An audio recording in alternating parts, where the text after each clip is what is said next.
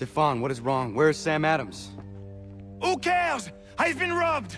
Oh, ils vont me le payer, ces scélérats de merde!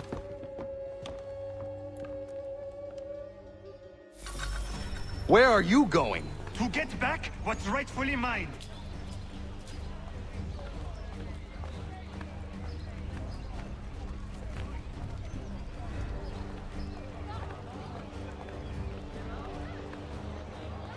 Oh! Regardez! Some pathetic redcoats waiting for a beating!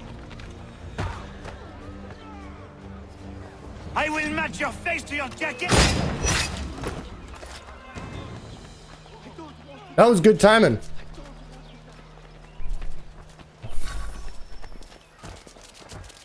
Ces coquins me prennent mon père au Canada et voilà qu'ils me ravissent ma propriété ici.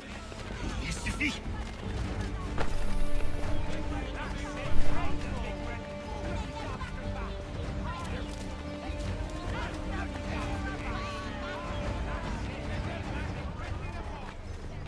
I'd be in favor of going back to Canada. Better bring a coat though. Connor, I think he'd be all right.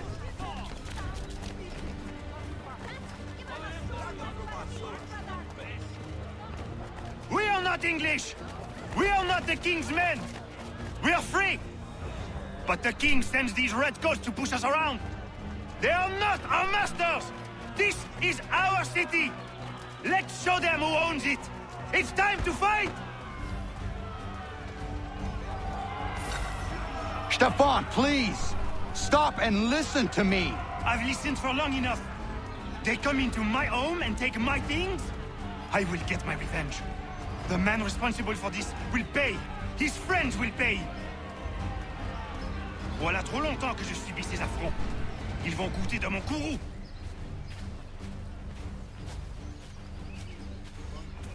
You looking for a fight, Englishman? I'll give you what you want.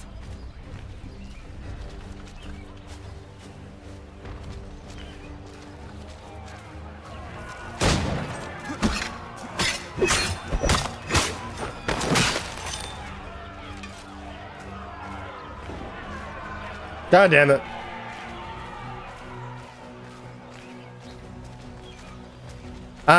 Well, does this lead to something historical or? Hey, redcoats! Your king!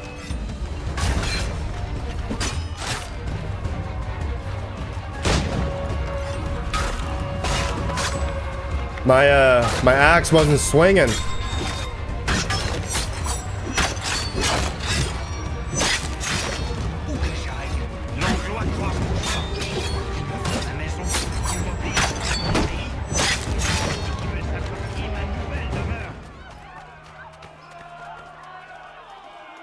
I would recommend you go to Alberta and invest in oil. Like start up an oil company and make your money before it plummets. That's what I would do. Oh.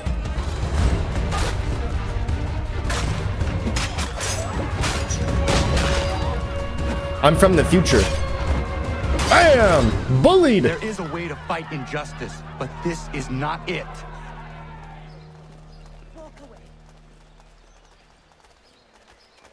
So what is it, Connor? Mr. Where's Charles Lee, huh? Where?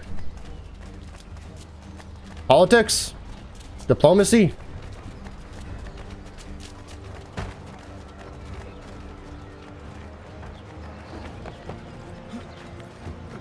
I will match your face to your jacket, crapule!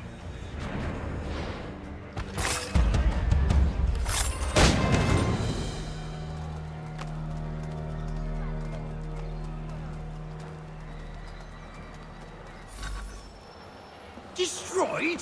You stupid mongrel! I suppose you want me to tell Johnson his tea just spontaneously combusted? Nonsense! Someone's responsible for this, and you will find out who. And if you can't, I'll gut you and find a smarter mongrel who can. What do we do? Create a window.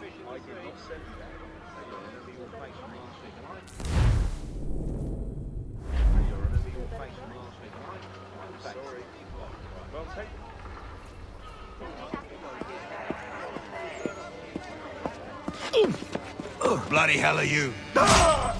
Damn! I was just like, why not? Why? You have no right to rob people blind. By decree of the British Parliament or not. British Parliament? I worked for William Johnson. Johnson? End his suffering cleanly. Please.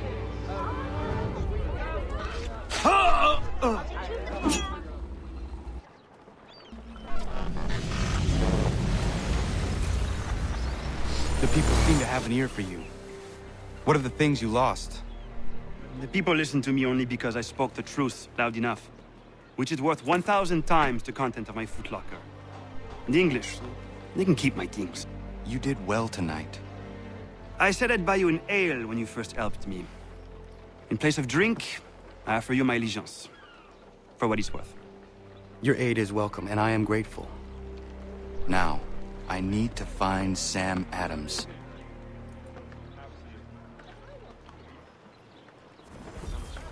And just like that, I will not do another recruit mission.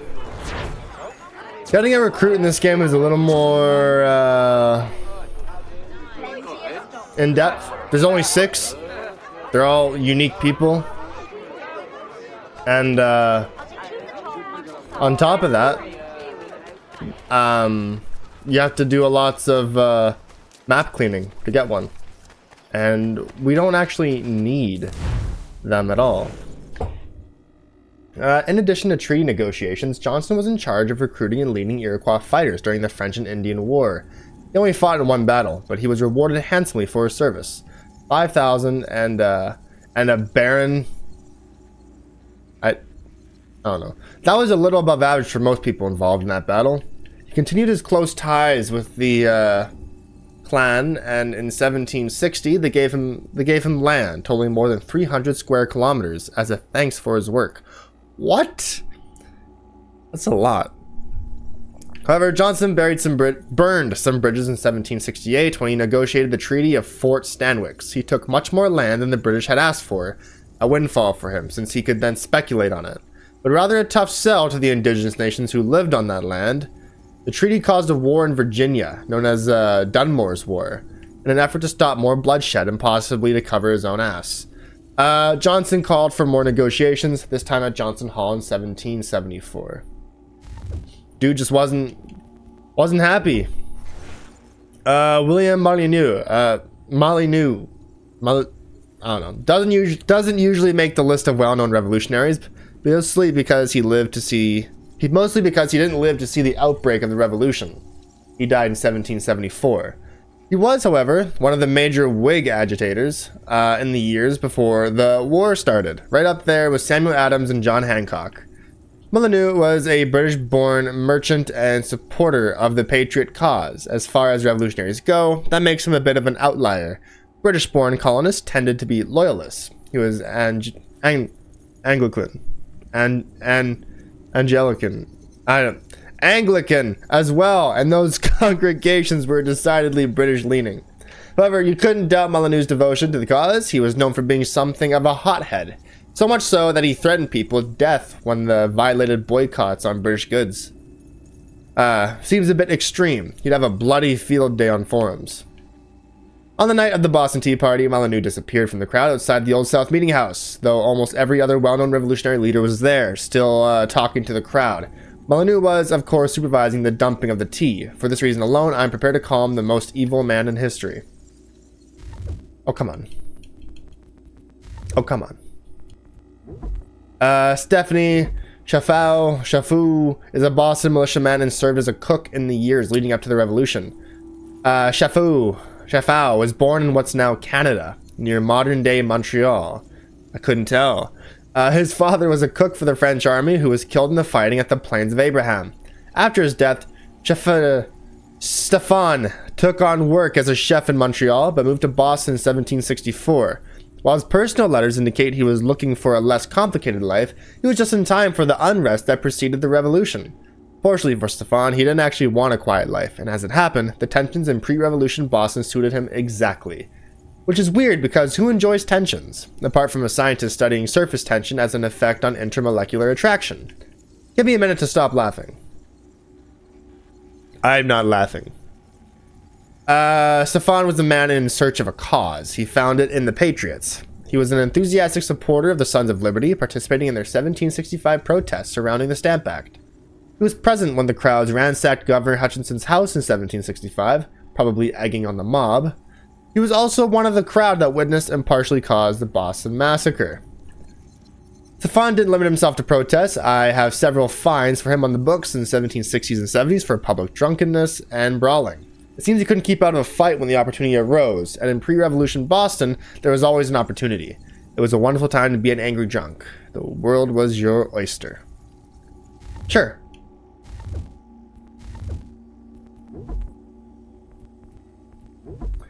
The Tea Act passed in 1773. It was an attempt by the British government to prop up the British East India Company by allowing it to ship tea to the colonies directly from India, without having it go through Britain first. This made the tea much less expensive, even cheaper than the tea the colonists were smuggling from the Dutch, to avoid paying British taxes.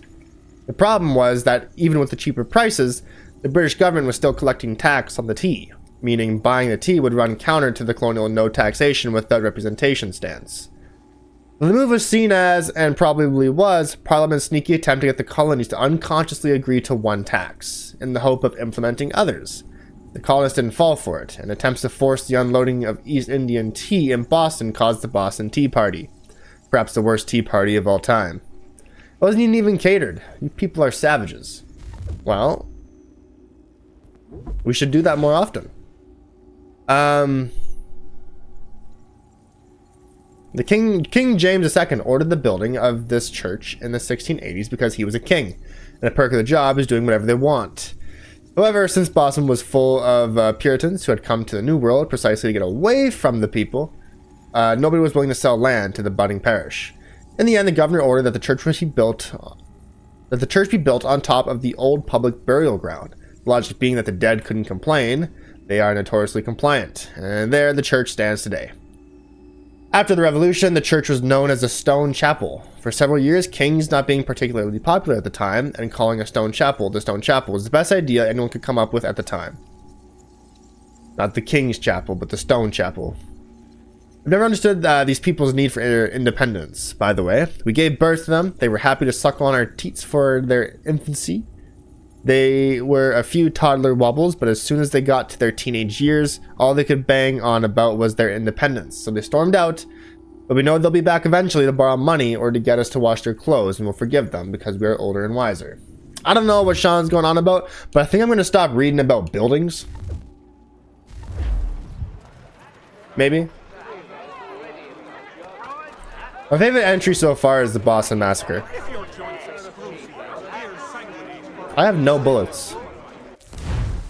Can I visit a shop on the way and get bullets in time? Oh, that's actually a shop right here. NukaDud, why don't you go and get yourself some bullets?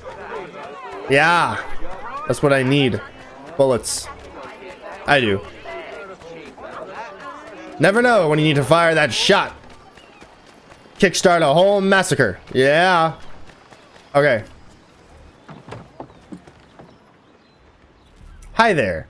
Do you sell ammunition? I am a patriot, and I wish to kill loyalists. Yes. Yeah. This is by far the stupidest fucking counter I've ever seen.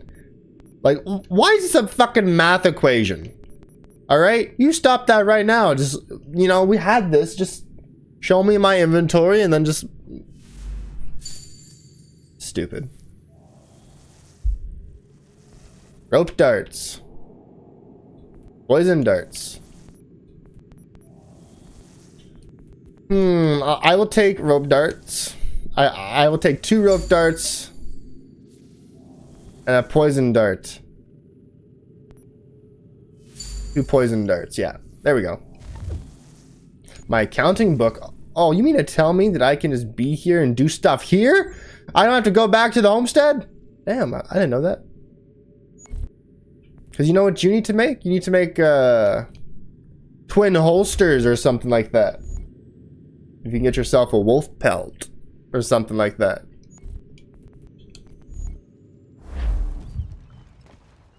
I probably won't bother doing any of that though.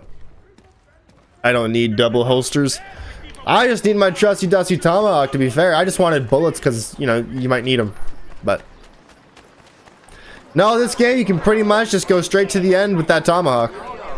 Nothing else needed.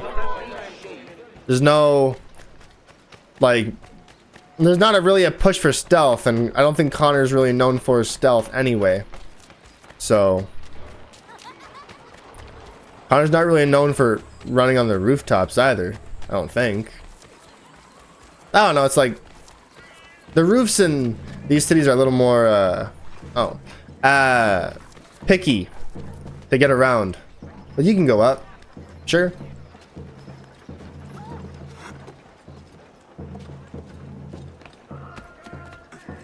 But they aren't as close together as other cities' rooftops. We'll grab this viewpoint, sure.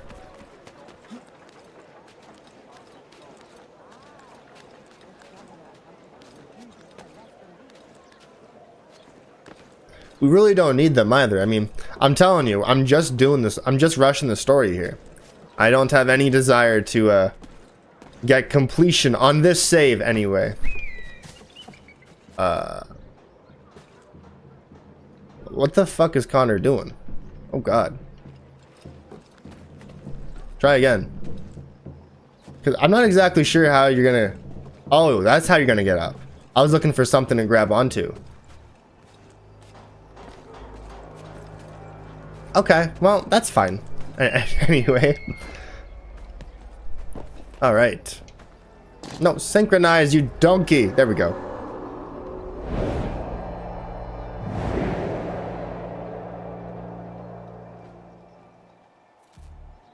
Alright.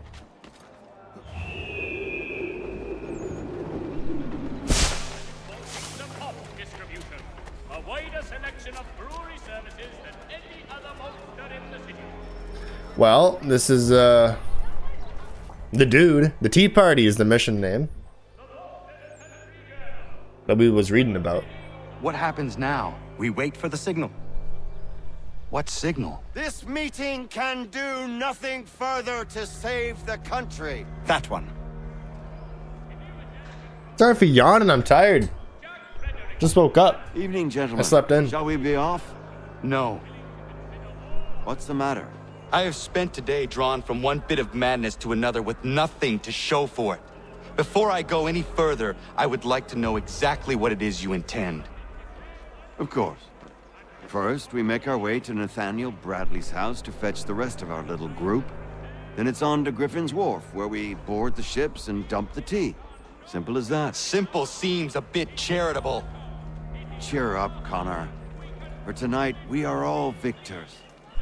The Sons of Liberty get to send a message to England, and you rob William Johnson of his financing. Your village will be saved. I've an idea. Why don't you lead the way? That should keep us out of any further trouble. Am I right? Yeah, Connor was not happy. He was not happy. Damn it, more guards. We need to turn the crowd's anger to our advantage. Say the word, Connor, and I will make it so.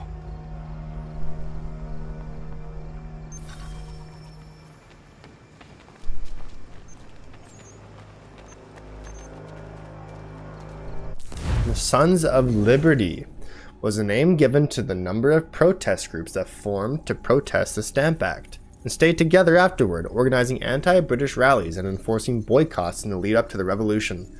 It was like a friendly club for angry men. Although the groups would later become more coordinated, they started separately. Sons of Liberty was the usual choice for a name because it was the popular phrase meaning colonists at the time. As you might predict given the name, the Sons were mostly middle class, and yes, male merchants, lawyers, and politicians. Paul Revere was likely a member of the Boston group, to give you an example. The Sons weren't above using violence. and intimidation to get their way. Who was? They threatened all the stamp distributors into resigning, with the Boston group going so far as to destroy the local distributor's offices and parade him through town before he quit in a very public and likely terrified resignation speech. Given that, it probably won't surprise you to learn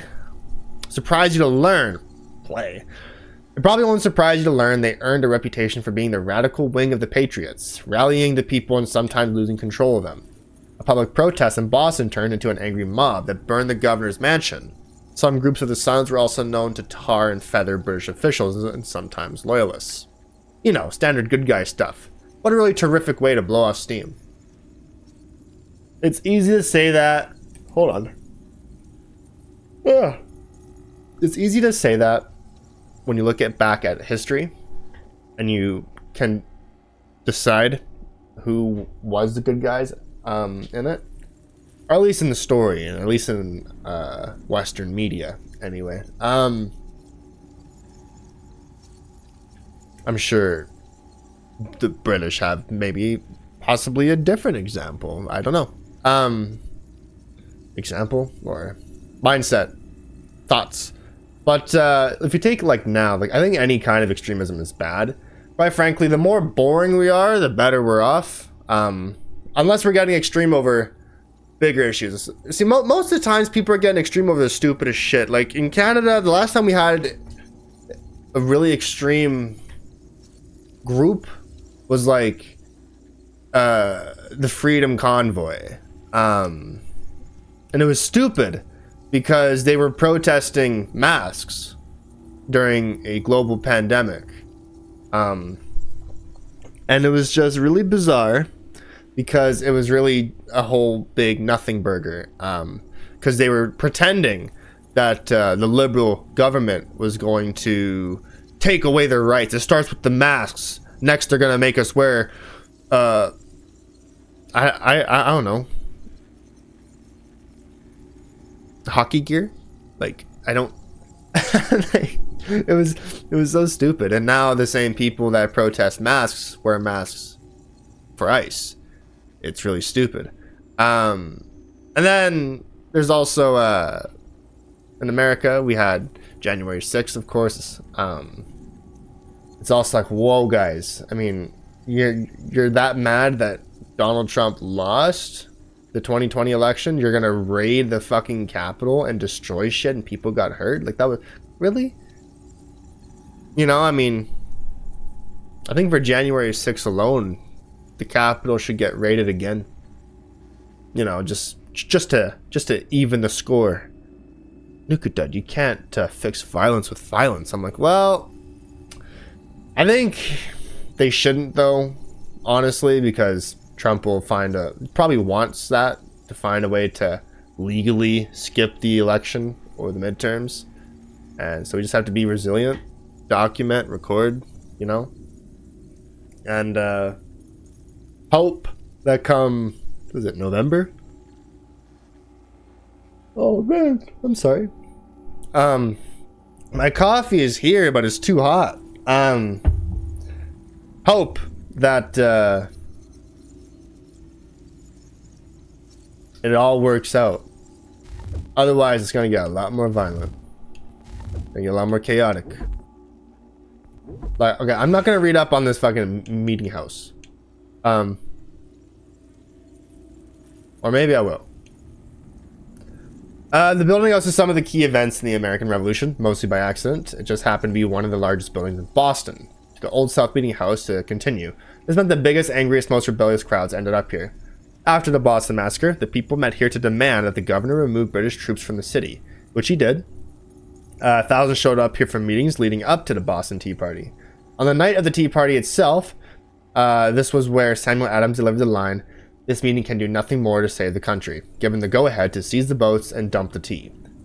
Is anything a bigger slap in the face to a Brit than dumping tea? No? Well, apart from just slapping us in the face, but that's a secret I wish I hadn't told you. Now, you see, here's the thing about dumping the tea. Think about India. Oh yeah, you can just ship straight to America. Don't worry about shipping to Britain. You can ship straight to America, and they ship to America, and the tea gets dumped, and no one gets paid. Think they're going to ship out some more tea? Of course, during the British siege in 1776, this church met the same fate as other rebel hotspots. It was ransacked. The pews and pulpit were torn out and used as firewood, and the interior was filled with dirt and used as a stable and riding school. There was even a bar on the second level. I guess the troops thought that would really stick it to the Puritans. The only thing worse would have been a karaoke night. Puritans hate karaoke. Sean, where do you get your facts from? So we need to kill 15 guards.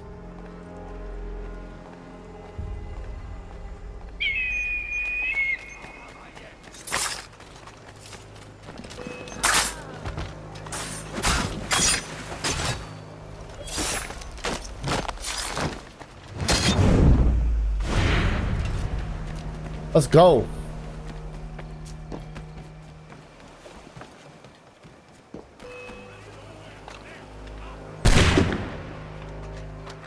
Oh God. Ow.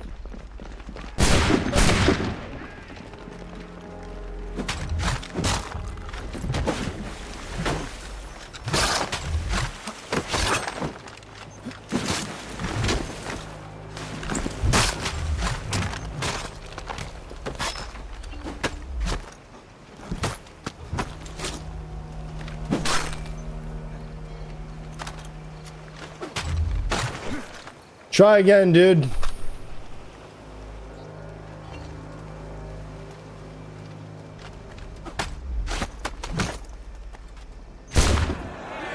That's horrible. Just steal his gun and kill him? That's horrible. It's a horrific thing to do.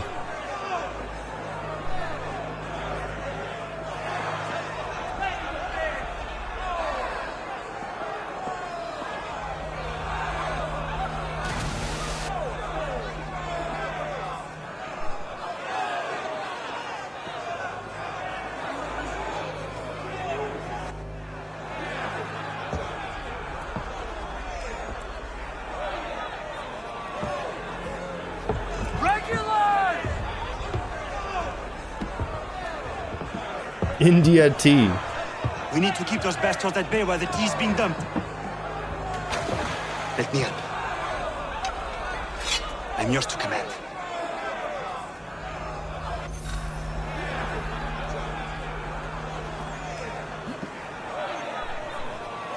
Yeah!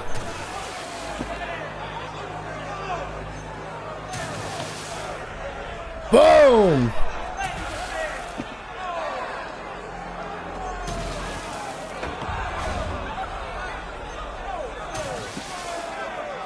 Look at us throwing tea. Of course they had to make gameplay for this. This is great. Oh, no, you don't.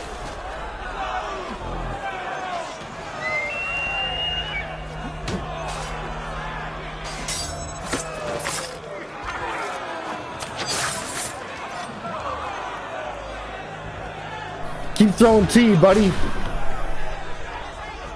Oh, fuck.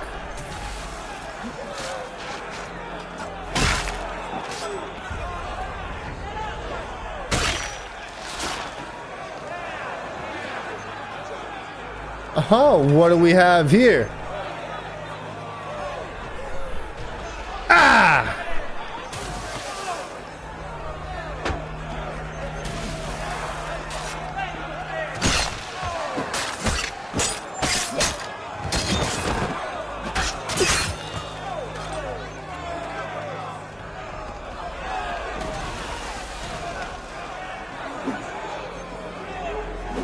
Well, come on now.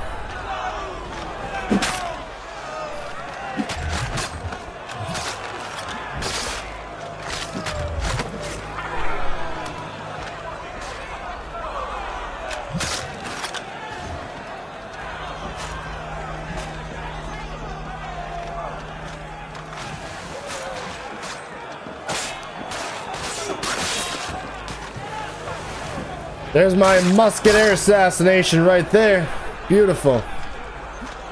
Oh! Come on, Connor. You can move better than that. Oh, wow. Damn, that's friendly fire, my dog.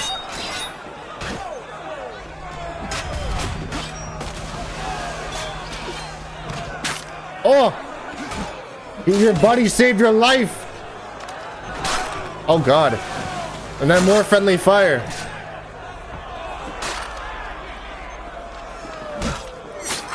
You know, trying to do other things in the combat ain't really working for me.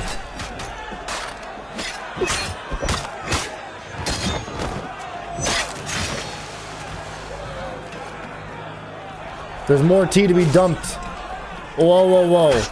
Whoa, whoa, whoa, whoa, whoa. Over you go.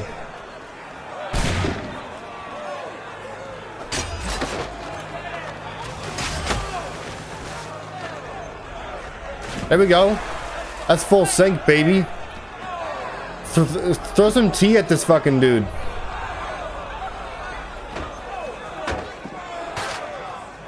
Yeah! Get him! Paul Revere's getting fucked. You gotta do something, Connor.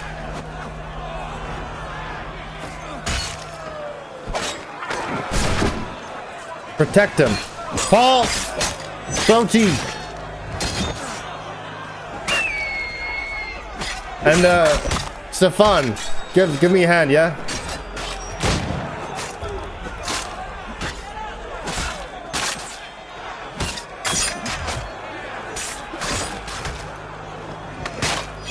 Paul can't fight worth shit. We've done it! Yeah. We did it! We made the biggest fucking cup of tea in the ocean.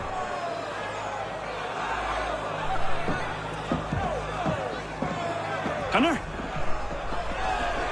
We saved the last one for you.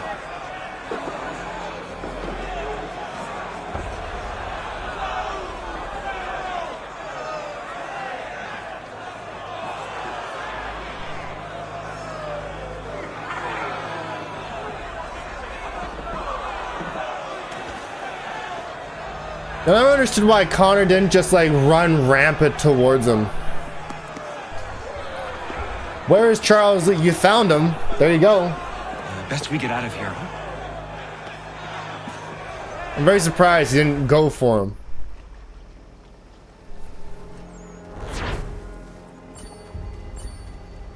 Connor had big hatred for the for Lee, but he didn't not that much. Dropping tea was a much better time for him.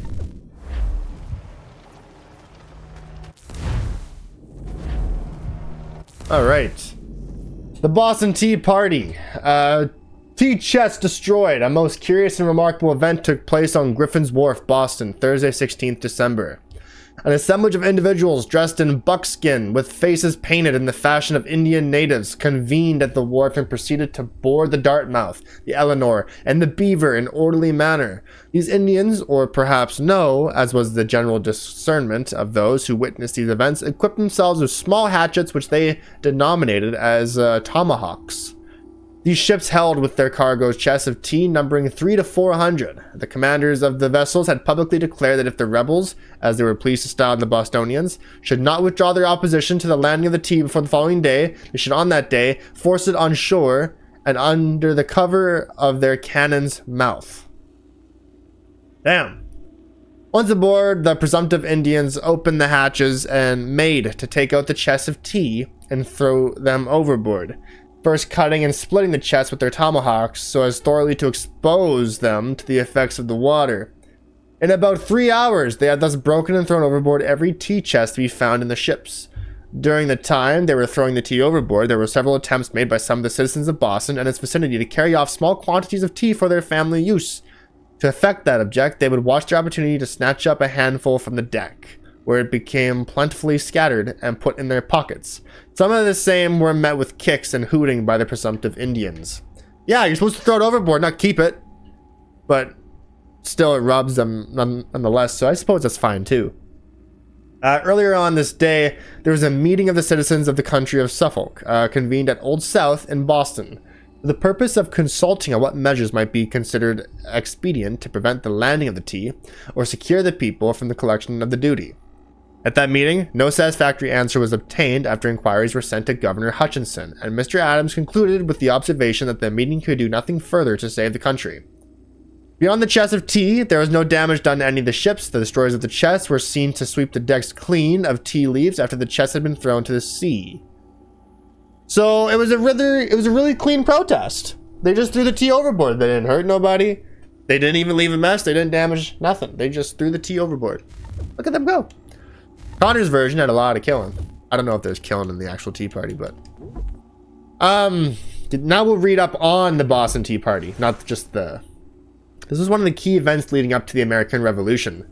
Protesters, some dressed in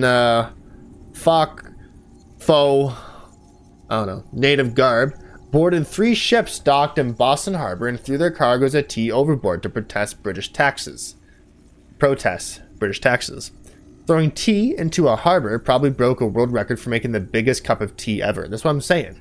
Though if there's one statement guaranteed to rile Britain, it is the unnecessary waste of perfectly good tea. So simple enough, but the lead up is a bit more complex. The East India Company actually wanted to sell the tea to all of the colonies at a cut rate to boost its flagging profits. However, taxes on the tea would have to be paid to the British the instant the tea was unloaded in Boston Harbor. And the colonists had a long-standing problem with paying taxes to Britain when they had no representatives in British Parliament. Offering discount tea while still collecting the tax on it was viewed by the colonists as a trick to get them to agree to Parliament's authority over them. Protesters turned back ships carrying tea to New York and Philadelphia, and if that had happened in Boston, the problem would have been solved. Unfortunately, the governor of Boston wouldn't let the tea ships leave once they were in the harbor. I guess he figured the public would come around eventually and just pay the tax. Because everyone likes a bargain, but that never happened. In fact, protests got bigger and bigger until a meeting at the Old South Meeting House. A mob broke away from the crowd there and dumped the tea, solving the problem and wasting the tea.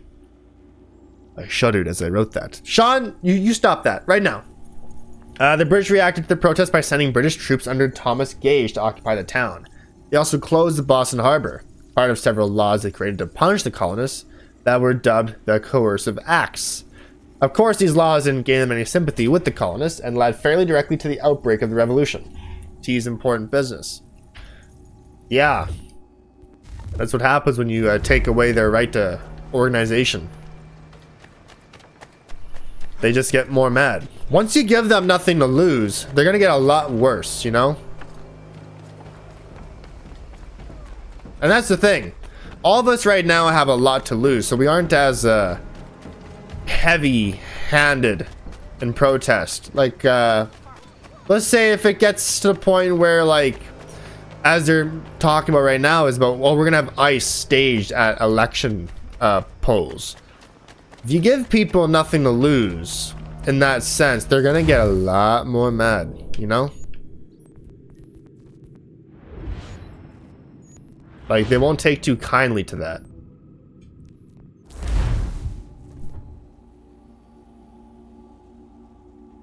And suddenly, what they have to lose is not as much as it would be today, and then it'd just be a big problem.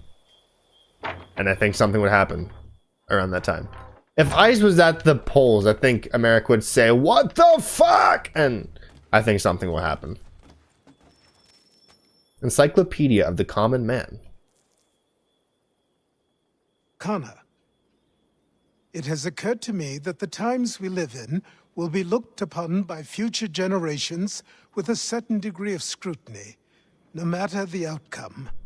With that in mind, I think it valuable to record the goings-on around the homestead. A true log of how people lived during this time of transition. Something to help color the portrait. What do you think? When I find a moment, I will try. Very good. Sure.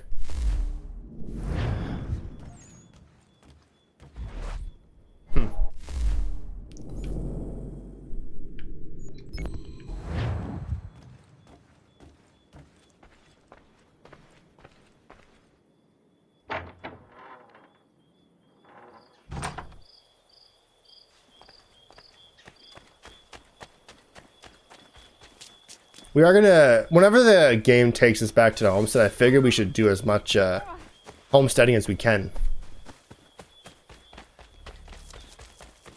Bloody hell! Can you help me? I suppose.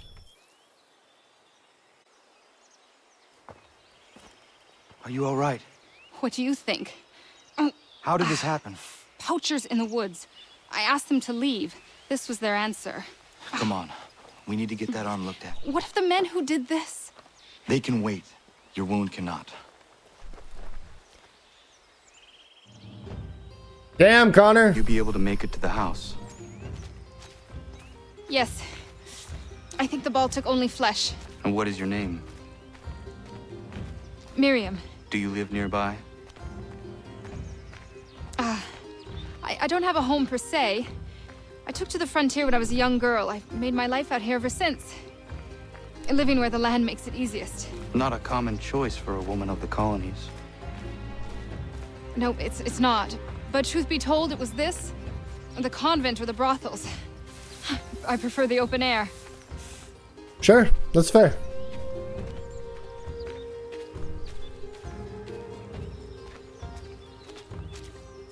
Hello, Achilles. I happen to have found someone. Her name is Miriam.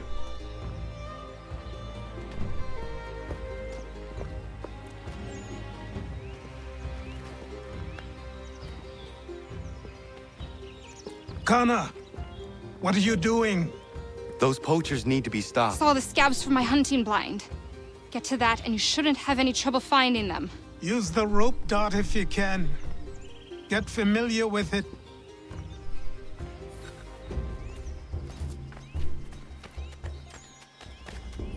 All right, let's do this. See, people say the homestead missions add so much to Connor. This adds character to him, so it makes him very important. And I agree, because we don't see like Connor really be sympathetic at all,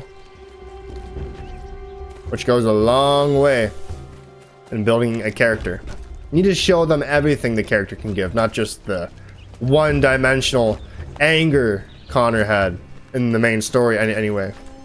He didn't really have a whole lot of sense of wisdom or anything of that sort, just straight up hatred for what was happening around him, which is fair. And it makes sense. But if they are going to have moments like these, they should be a little more pronounced and open.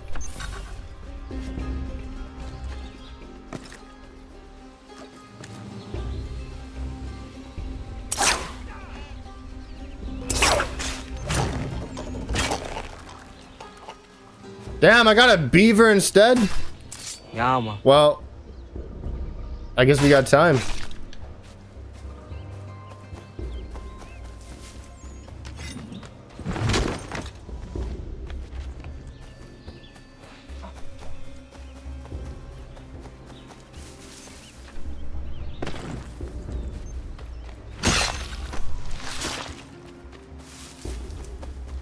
Because why not?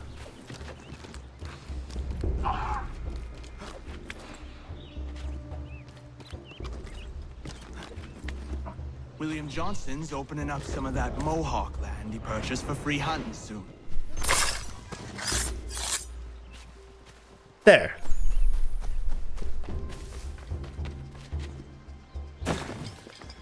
There we go. Hey! Where are you, fellas?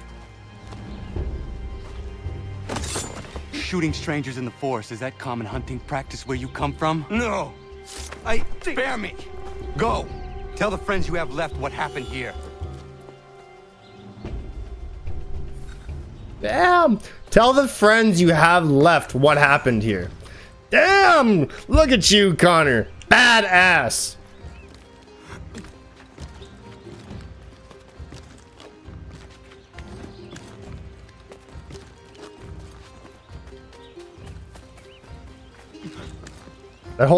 This whole mission is a nice story, actually.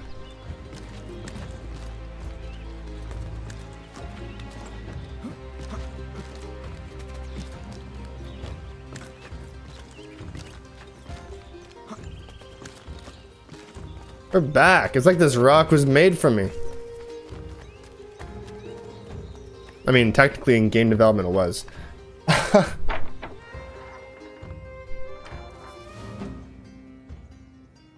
Thank you, Achilles. You are most welcome.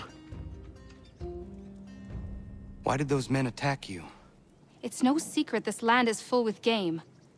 I spotted the trespassers en route to request permission to hunt here myself, and suggested they do the same. The bounty of the forest is not mine to give. It is your right to hunt on this land, but I would appreciate you trading your surplus with the others. Very well. I accept.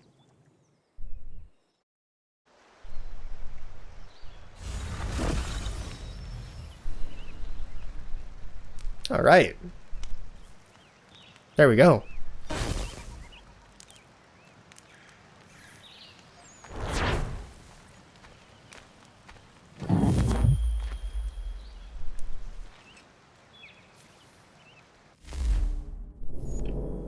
Now, there is this as well, that there's a peg leg mission here. We'll go see what that's about, too.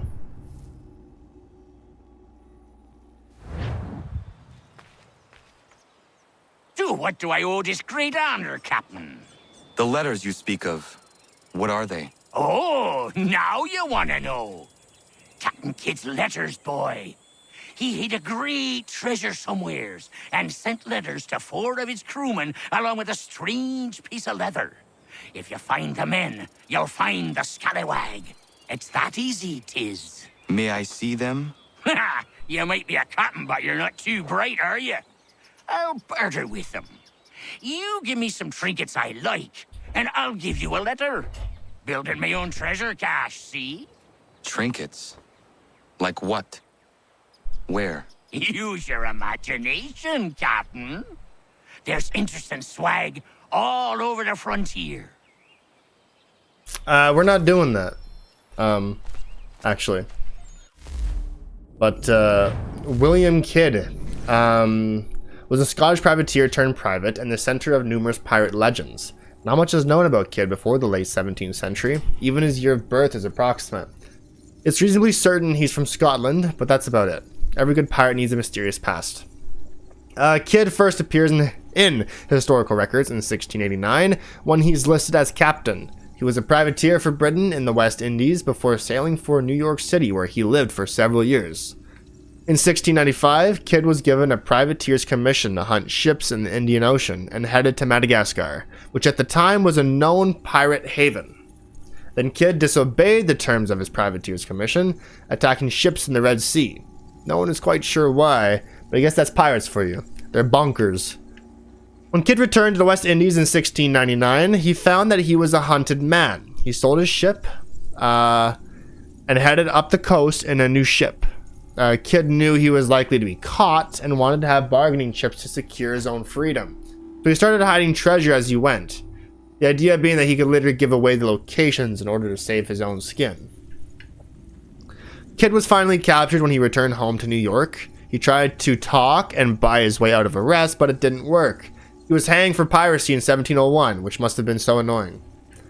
As for Kidd's treasure, it's known that he buried some of it on Gardiner's Island off the coast of Long Island, New York. That part was eventually recovered after Kidd's death. Nobody knows what else he hid, but speculation still rages today over how much he buried and where.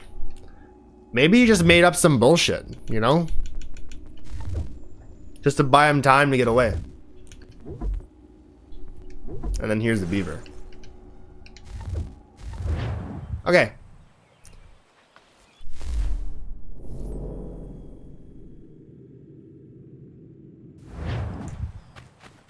I was thinking about fast traveling, but I figured, you know what, let's just run. Let's just run, you know?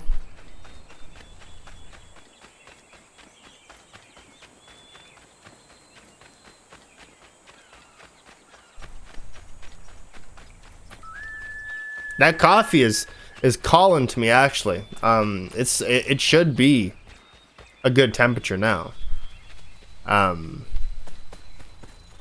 So we're going to enjoy it when we have a cutscene.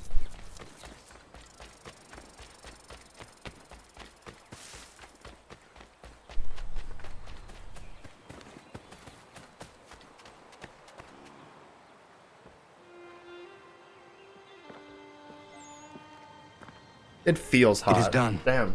Hold on. Johnson is dead? Nope. No. He retreated when we destroyed the T. You didn't chase him. Only to hatch some new scheme, I'm sure.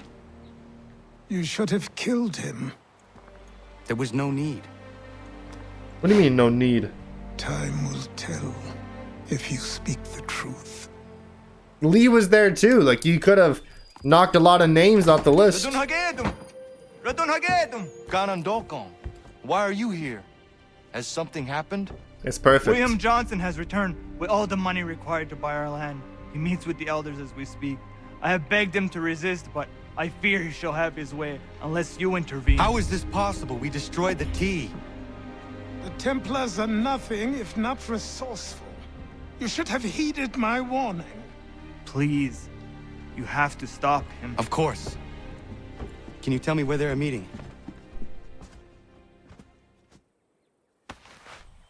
Okay. There's an animation for that?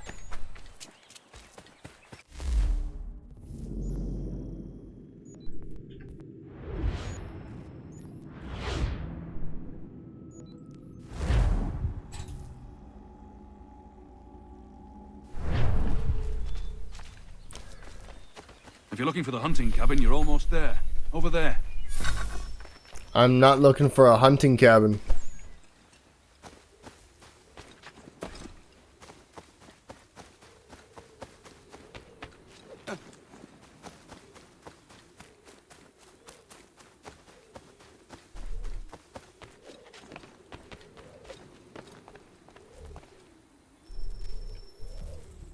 Izzy not gonna daradit ganusde ne Johnsons yun ja der rocksta.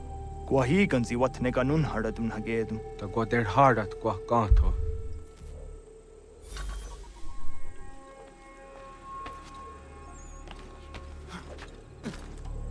Oh, we can read up on the coercive acts. Maybe more in depth. We got the New England Hunting Society too.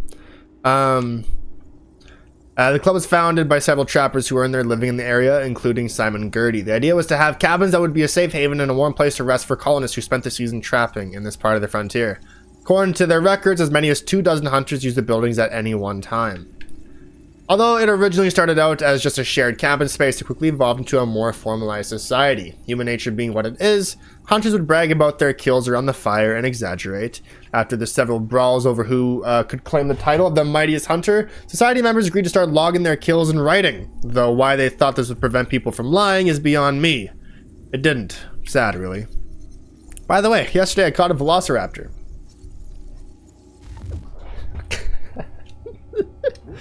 The coercive acts, sometimes called the intolerable acts, were a series of laws passed by British Parliament in response to the Boston Tea Party. Among other things, these laws replaced the elected Massachusetts legislature with an appointed one, and closed Boston Harbor until the East India Company was reimbursed for the tea, which, let's be honest, was never going to happen. The acts were a major blow against Massachusetts' economy and self-government.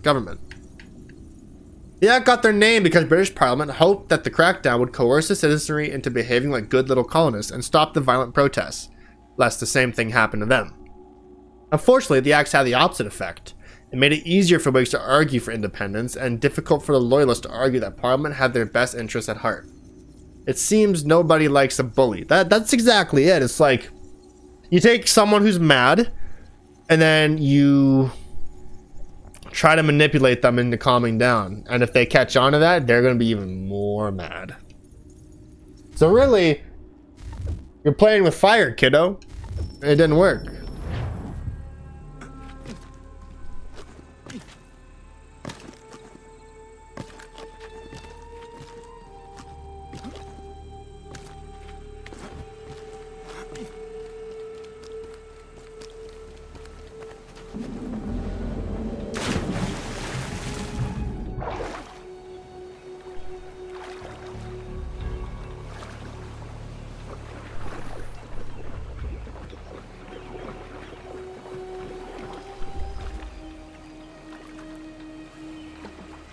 How do I get up?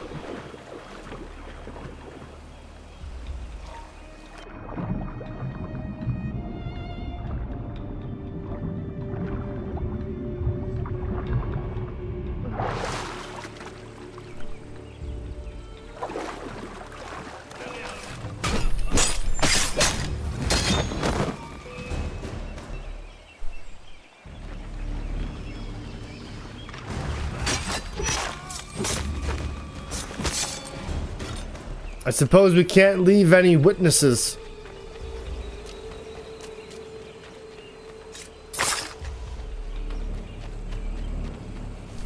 Is this how we get up? I think so. Is this climbable? Is this my way up? It sure is. We are not your brothers.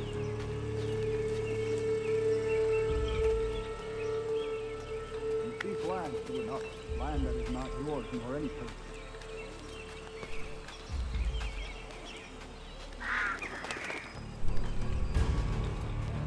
We are all too aware of the expedition your people send against us.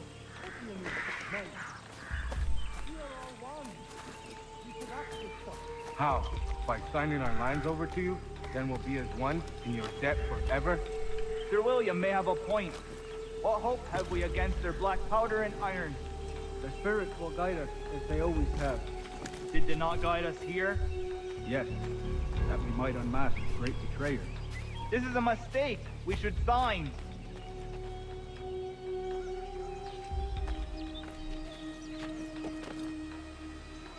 Oh god.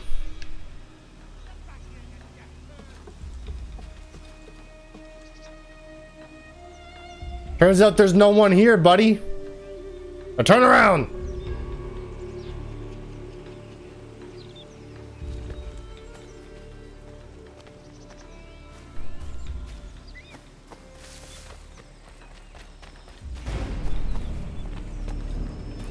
I can get up this way, right?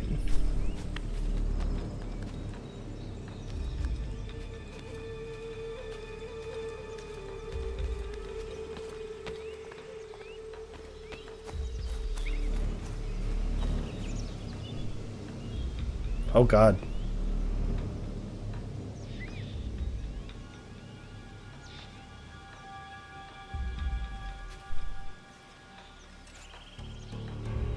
I need some tall grass or some height.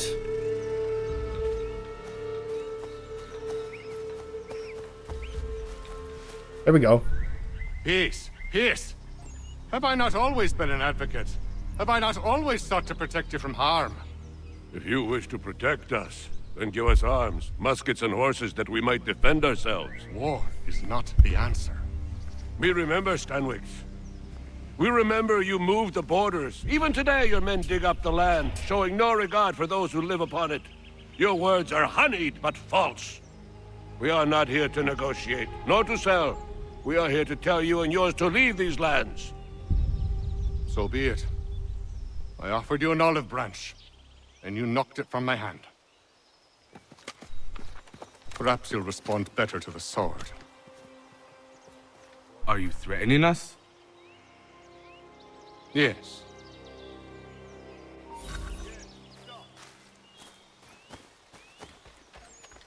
Ah! Thought you might send one of your own to oppose me? Unwise decision. I'll lock you! Boom!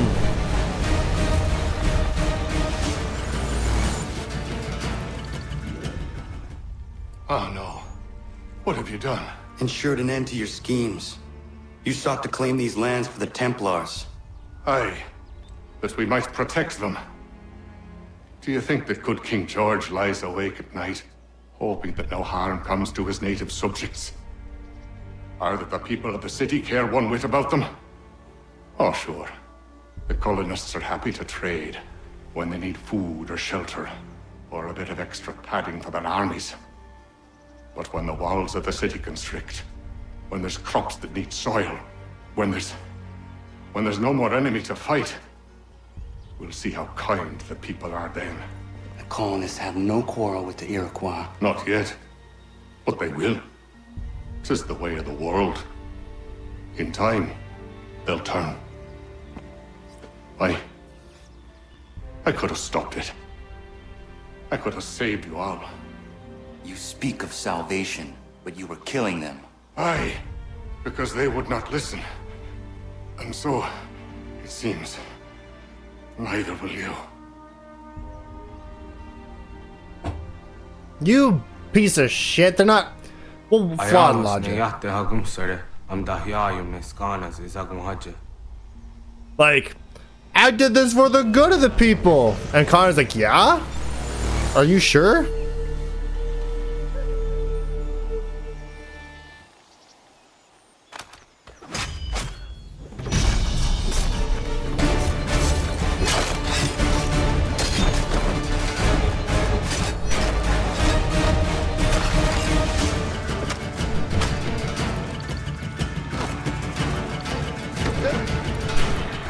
Ow!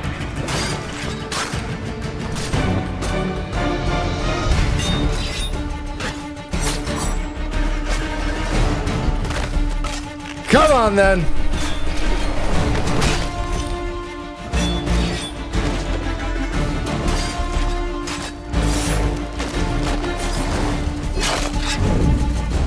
What now?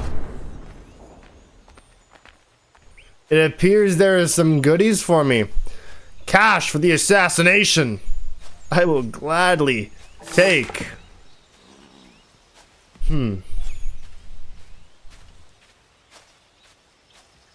Let's get out of here.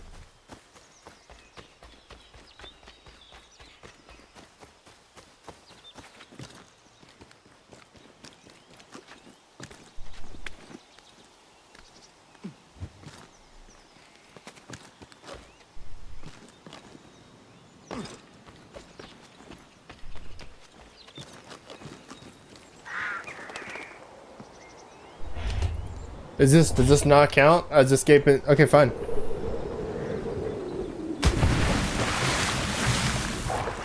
Perform a swan dive to escape.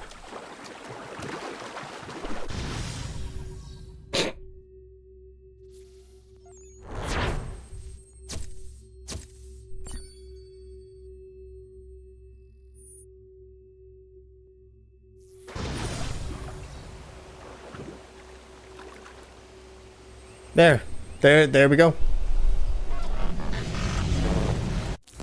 William Johnson is dead, and with him, the Templar plot to steal the land of my people.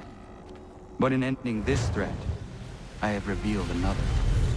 On his body was a letter addressed to John Pitcairn containing orders to root out and destroy Patriot weapons and supplies. Should he succeed in this, the colonists will be unable to maintain their resistance, and the Templars will surely take control.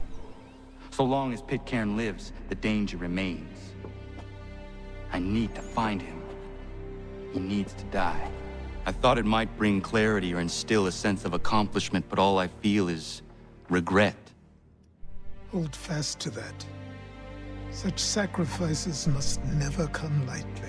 I had to do it. Not only for my people, but for all the others Johnson would have harmed. It's a start. But to truly be free of Templar influence, all of them must be dealt with in turn. Even your father. I know. You speak the words, but do you believe them? Seems we've company.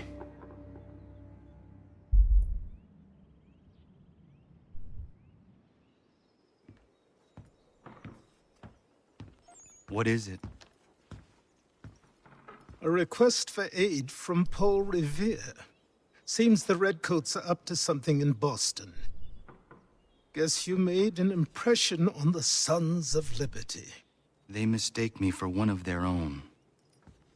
Please tell Mr. Revere he has my sympathies, but I cannot help at present. You might wish to reconsider. John Pitcairn is mentioned by name. Where am I to go? Mr. Revere's house in Boston. If you'd like, I can... Oh, he's gone. Damn. Okay. Sure. We got smoke bombs. We got trip mines. We got poison darts. We got oh, we entered a... Okay, we got all these notifications. I'm seeing... Oh, we do have a database entry here somewhere.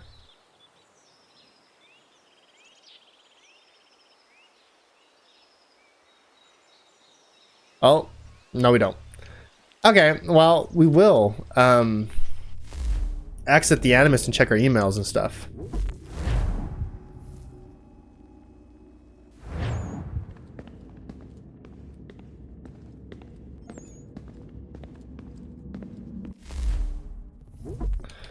Is there nothing new?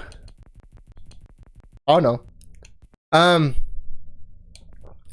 Who thinks we should buy a few space heaters? Maybe a couple of jackets too. It's cold down here. I sort of figured that as we powered the place up, it'd like turn on its climate control system or something. Guess not. Maybe the first civvies like it this way? All I know is I don't. So I'd really like for us to pick up some sort of heating solution the next time we head out. Please. Abstergo's definitely on to us. Most of the power sources I was tracking are gone. Guess the Russians snapped them up now that they know what we're up to. We got the other cells scouting for us, running interference, trying to grab anything they can. It's just hard with our numbers and their resources. I just want to be alone right now. I just want to be alone right now. No developments? Okay. How about you, Dad? Come on, son. We got work to do. How about Sean?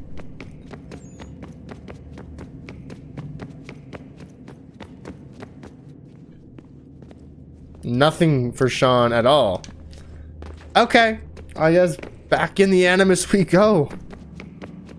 Alright.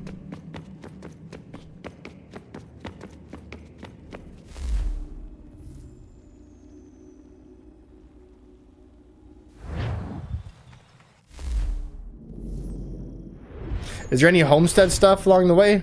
No.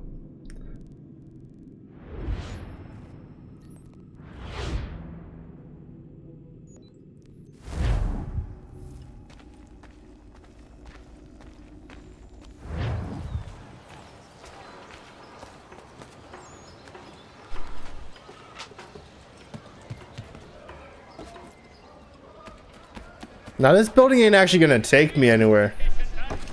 But I thought I would try. I mean, that helps with not touching the ground, sure.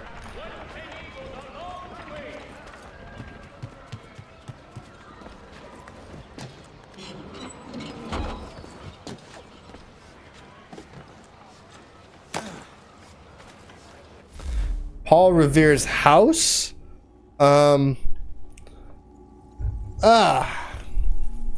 He lived in the house with his family from 1770 until about 1800, with some notable exceptions, such as when he had to lie low because he warned the countryside of the British march on Lexington and Concord.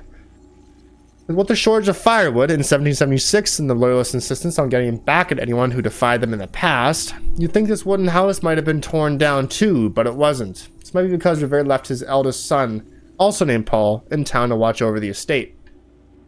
In any event, the building is still around today. One of Revere's descendants bought it in 1905 and turned it into a museum. It's now the oldest building in Boston, in fact. It was already 90 years old when Revere bought it. Colonial architecture is apparently superior to that of your average McMansion.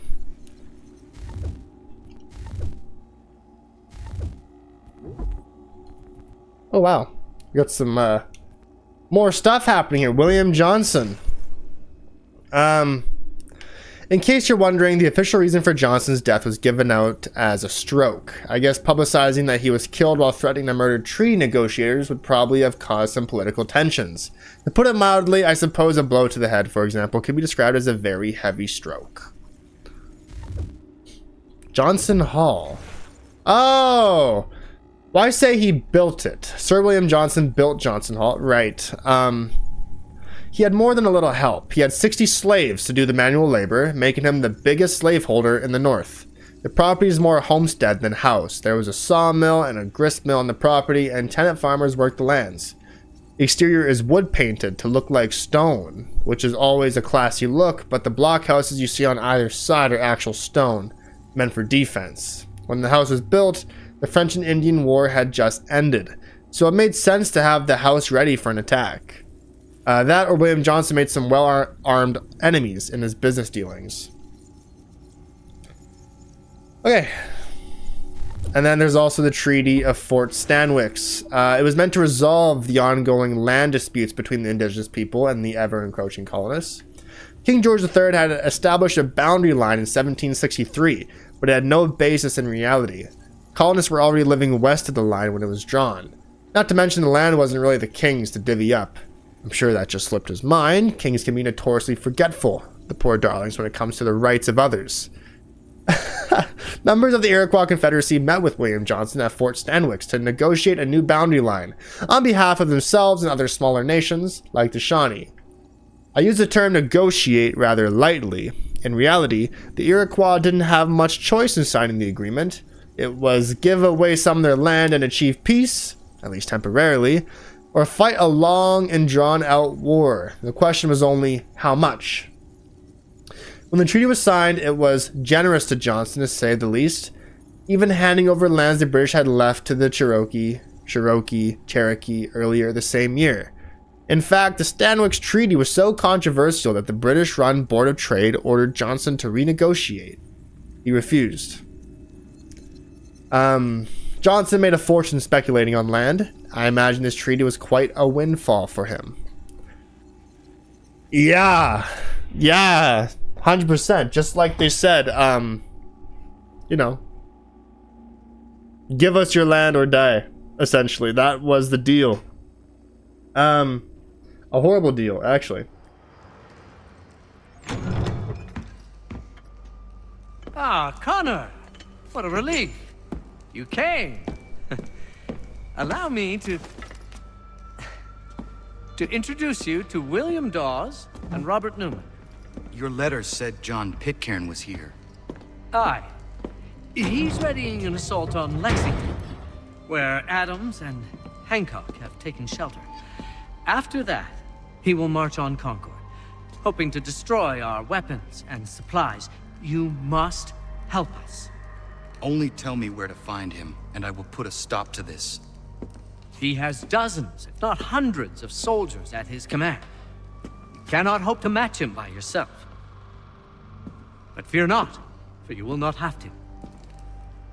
We have an entire army of our own, merely awaiting the order to take up arms. Then you must call upon them.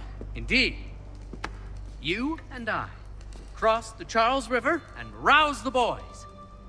William, I need you to take the overland route and do the same. Robert, I need you up in Christchurch. Light the signal. 2 lanterns, our enemy comes by sea. No time for dawdling, my friend. We have lives to save. Come on. Connor hates everything. He hates being touched. He doesn't like being spoken to. He's like, get your hand off me. Huh. They've only left a single horse. We'll have to ride together. You take the reins, I'll navigate. Quickly, Connor, get on the horse. Why don't you just take us there? He's fucking hating everything about Paul Revere. First the arm, and now the boat. I'll guide you towards those we need to alert. And now me. Follow my directions, and we'll be done in no time. Oh lord. Oh, my controller was off. There we go. To the left, Connor. Well, I reckon we'll have to stay on a path. Okay, Paul Revere's ride. On the night before the battles of Lexington and Concord, Paul Revere and William Dawes left Boston to warn the countryside that the British regulars were on the march. In particular, they wanted to warn John Hancock and Samuel Adams that the regulars intended to arrest them. Revere left Boston by boat across the Charles River, taking the road across the Charleston Peninsula. Dawes took the longer land route across Boston Neck. Revere arrived in Lexington first, but Dawes was not far behind. Once they delivered their warning to Hancock and Adams in Lexington, Dawes and Revere decided to continue to Concord to warn people there of the coming raid. They joined up with Samuel Prescott, who was visiting his fiancée in Lexington. Prescott lived in Concord, and so he knew the area well. Road trip. The 3 men were halfway to Concord when they were stopped by British patrol. Revere was captured, but Dawes and Prescott broke away. Dawes lost his horse and hid in a barn for several hours before sneaking back to Lexington. But Prescott reached Concord to sound the alarm. Good thing they had him tag along. Years later, Henry Wadsworth Longfellow would write a poem about the event, which rolled all the riders into one. Paul Revere, which is why everyone knows his name and why Revere is so revered. I see. We also got entries on the other two people in the house. So William Dawes was a Boston revolutionary and one of the riders sent out to warn Lexington and Concord that the British regulars were on their way the night of April 18, 1775. The other rider was, of course, Paul Revere. While Revere took the road across the water to Charleston, Dawes took the longer road across Boston Neck. He arrived in Lexington shortly after Revere did. Dawes was a tanner by trade. These days, he would make a fortune in New Jersey. The amount of tanning that goes on there, and while he wasn't as politically active as Revere, he did wear a homespun suit to his wedding. Now, I know that doesn't sound intensely radical, but at the time it was quite a statement. At the time, the rebels were trying to enforce boycotts of British products like cloth and encouraging people to buy American. Buy Canadian. By advertising his suit was locally made, Dawes was putting himself firmly on the Patriots' side of the equation. He might as well have worn a bowler hat and a mask with the king's face on, though that would have been weird at a wedding. Go William Dawes. Robert Newman was the sexton of the Christ Church, known today as the Old North Church, and a personal friend of Paul Revere's. It was Newman who hung the lanterns from church steeple to warn riders in Charlestown that the British were marching on Lexington and Concord. 2 lanterns, indicating that the British were traveling by sea. And because it's a pet peeve of mine, you may have heard that Newman put up the lanterns to warn Revere about the British approach. It's one of those historical details everyone seems to get wrong. Revere already knew about the raid, and in fact had been the one to pass the knowledge on to Newman. The lanterns were meant as a warning to lookouts in Charleston, and backup in case Revere was caught before he managed to leave town. Please learn this so you can impress girls on first dates as I do. Though they often seem so overwhelmed by it, they rarely call again. Yeah, is that why Kitty Cat Kate had lunch with Rebecca? That's the power of knowledge, and is dangerous. Newman had some difficulty with his clandestine plan, though his family home was serving as a boarding house, and several British officers were staying there. Newman managed to elude them by saying he was tired, going to bed, and escaping out a side window, like something out of a cartoon. His friend, John Pulling, helped him get the lanterns to the top of the tower, while a third man guarded the church door. Newman was later questioned about his actions that night, possibly because a 20-something announcing he's going to bed early is inherently suspicious. But he talked his way out of the arrest and fled Boston. Hey, sometimes you just have a hard day. And you got, I'm 24, and yeah, I sometimes take a nap at like 9 p.m. Like I'm out, Sometimes 8 or 7. You just get home from work and just, you know what I'm saying? No, I'm tired right now. You've been seeing me yawn, but to be fair, it's only 9 in the morning. Or 10. When Newman returned to the city, he went back to his old job as church sexton. There's evidence he took money to show tourists around the church crypt, including displaying the body of John Pitcairn, which may have something to do with Newman being replaced by a new sexton in 1788. Just displaying his body? Excuse me? What the fuck is that about?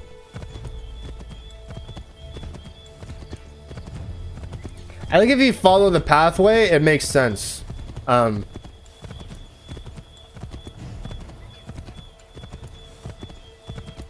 Because a lot of people just like plow through straight on. Nearly there, Connor.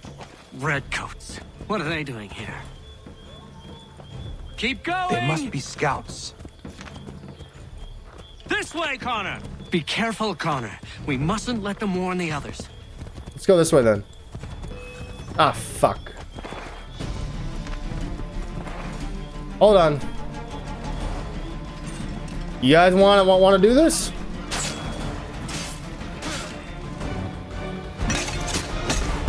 Let's do this then.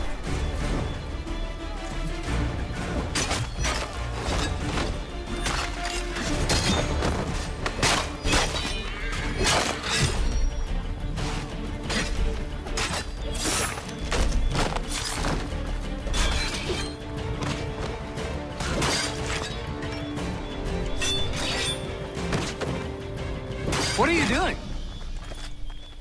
What are you doing? In case you hadn't noticed what was happening on around you.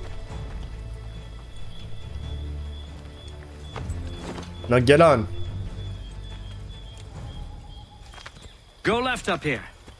This way.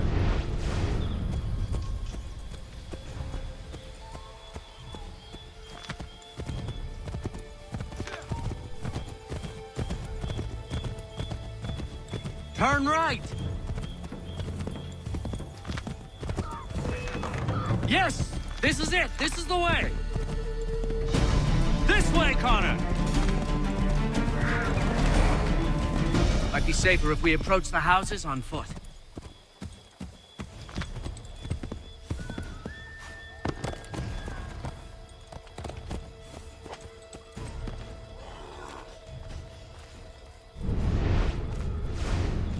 Is it this house?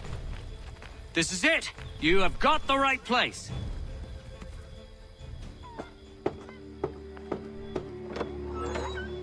Let everyone know that the regulars march for Lexington and Concord. The British are coming! Back in the saddle, my friend. We have more people to warn.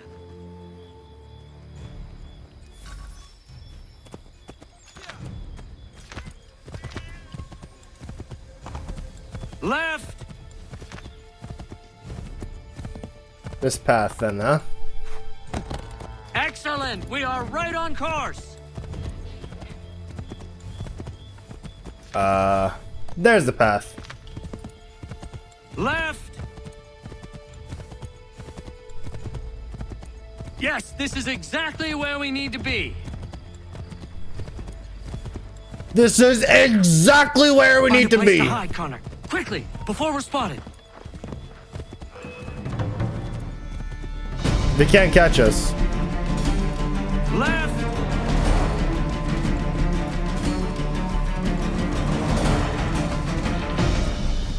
Go left up here. I have to go around the pond first, Paul.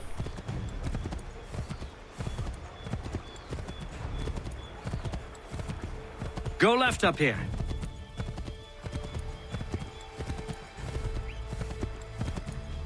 This is where it breaks off then. Little trail down here.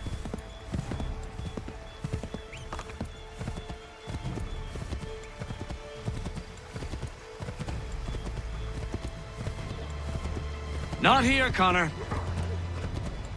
I know that. We gotta cross the fucking bridge. Then you want me to turn left here? Left! Yep. I got Careful, you. Connor. There might be other scouts around. To the right, Connor! To the right!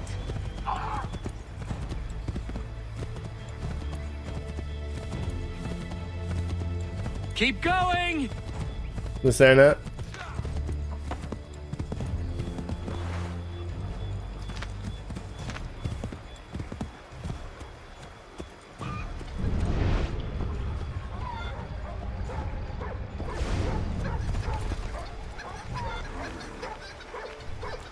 Connor?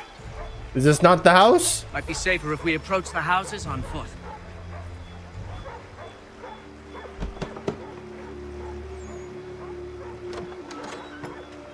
Spread the word.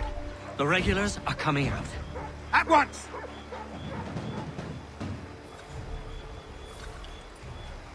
Like, why you doubting me?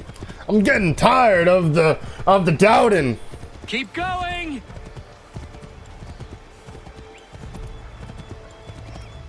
I believe we are on course.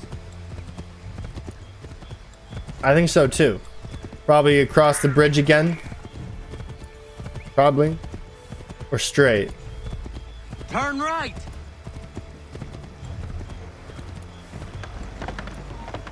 Might be safer if we approach the houses on foot. That's the house we want, but fuck it. Come and get you some.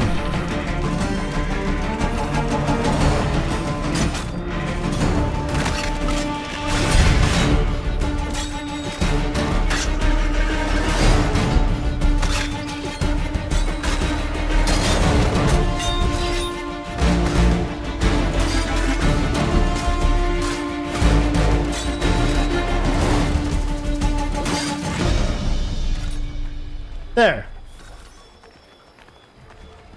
This is the last house. This is it. You have got the right place. I know that.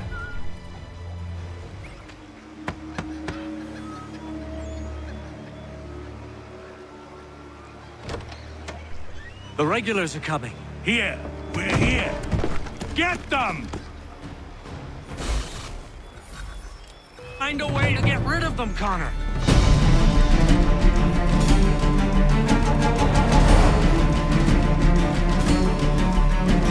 We've got to shake those redcoats.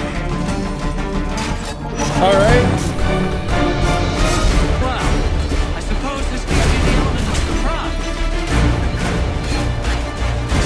Well, I mean,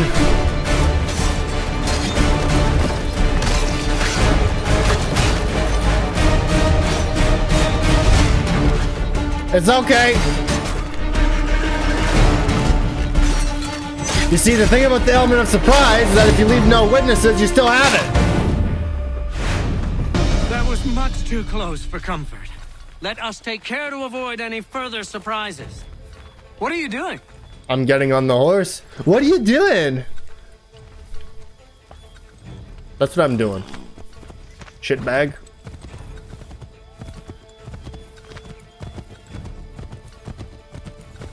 All right. We've got to shake those redcoats. I believe we are on course. Find a way to get rid of them, Connor. Well, if the horse will fucking move.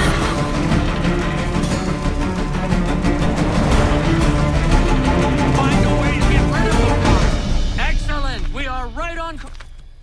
That was much too close for comfort. Let us take care to avoid any further surprises. Yes, this is exactly where we need to be. Here? This fucking horse, man. I'm telling you. Might be safer if we approach the houses on foot. This is it. You have got the right place. If I failed that optional objective because of that bullshit, waiting to press the button. Where the devil is he? Are you sure we are in the right place? Oh, sure, I'm sure. Prescott? Evening, gents. Listen, the regulars are out. You need to rally your men. And, put on some trousers. At once. He's got full pride. Evening.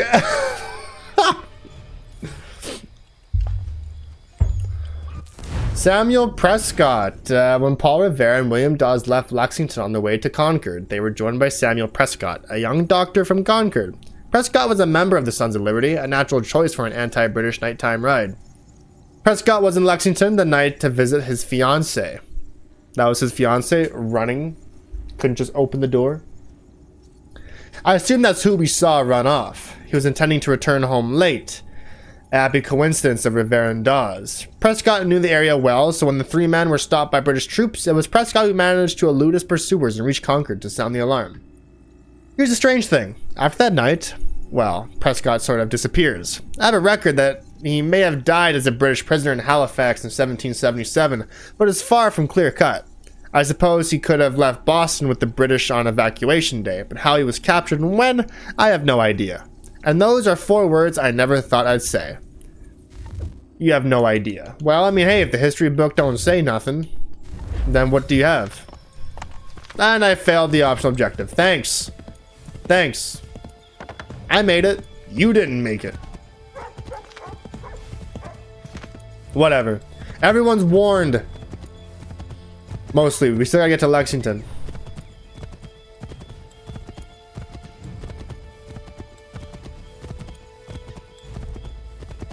Welcome to Lexington, Connor. Now let's find Hancock and Adams. I'll put fucking my hand on your cock. No sign of Dawes. I hope he's all right.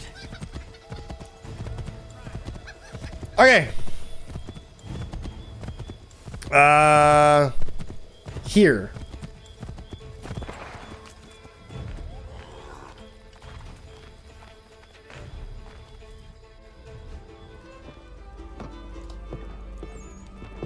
Paul, Connor. Good to see you. You need to leave. The Redcoats are coming. Aye, so Williams told us. Let them conduct their little search. They'll find nothing. You don't understand. Pitcairn intends to kill you. I'm afraid it's true. I suppose we have no choice then but to go. What of you three? Dawes and I will continue on to Concord. Connor, it's best you stay here and help our man John Parker hold the town. It'll give us time to spread the word.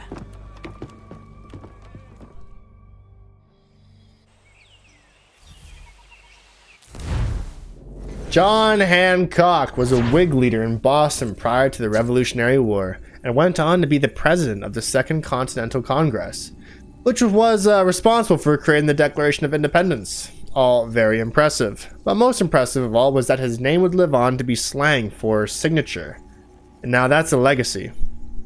One day I imagine Sean will be used by children to describe a world-weary sneer. I can but dream. Hancock was born in Massachusetts, the son of a reverend, but his father died when he was young, and John was sent to live with his uncle in Beacon Hill. Thomas Hancock ran a prosperous shipping business, which John inherited when his uncle died in 1764. Hancock was a noted businessman, and probably made at least some of this money smuggling, which he was tried for in 1768, though he was never convicted. He joined the Patriot cause after the Stamp Acts were imposed in 1764. He went on to be one of the instigators of the Tea Party. In fact, after the Revolution began, he was such a well-known rebel that when the Boston governor offered clemency to anyone who would lay down their arms, Hancock was specifically left out of the deal. Damn. Hancock probably best known for signing the Declaration of Independence. His signature was the first on the document. Probably because of that, and possibly because Hancock was known for being extravagant. His name is signed with a flourish written larger than any of the others. So now in America, your signature is sometimes referred to as your John Hancock. As a Canadian, I've never heard that. I've never heard an American say that. But if that's true, you let me know. I need to explain why to some people. That sounds a little bit dirty, but I will. It sounds like a penis reference. Yeah, your John, stroking the John with your hand on your cock. Yeah, okay, sure.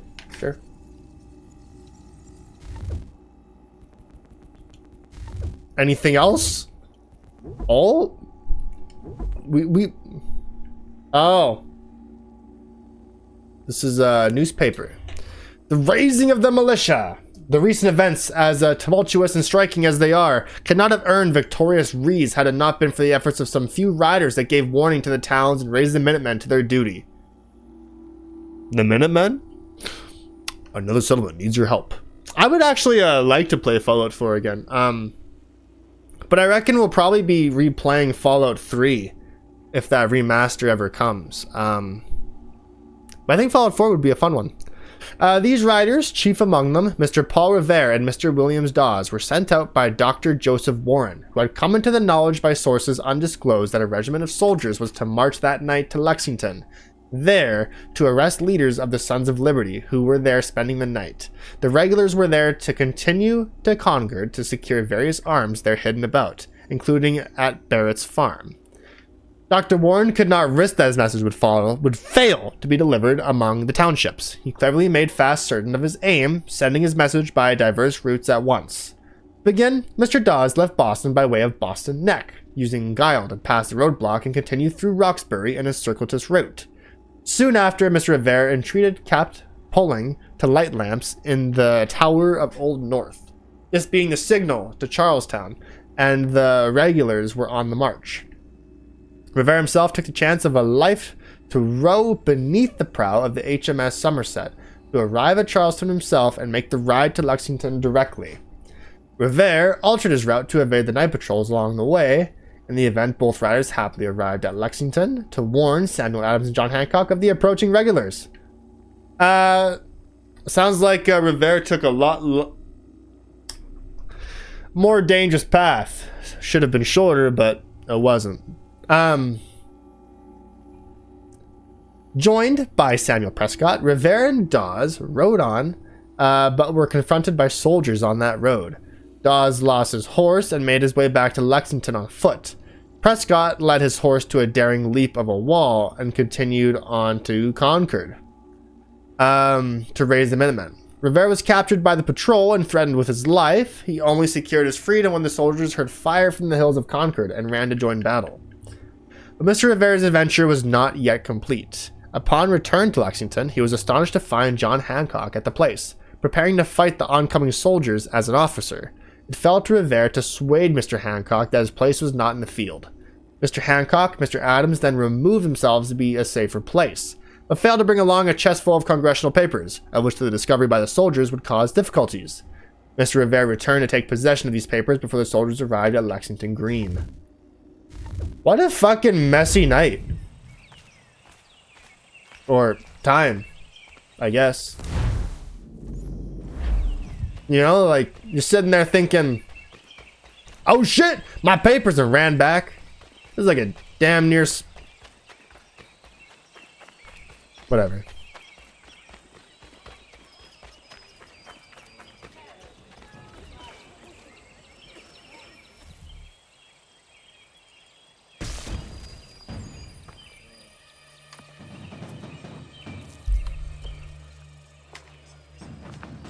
Stand your ground, men! Don't fire! Unless fired upon! But if they mean to have a war, let it begin here! Pitcairn. Disperse, you damn rebels! Lay down your arms and disperse! What the deuce are you doing? Hold your position!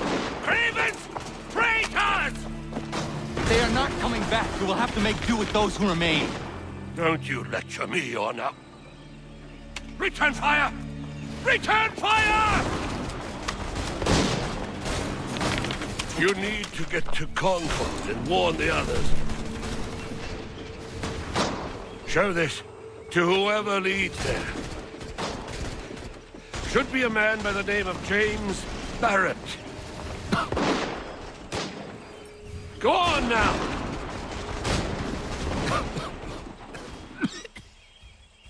All right. Let's go. We'll meet up with the others in Concord. Let's go. Get moving, men! With little time!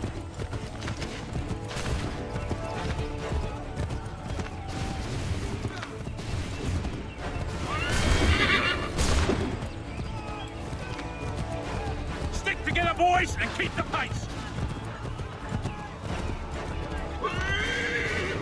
To Concord, lads!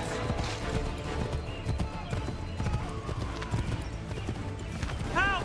What's happening? Well, there's a firefight happening. Didn't you hear the warnings that the British were coming? Everyone run! They're taking prisoners! Run! Yeah. Yeah, they are. They've taken my brother and poor old Robert. We need to do something.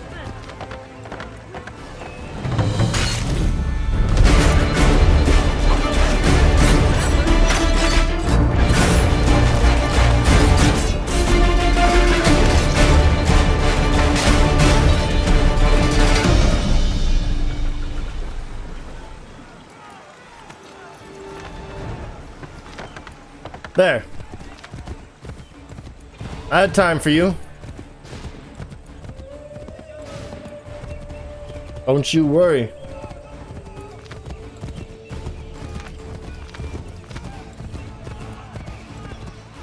I've got a surprise for those lobster backs!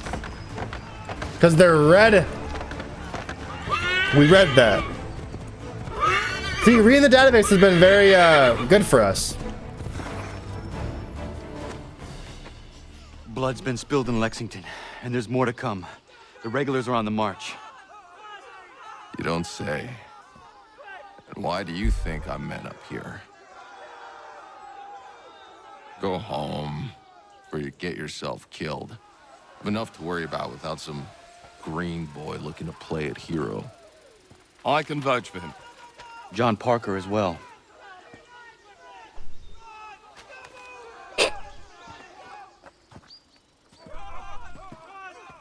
Where's Revere? Captured. What? Fear not. That man's no stranger to sticky situations. He'll be fine. I'm sure of it. You ladies finished gossiping? Parker seems to believe you're not completely useless, so I suppose there's a thing or two you might be able to help with. When the fighting starts, we'll need to hold those positions there. They're critical to the defense of Concord. Good boys. Not used to soldiering, they need some with the experience to direct them. That's something you can do. You'd best be telling the truth. What experience does Connor You have? have my word. Then I suppose all that's left to do is wait.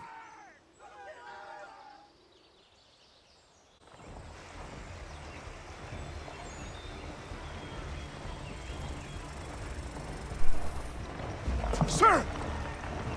Mount the barricades! No! Ensure my men hold those positions. If the Red Devils break through, we're finished. What would you have me do? Listen carefully. The Redcoats will form firing lines. Order the men to shoot just before the line is ready. Too soon and they'll miss their targets. Too late, and the enemy will open fire first. Understood. And if any of those bastards make it through, engage them.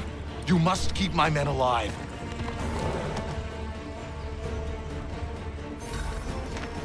Okay. Hold fire!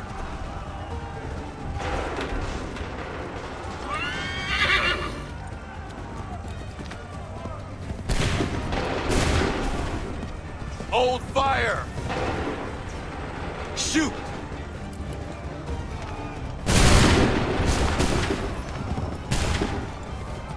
I rescued that hostage. Don't even. Wait for the signal. Fire! Make ready. Make ready.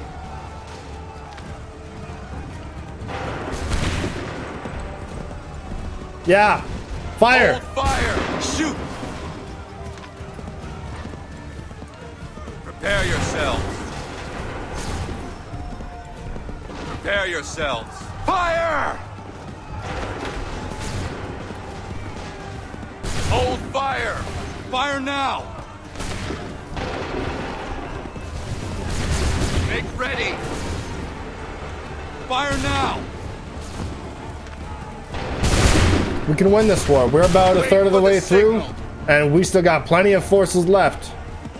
Wait for the shoot! Prepare yourselves. Hold fire!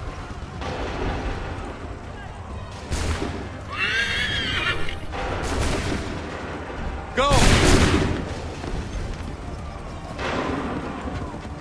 Wait for my signal. Wait for my signal. Fire now! Come on! You too! Make ready! Shoot! Wait for the signal. Shoot! There's more! Wait for my signal. Shoot! It's starting to get a wee bit overwhelming.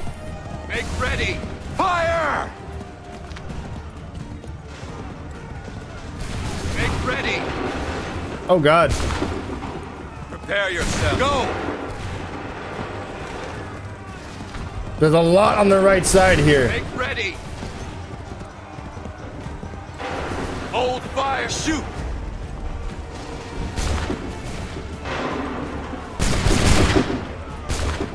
Perfect! Beautiful! Prepare yourselves. Wait for my fire! Prepare yourselves. Go!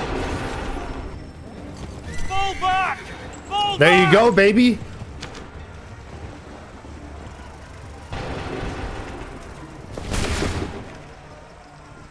We did it! They're turning tail!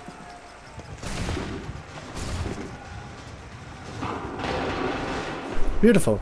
That's easy.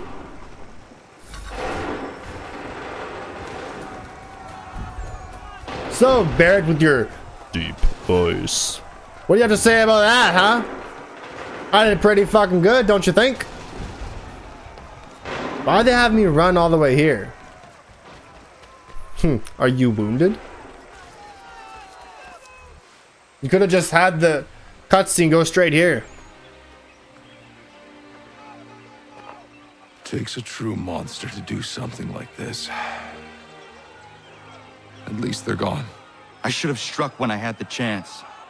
Do you know where Pitcairn could have gone? Back into the withered bosom of the British, no doubt. So that he may regroup and plan his next atrocity. I need to find him. Every day I wait, more will suffer. Chin up, friend. Many who should have died today now live because of you. And what of them? We do the best we can with what we've got. It is not enough. It never is.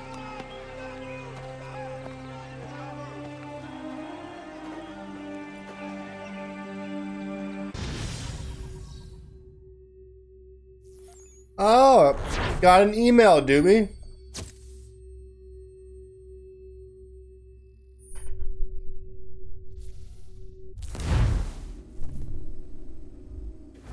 For the support of the glorious cause. I beg they will accept my most cordial thanks for this distinguished testimony of their approbation. But lest some unlucky event should happen, unfavorable to my reputation, I beg it may be remembered by every gentleman in the room that I, this day, declare with utmost sincerity, I do not think myself equal to the command I am honored with.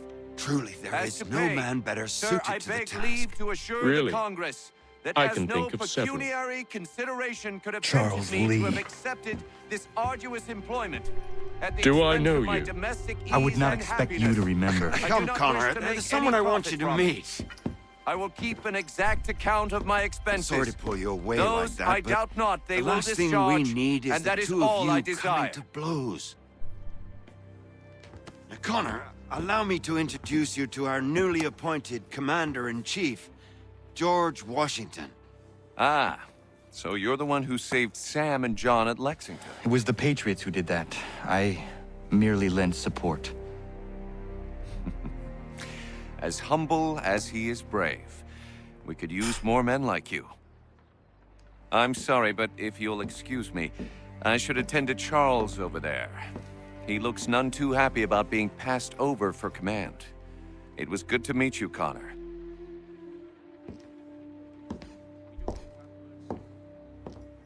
Tell me you have news of Pitcairn. I'm told he's taken shelter in Boston, where he's guarded by 1,000 redcoats. The only way you're gonna get at him is if we draw him out. Lucky for you, we're launching an offensive against the city in order to do just that. Israel Putnam has been given command of our forces. Present this to him and he'll provide whatever aid you require. You'll find him at the encampment on Bunker Hill. You have my thanks. No need. It's the least I could do. Pitcairn's a dangerous man. The sooner we're rid of him, the better. I would say the same of Charles Lee. Now that's an altogether different beast. Let us leave it for another day. Best you head to Boston, Connor.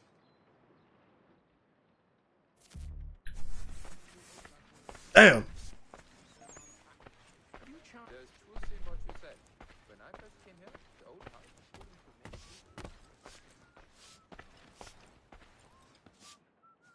Still here, are you? I was just wondering, what happens now? There's quite a lot to do. Commander Washington must determine when and where we'll strike next. And we need to get to work on our message.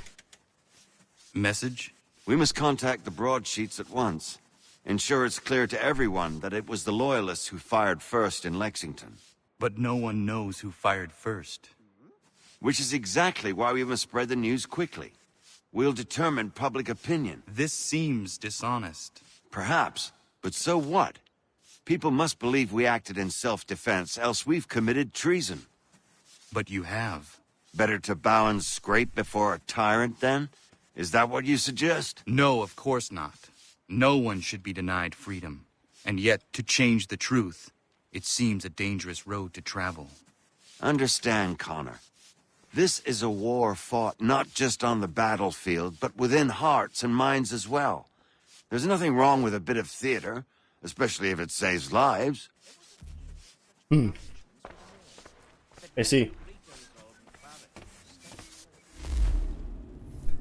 Okay.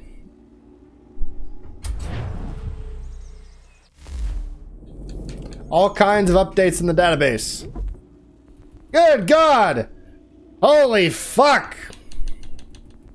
John Parker was the captain of the Lexington militia and therefore the man in charge of the day of the battles at Lexington and Concord. Parker was a farmer by trade, but since he'd been a soldier in the French and Indian War, he was placed in command despite the fact that he was quite ill with tuberculosis at the time.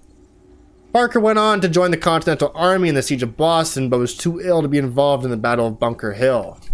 Parker died in September. The statue of the Minuteman on Lexington Green is said to be a representation of him, though since there are no known pictures of Parker, the resemblance is sketchy at best. It's the thought that counts. Pitcairn has been updated. When Thomas Gage sent British troops to Lexington and Concord, he picked Pitcairn for the job, figuring the rebels would listen to him when it came time to talk. Instead, Pitcairn was a man in charge when his Marines killed 8 militiamen at the Battle of Lexington, starting the Revolutionary War, severely damaging his reputation as a peacemaker. Multiple deaths can do that. Pitcairn's report on the battle said he had ordered his men not to fire unless the rebels fired first, but that didn't stop the rumors that he commanded the attack. History's taken a kinder view. Pitcairn is now considered, as one of Patriot described him, a good man in a bad cause. Yeah. Lexington is a small farming community and the site of the first battle of the American Revolution started. No, I'm not being overly dramatic. The first battle took place on Lexington Green. On the morning of April 19, 1775, British regulars passed through Lexington on their way to Concord looking for hidden rebel weapon caches. The Lexington militia, led by John Parker, formed up on the village green. Probably more in a show of resistance than because they were expecting a real battle. The militia was badly outnumbered, about 70 of them to 700 British soldiers. John Pitcairn ordered the rebels to disperse, and they might have done so, except somebody fired a shot. Then everyone started firing, and those that weren't running, that is.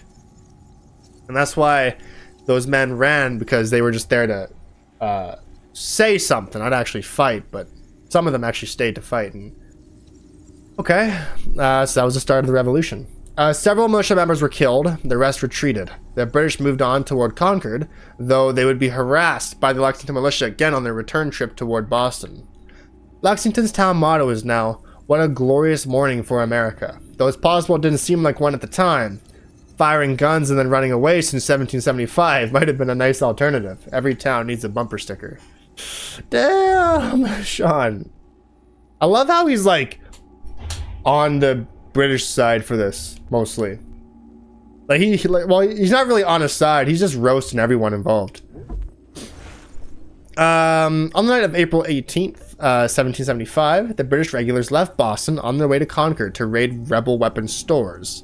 The intent was to make a quick raid, defuse rebel plans to attack the British, and capture instigators, John Hancock and Samuel Adams. Unfortunately for the British, the result was the beginning of the American Revolution. In other words, this battle was a complete disaster for the British, and that's not a sentence with which I'm 100% comfortable. The rebels had been tipped off about raids weeks before. They'd already moved most of the weapons the British were looking for. The night before the battle, Paul Revere and William Dawes brought word that the British were on their way, so by the time the regulars marched into Lexington near dawn, the local militia was waiting for them. Nobody knows who fired the first shot. The British blamed the rebels and vice versa, but in the end, the Lexington militia was badly outnumbered and retreated, and the British moved on to Concord. By most reports, the British were polite in Concord, which I'm sure their mothers would have been delighted to hear about. All apart from one moment, of course, when John Pitcairn threatened a local tavern owner at gunpoint. But to be fair, the tavern owner did know where the weapon caches were. Overall, things didn't really go awry until nearby militia saw some smoke rising above the town. They thought it was on fire and marched in, causing a skirmish at the North Bridge. By the time the British left Concord, more militia had arrived, outnumbering the regulars and raising tensions further. The new troops followed the British along the road, bravely firing at them from behind walls in the cover of trees. That was little the British could do to fight back, and they were tired, and mostly out of ammunition. Some of the regulars even broke ranks and fled. For the rest, it was a long walk back to Boston. Rather than dispersing after the battle, the militia gathered outside of Boston's Neck, starting the siege of Boston and the beginnings of the Continental Army. Here we go. The North Bridge. This was a site of one of the first skirmishes in the Revolutionary War. During the Battle of Concord, about 90 British soldiers held this bridge while several hundred rebel militiamen gathered on to the hill nearby. The British were expecting resistance from disorganized farmers, so when the rebels advanced in a very military manner, the British panicked. Angry farmers are terrifying at the best of times. Officers gave conflicting orders, the British formations broke, and the soldiers ran away. The original bridge was torn down in 1788, and the new bridge was built nearby. Of course, it's been rebuilt several times. The image of the British turning tail is an excellent fodder for historical reenactments, which Americans enjoy reenacting, but which never seems to be reenacted on our side of the Atlantic. Strange, that. Well, yeah, they went in and got slapped in the mouth and they ran away. James Barrett was a colonel in the rebel militia for Concord, and the town's representative in the Boston legislature in the years leading up to the Revolution. Barrett didn't exactly want the position at the head of the militia. He was 65 when the war started. He had his pipe and slippers ready and probably just wanted to watch game shows. Unfortunately for him, experienced commanders were in short supply, and Barrett had fought in the French and Indian War, so colonel it was. When the British came to Lexington and Concord looking for rebel weapon caches, troops headed straight to Barrett's farm, where they were told they'd find the majority of the supplies. Of course, by the time they'd arrived, most of the weapons had been removed and hidden elsewhere.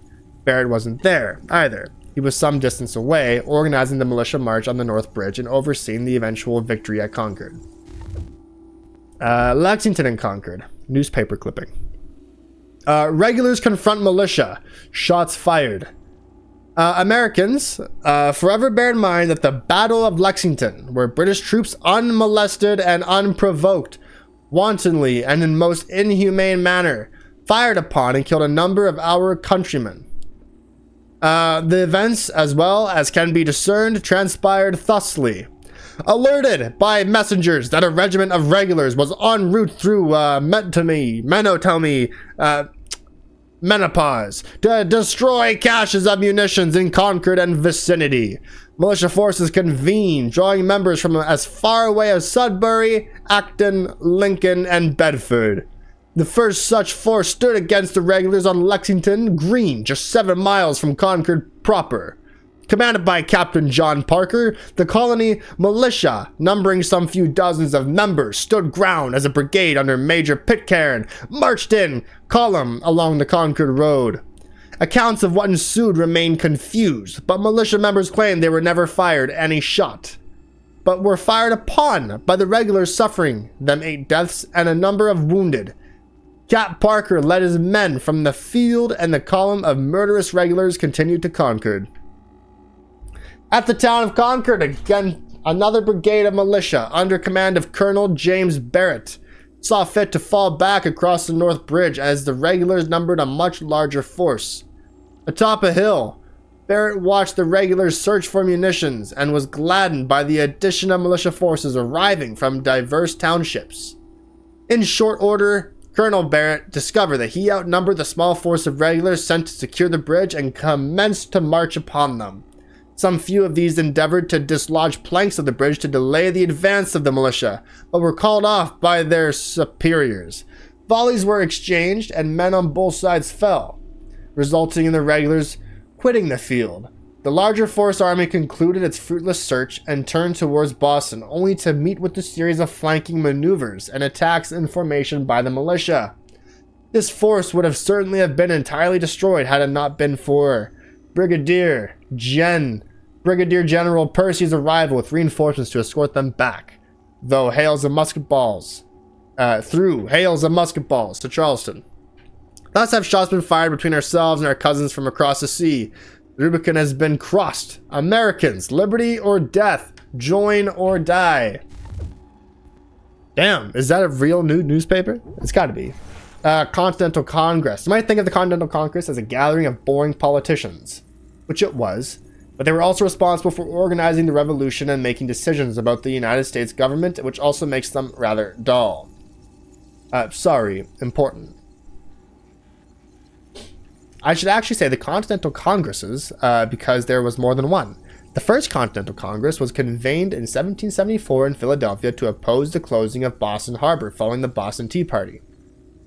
All of the politicians had such a lovely time at their first meeting that they agreed to have another party just exactly like it. And why not? Everyone loves a party. Right after the battles of Lexington and Concord, being men of great imagination, they called this the Second Continental Congress. This was the Congress responsible for writing the Declaration of Independence and forming the Continental Army with George Washington as its commander. So, despite their lack of flair for titles, they clearly have some thinkers among them. And that's when Washington said the famous line that he does not believe himself, blah blah blah. Okay. The Third Continental Congress was convened in 1781. It's sometimes known as the Congress of Confederation, and despite how mind-achingly tedious that sounds, they were responsible for forming a government for the brand new United States. Since getting everyone to agree on how that government should work took some time, the Confederation Congress met over the course of 8 years, ending in 1789. When the Constitution passed and they were replaced by the United States government. Now I've been in some long meetings, but 8 years takes the biscuit. I pity whoever was recording the minutes. Yeah. Recording minutes of meetings is, Siege of Boston began right after the battles of Lexington and Concord. The colonial militia, who had gathered to stop the British raids, followed the British army to Boston and camped outside, bottling British troops and their loyalist allies in the city. At the time, Boston was a peninsula, attached to the mainland by a thin strip of land known as Boston Neck. With this blocked, land access to the city was cut off. The siege lasted for most of a year, with only one major battle, Bunker Hill. But as with most sieges, it took a toll on the city of Boston. There were shortages, particularly of firewood, and many buildings were torn down to be used as fuel. Of course, the British targeted any rebel-associated buildings for destruction. As a result, things like the Liberty Tree and the pews from the Old South Meeting House ended up inside a fireplace. The siege ended shortly after the rebels attacked and fortified Dorchester Heights to the south of Boston, giving them the ability to fire on the harbor. Boston's governor decided to evacuate rather than fight. On March 17th, Loyalist ships sailed out of the city. March 17th is now known as Evacuation Day, and is a holiday in some parts of Massachusetts. The fact that it is also St. Patrick's Day is mere coincidence, though it is said that in ancient Gaelic, evacuation means drinking as many pints as possible and being sick in a bin, so you never know. Okay, well, happy St. Patrick's Day, I guess. Where are we going? Frontier? We're going here.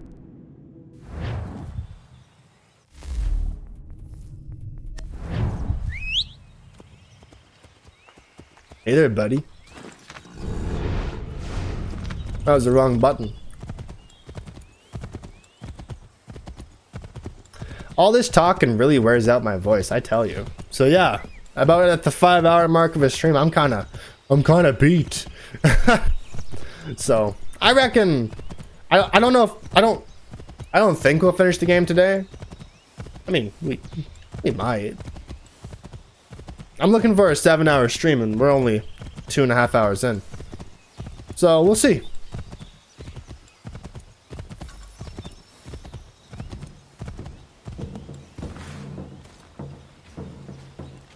Can I do this without being spotted? I think I read something about like a challenge for that or something. Not that it matters on this save or anything like that at all, but...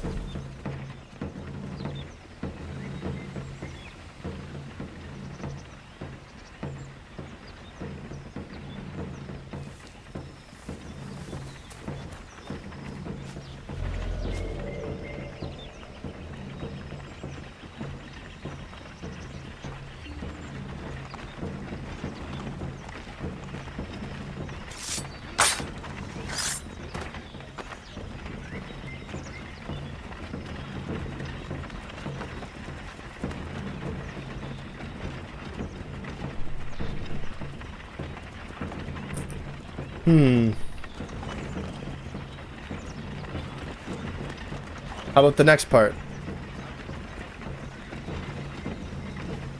Probably a poison dart.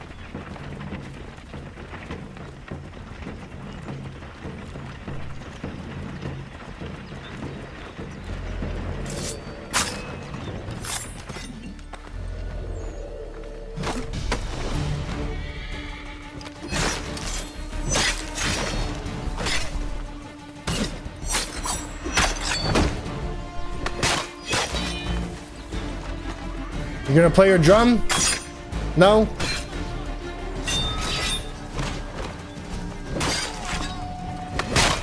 You're bold, I'll give you that.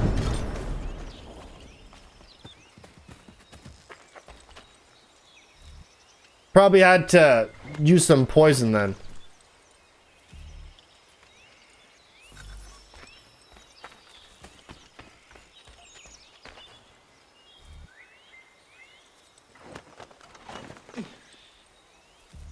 Most likely.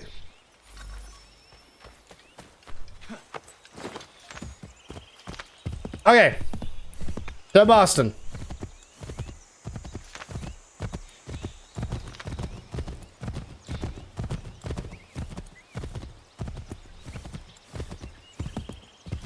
I think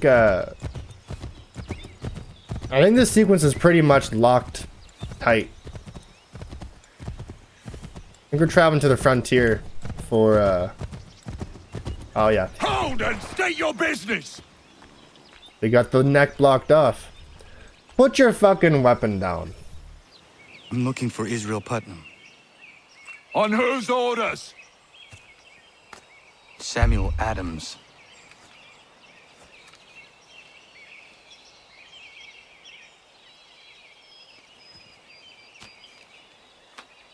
Follow me.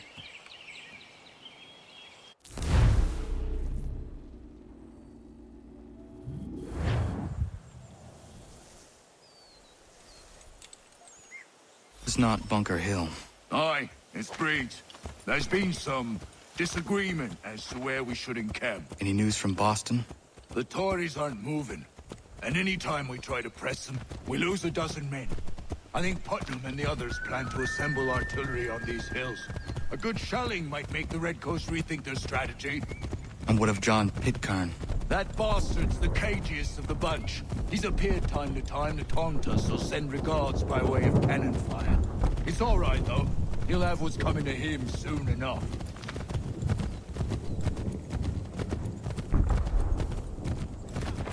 I can hear the battle, though.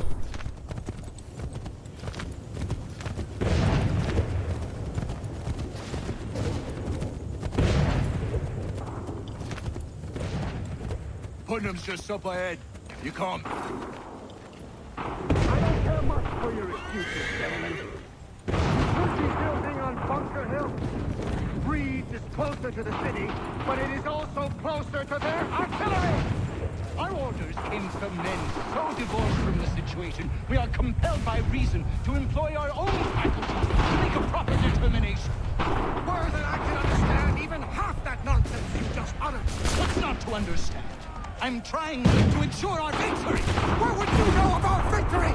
I killed a sea-wolf in her den armed with only a knife!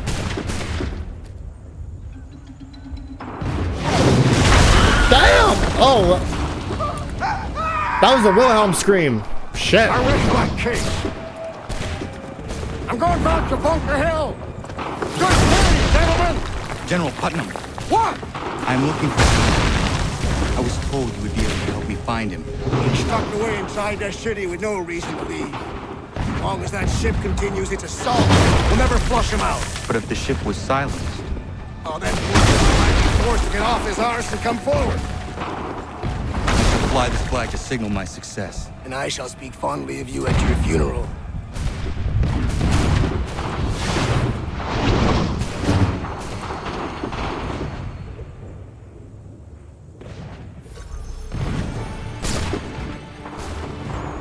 All right, let's go.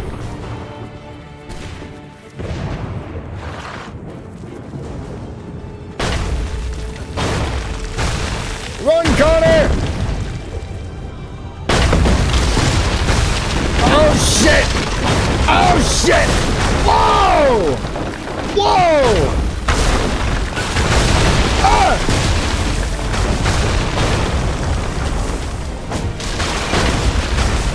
Whoa! Easy! Fuck, fuck, fuck! Fuck! Oh my god! Whoa! Ah! This is amazing. Oh wow.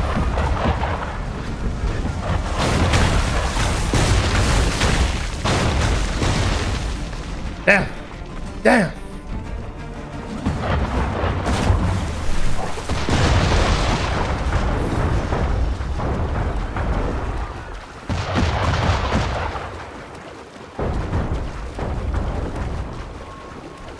Connor don't give a fuck.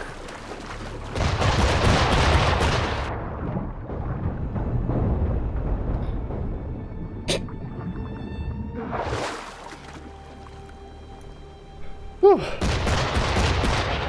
Okay. Need to catch my breath. All that running and swimming.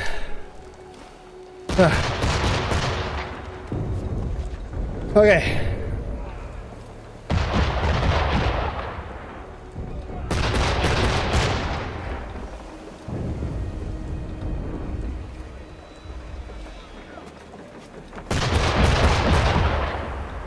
Light the black powder in the ship's hold.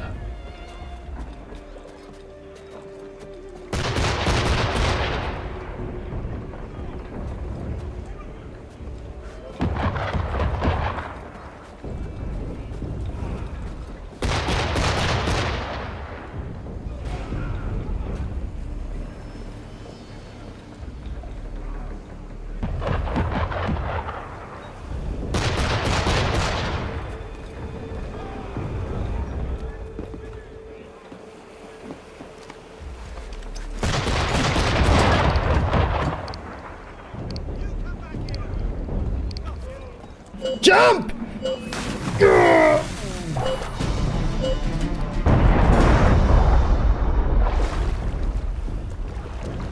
I think that counts as not being detected. They caught wind, but am I really detected though?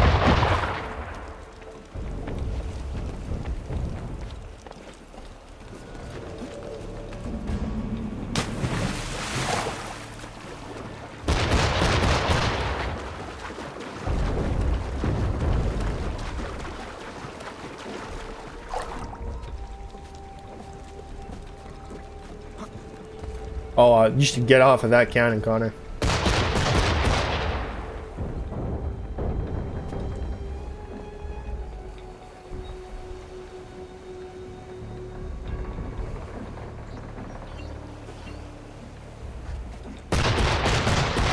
I reckon that would just kill his hearing too.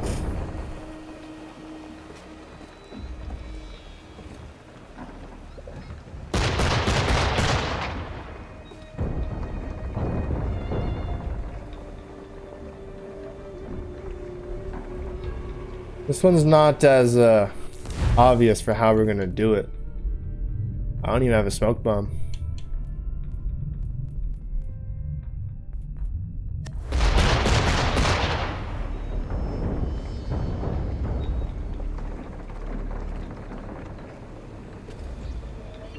This is the best I can do.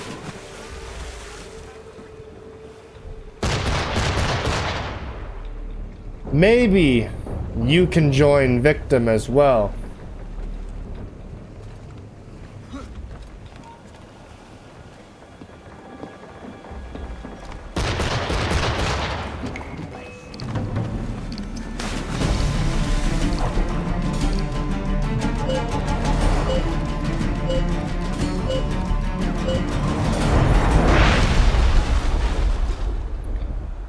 There.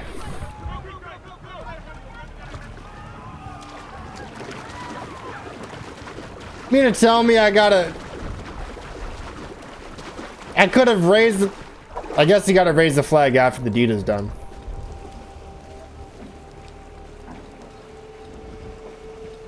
Okay.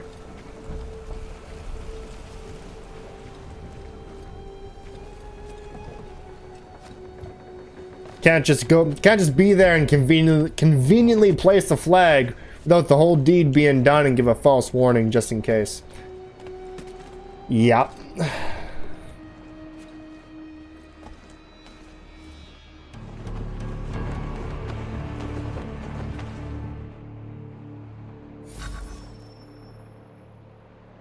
Oh, you don't have to do both ships, just the one?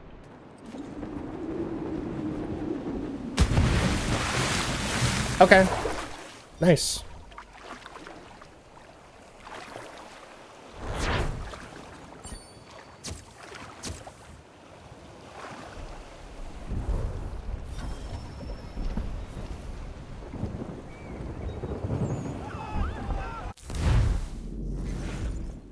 Okay.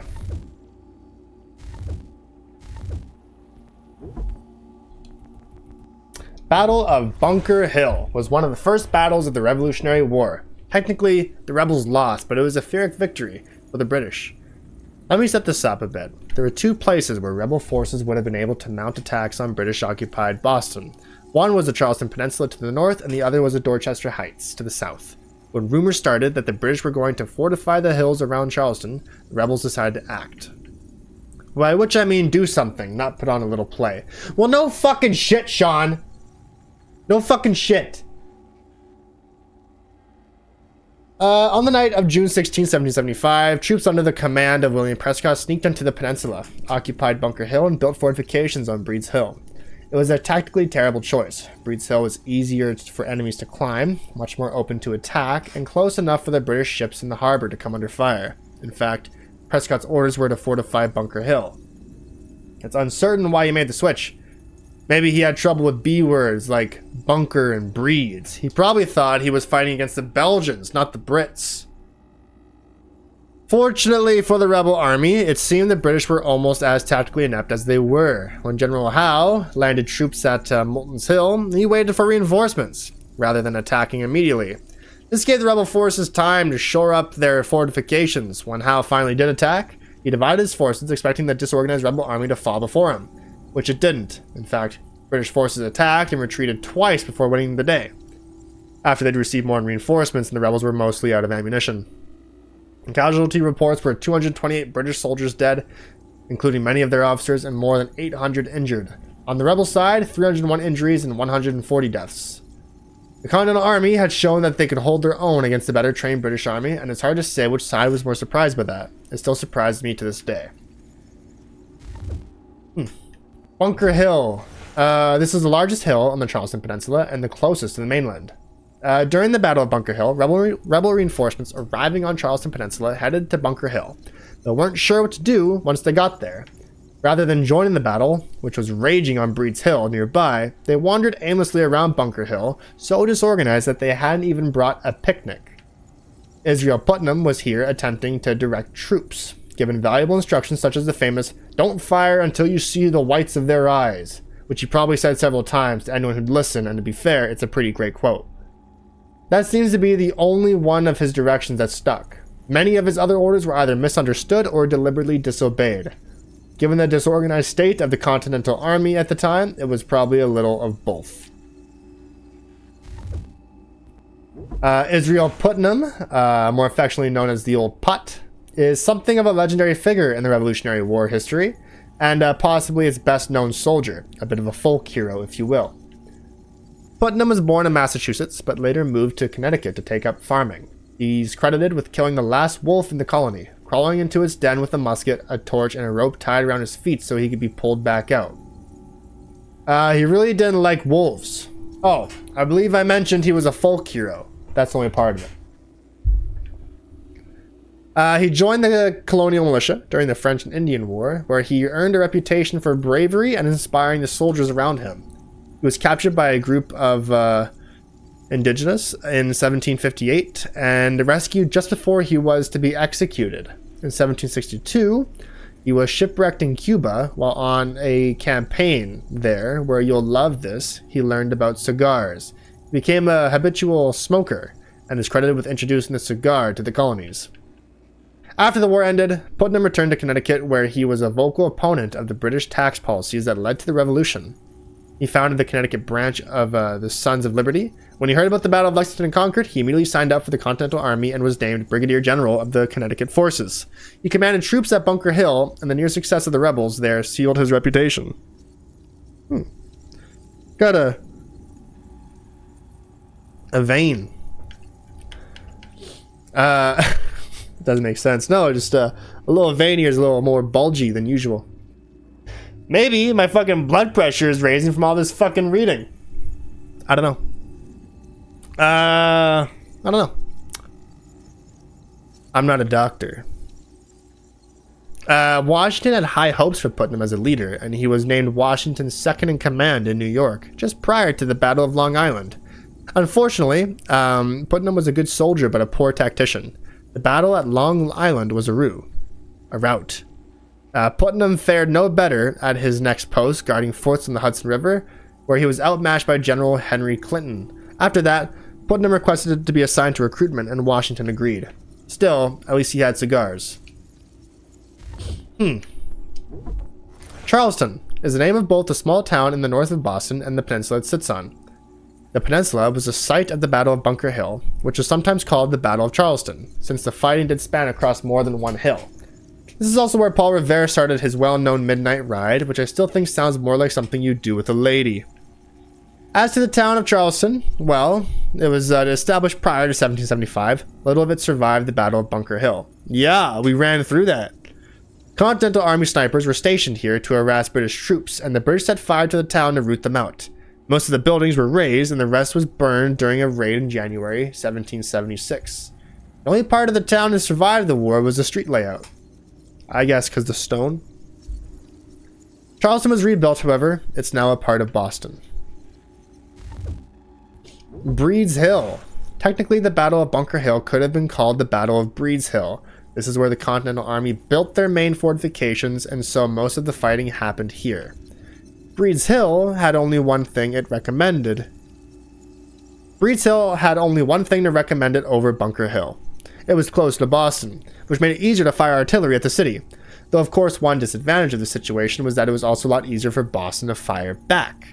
Nobody knows why William Prescott chose this spot over Bunker Hill. It's possible that since he was working on fortifications in the dark, Prescott didn't realize how vulnerable the hill actually was until the sun rose, by which point it was a little too late to up and move. I imagine that was probably quite an awkward moment. I would love a World War II Assassin's Creed game and just an Animus database on it. With Sean, of course. They will never do it, though. Are you praying?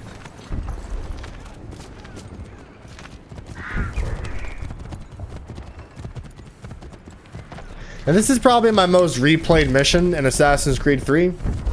It was a demo mission. I don't remember exactly what it was, but before the game released, they had this mission kind of there, and then you could choose what route to go, so you can kind of play the game before the game came out. I don't know. And so you know exactly how to do the mission because of that. And it's also fun because it's the closest resemblance, I think, to the infamous trailer where we see Connor run down a fucking open field. And you can't do that in this game. Ain't better numbers, you say. Better weapons, better training. But I do not fear. And neither should you. For what they have in material, they lack in conviction and care. But not us. We have discipline. We have order. And most importantly, we have passion. We believe. So maintain vigilance. Conserve your ammo. Ensure a proper line of sight. And above all else, men, do not fire until you see the whites of their eyes.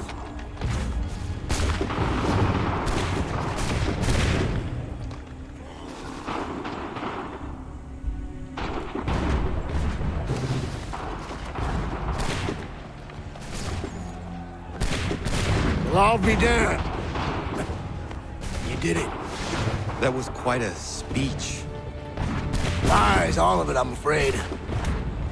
Still, Such words have carried us thus far. And what of Pitcairn?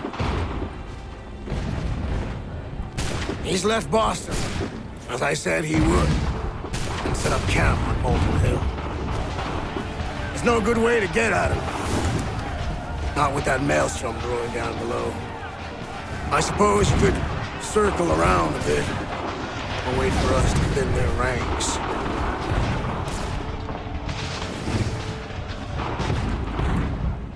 There is no time. I will have to chance a direct approach. That's twice today you proposed the impossible. I see no other choice. Not because you're mad as a March hare, son. I expect an apology on my return.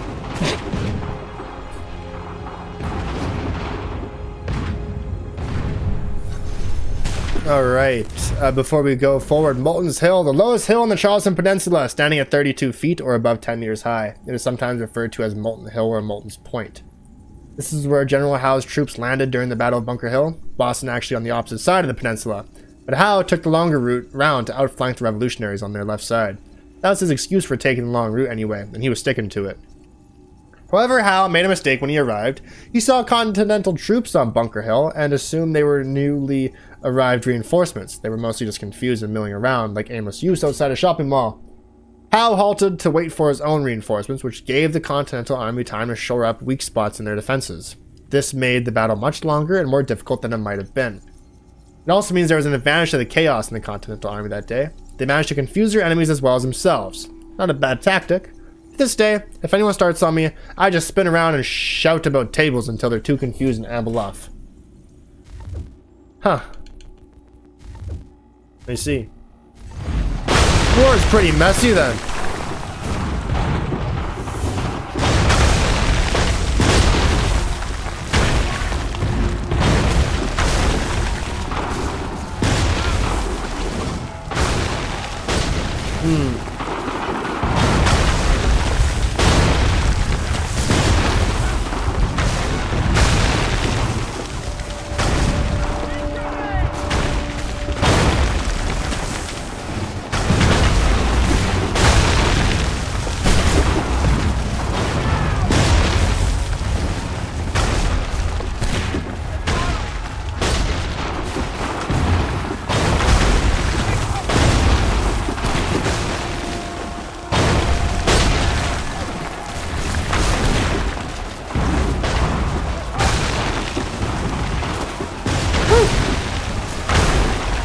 Almost free.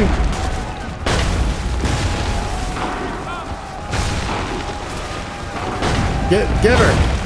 Fucking give her, bud. Damn it!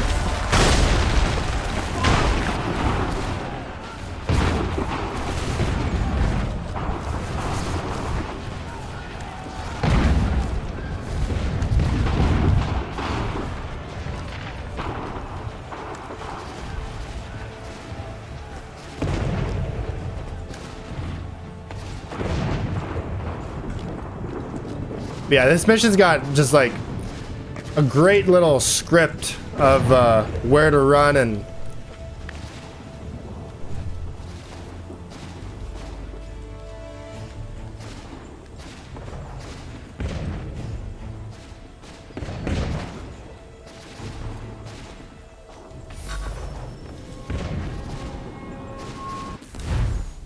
Pitcairn is updated, huh?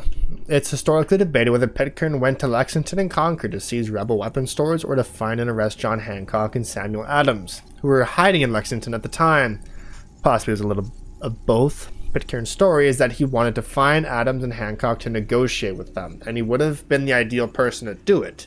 I'm still puzzled as to why he tried negotiating a truce with an army at his back. Though, it sort of sends the wrong message, don't you think? Yeah. Totally. It's like a threat.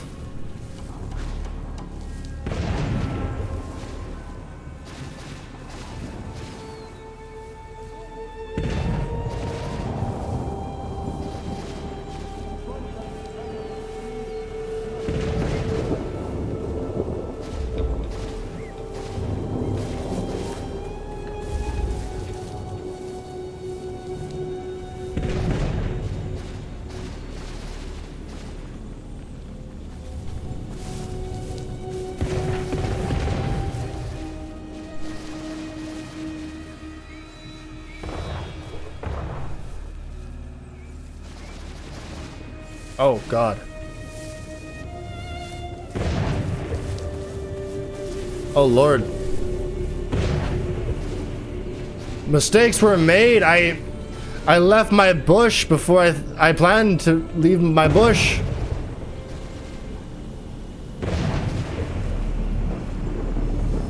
Oh, Lord. Okay. Let's try this again.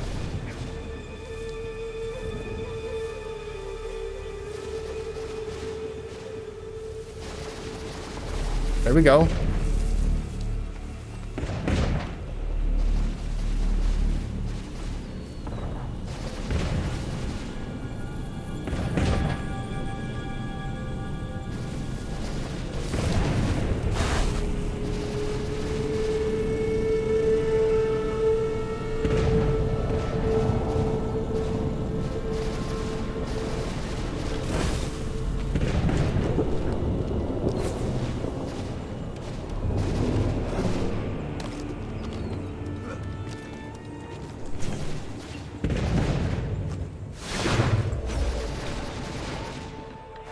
Boom! That's how it's done, baby. That's how it's done.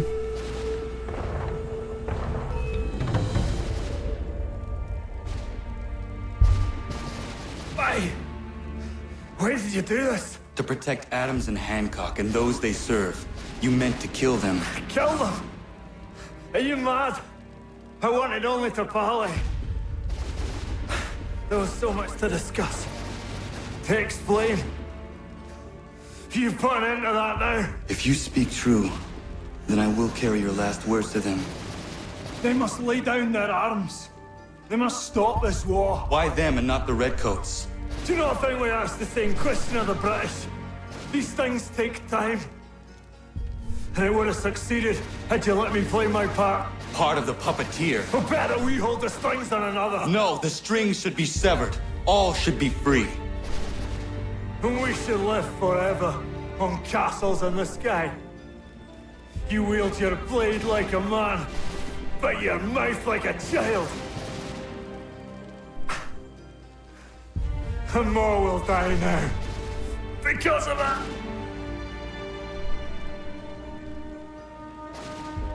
Sahoin jänerene o teena om da setakwe. Tini o ne yaho teena tam da setakwe.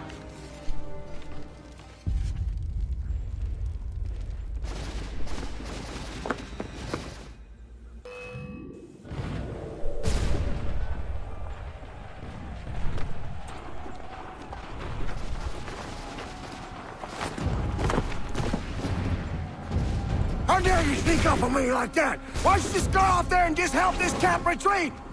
Don't ever do that again, you hear me? God damn it! General Putnam. You live. The same cannot be said for Pitcairn. Well done, I suppose. But it matters little now. I'm ordering a full retreat. We have lost too many in exchange for too little. If the Tories want this hill so badly, let them have it. Boston is the true prize. We have a bigger problem. What do you mean?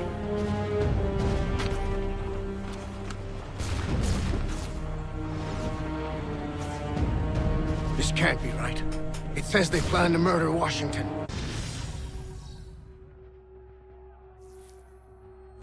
And they just end the cutscene so abruptly.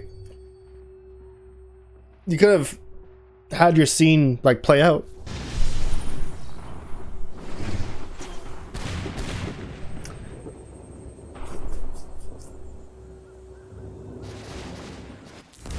My enemy is tenacious.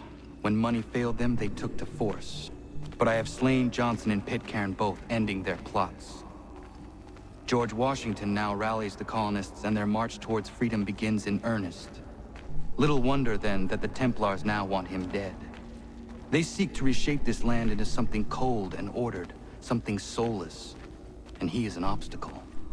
I must save him, that his cause can flourish and my people remain safe. But the more I prod, the greater the chance I am discovered. The Templars believe their men lost the revolution. In their eyes, the assassins are gone and scattered, no longer a threat. But I fear they will soon discover the truth, and me along with it. I must tread carefully. How fares the hunt, Connor? There is progress, but I worry it is not enough. You must strike where you need it most. What if you pursued Charles Lee and your father?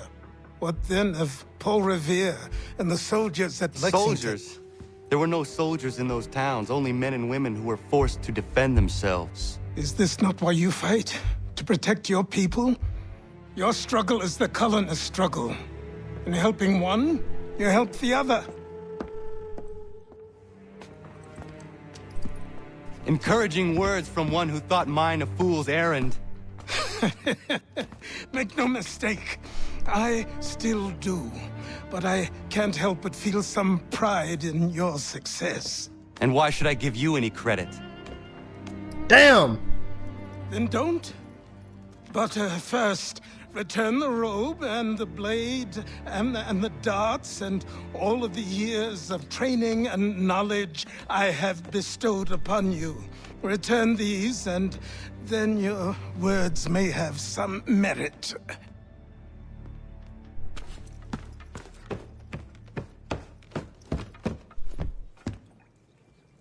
Or you could just admit that you are wrong. Oh, child, please, you've killed 2 men. One more salesman than soldier.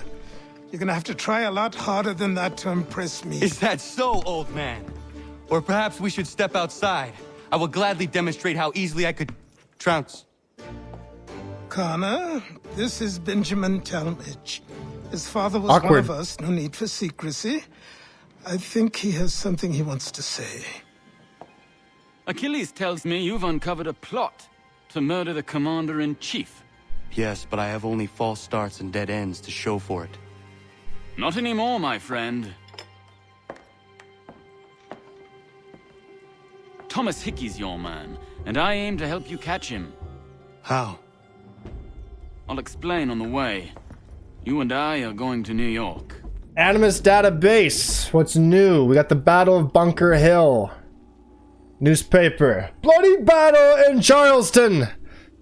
Colonel Militia engages Crown forces on Breed's Hill. Many killed and grievously wounded.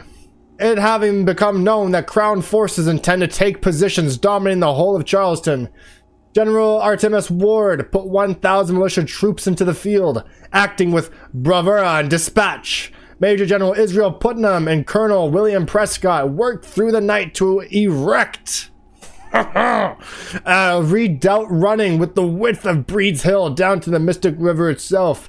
Said defenses surprising the royal troops at morning light.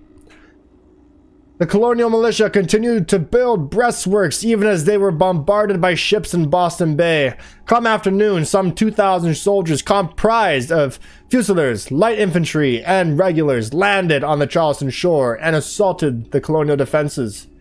Militia snipers inflicted harm upon the regulars from afar, and General Howe responded in a most cowardly manner, ordering combustible shells be fired upon the houses of Charleston itself, setting the town on fire.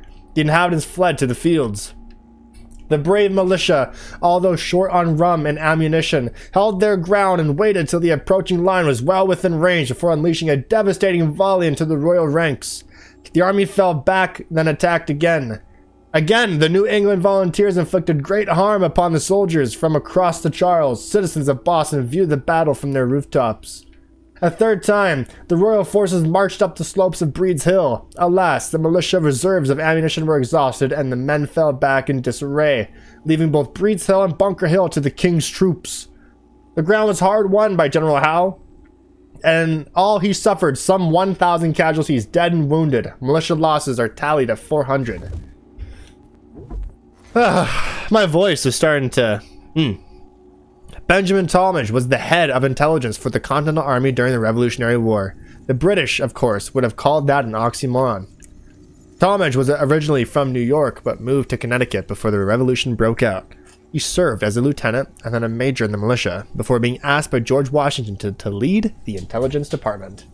Talmadge used his contacts in New York to form a culper ring. a league of spies that observed and reported on the British actions in New York. It's possible his contacts also discovered Benedict Arnold's treachery, but that's disputed.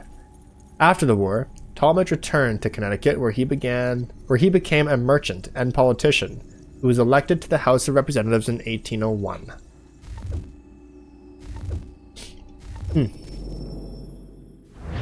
Oh, and the Animus. Leave the Animus. Or we had emails. And maybe more dialogue. More reading. Okay. Sean's continuing his search for additional power sources. I'm working to coordinate with the other cells, have them do recon, and watching for Abstergo. Rebecca's been monitoring your sessions. I'm hoping to duplicate some of the recordings and send them to other cells for further research. Also hoping there's a way to bypass some of these memories, but synchronization seems to dictate your progress in chronological order. Hopefully someday we'll have a way to move through memories more quickly. It would certainly save us a lot of time in situations like this. Why do you delay? If you do not retrieve the key in time, all the world will perish, and you with it. Yet you stop to talk, or rest. Rest later, when your work is done. If I seem aggressive, if my words feel more imperative than requests, it is because I fear that you will not succeed in time, and all of us are doomed. Is that from Juno, or is that from William?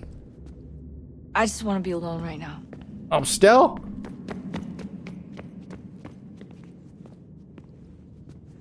Nothing?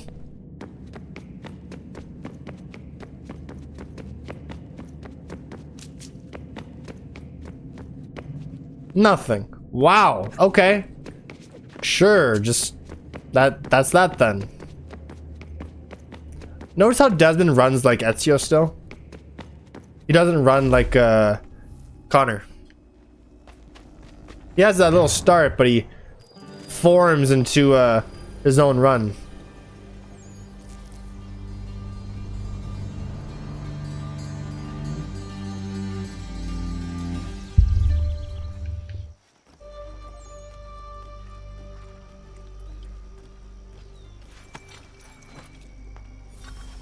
Oh. So what is your stake in all this? Same as yours. Peace, stability. A land in which all might live side by side. Free and equal. Why not join the Brotherhood then? My father was an assassin. Quite good at his job too, as I understand it. But I hope to have children someday. It's hard to live in two worlds at the same time. So I chose to live in one. I understand. I still contribute as I can. That's why we're here now. That better not be fucking Nasir Dalal.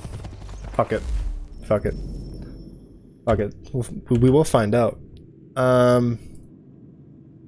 We will find out. Benjamin Talmadge voice. I swear to God. I swear to God.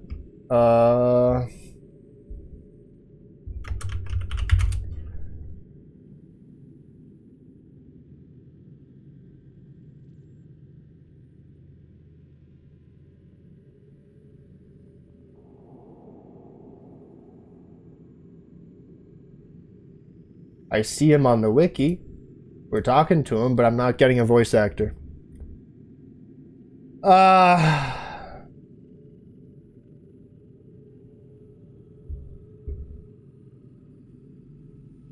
Okay, fine. Assassin's Creed 3, Nasir Dalal. Yeah? Yeah?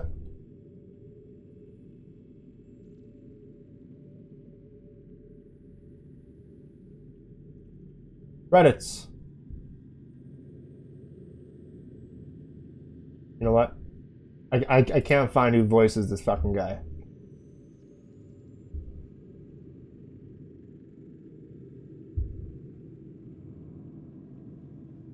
Whatever. Alright, fine.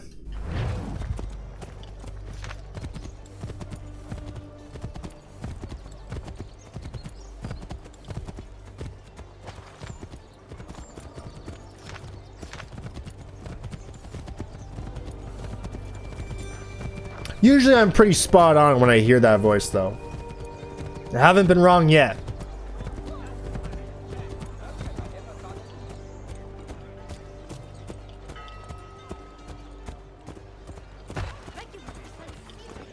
What can you tell me of Thomas Hickey?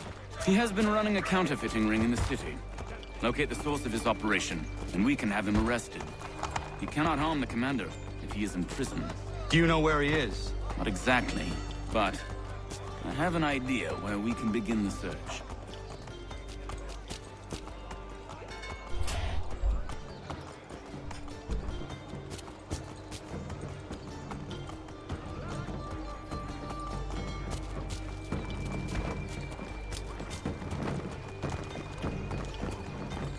You know, when they allow you to ride horses in these towns, you just trample over everyone. NPCs too. I think Red Dead 2 is the only game I've seen where you can kind of control not doing that.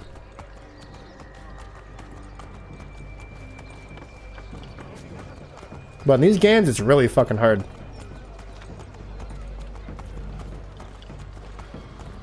There are rumors of bad bills being circulated here. No doubt they come from Thomas.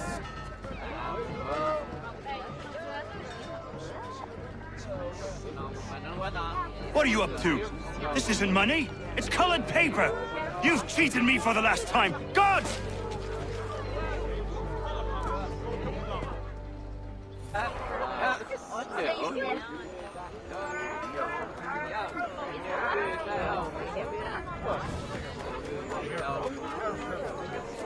I need money.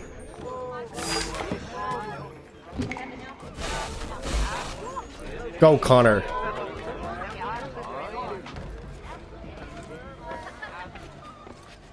Gotta get those smoke bombs back somehow.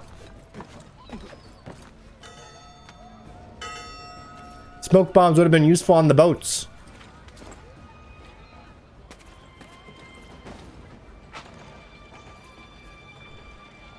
Keep fucking moving, my guy.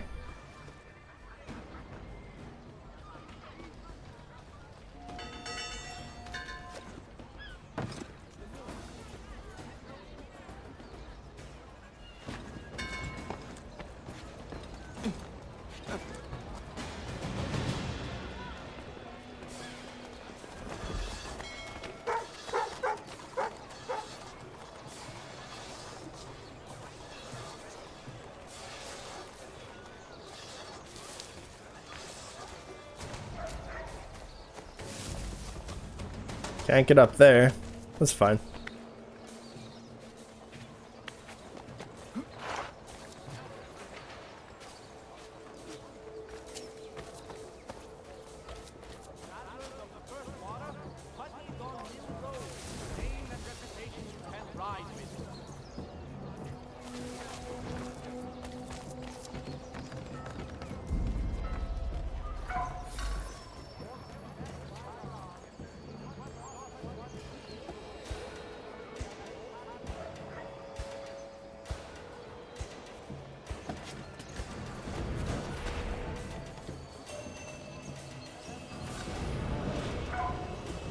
Daniel, let's put them bills away. The guards is onto us. How? What happened? Dan shopkeep called me out. Brought the guards, but I gave him the slip. Boss is gonna be mad. Not so mad as if I got the call. Besides,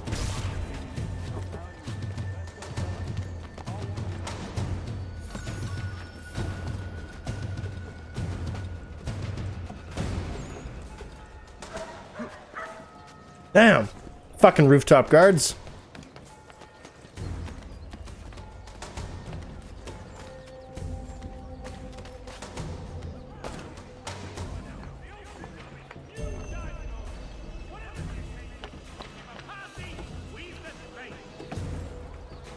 And we got the gist of the message, though.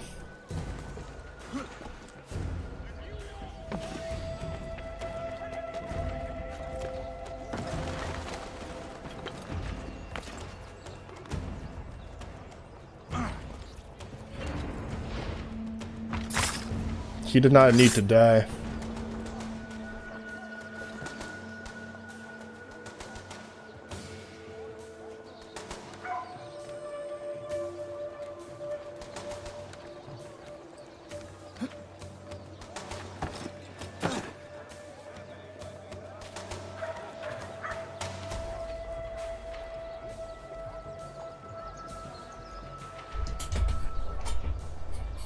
I'm sorry?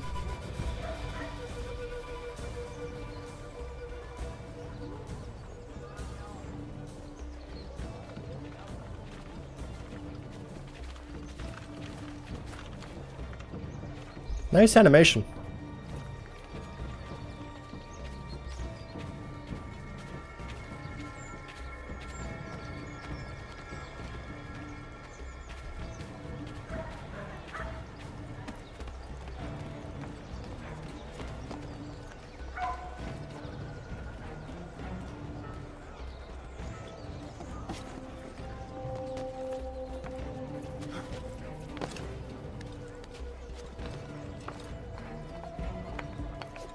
So, all right.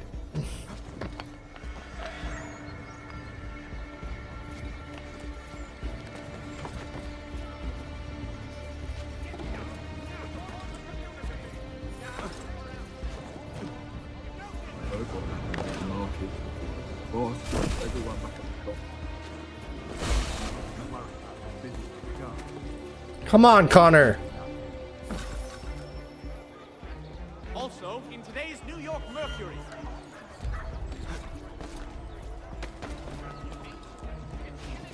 I fucking hate you guys on the roofs. You know that?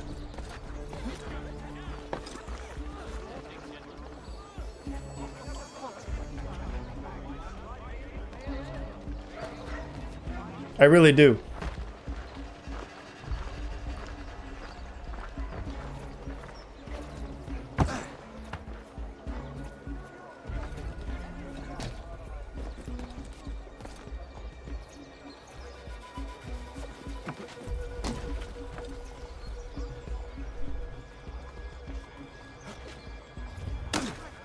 Oh God.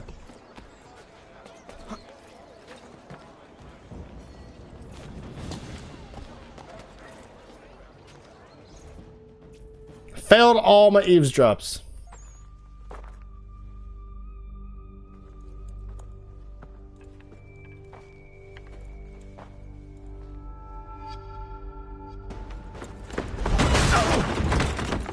What's this?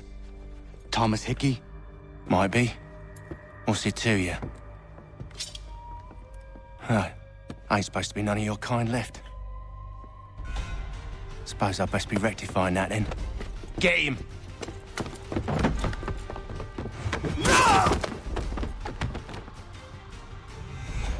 That easy, huh?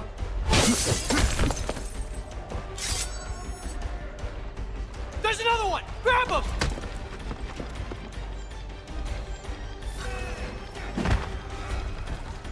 That's bullshit. Devil, welcome in.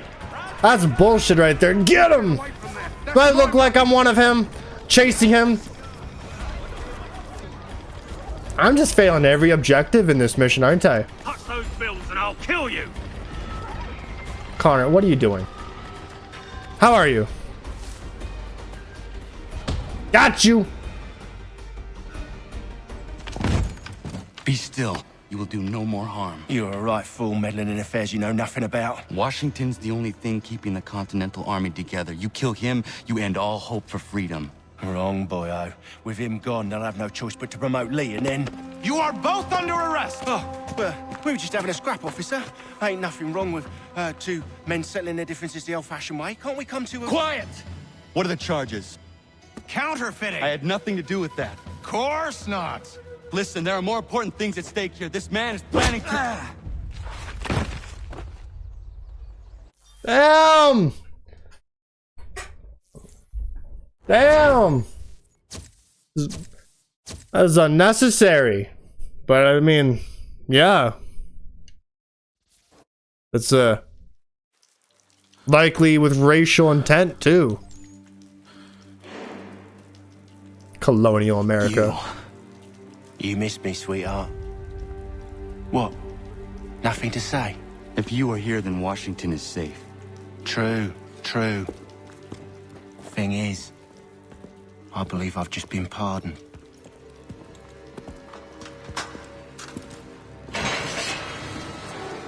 Thank you kindly for the rescue, gents. There can be no further mistakes, Thomas. Am I understood? What about the assassin? Yeah, he's here. They put him in a cell right next to mine. Guess we didn't get them all, eh? Deal with this, Charles. At once, sir. What are we gonna do?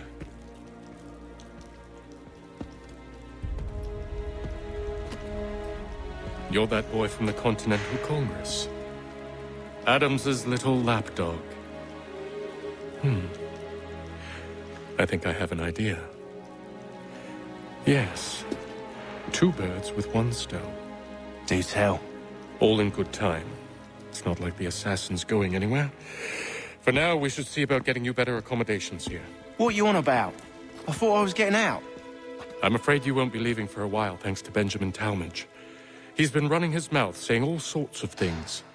You're being investigated for plotting to assassinate George Washington. What a bunch of bollocks. I thought you was gonna handle that. We'll discuss this elsewhere.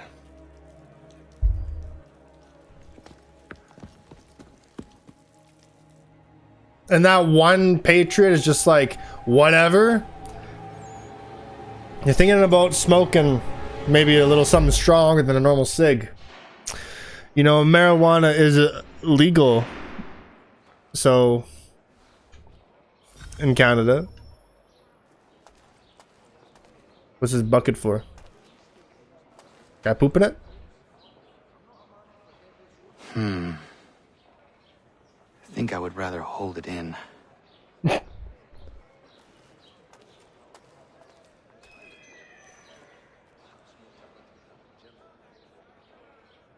That is quite the view.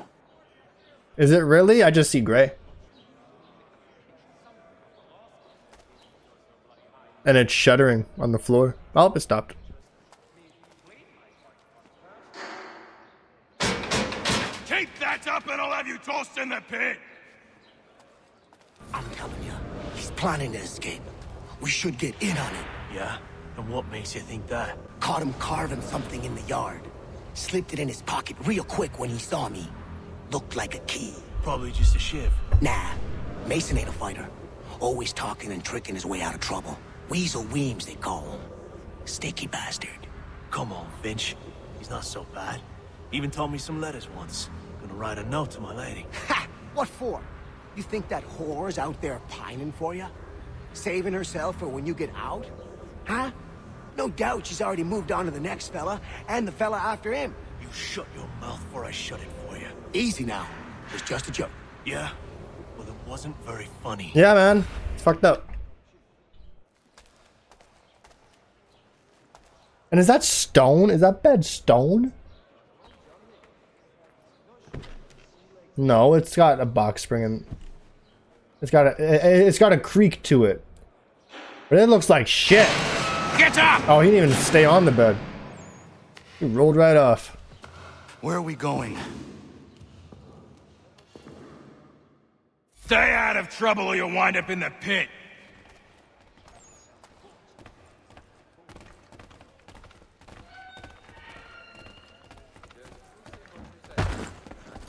What are you looking at, half-breed? Oh! You not understand English? That it?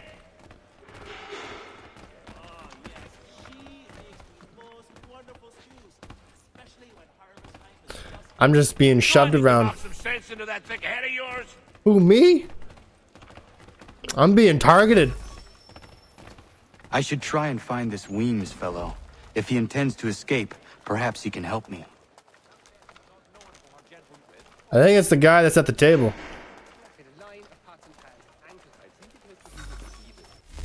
Mason Locke Weems, later known as Parson Weems, was a one-time parish rector who became a traveling bookseller, writer, and editor.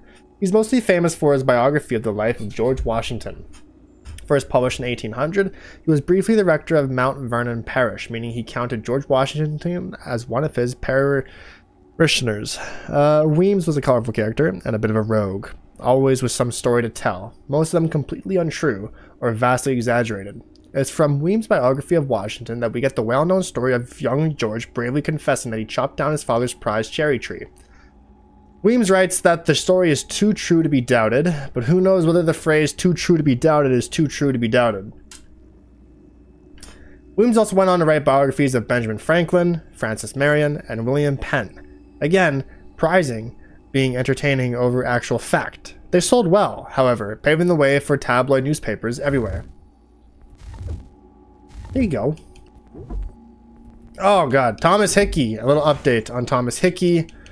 Hickey resurfaces during the rebel occupation of New York in 1776. He became a member of George Washington's personal bodyguard, commonly known among the soldiers as the Life Guard.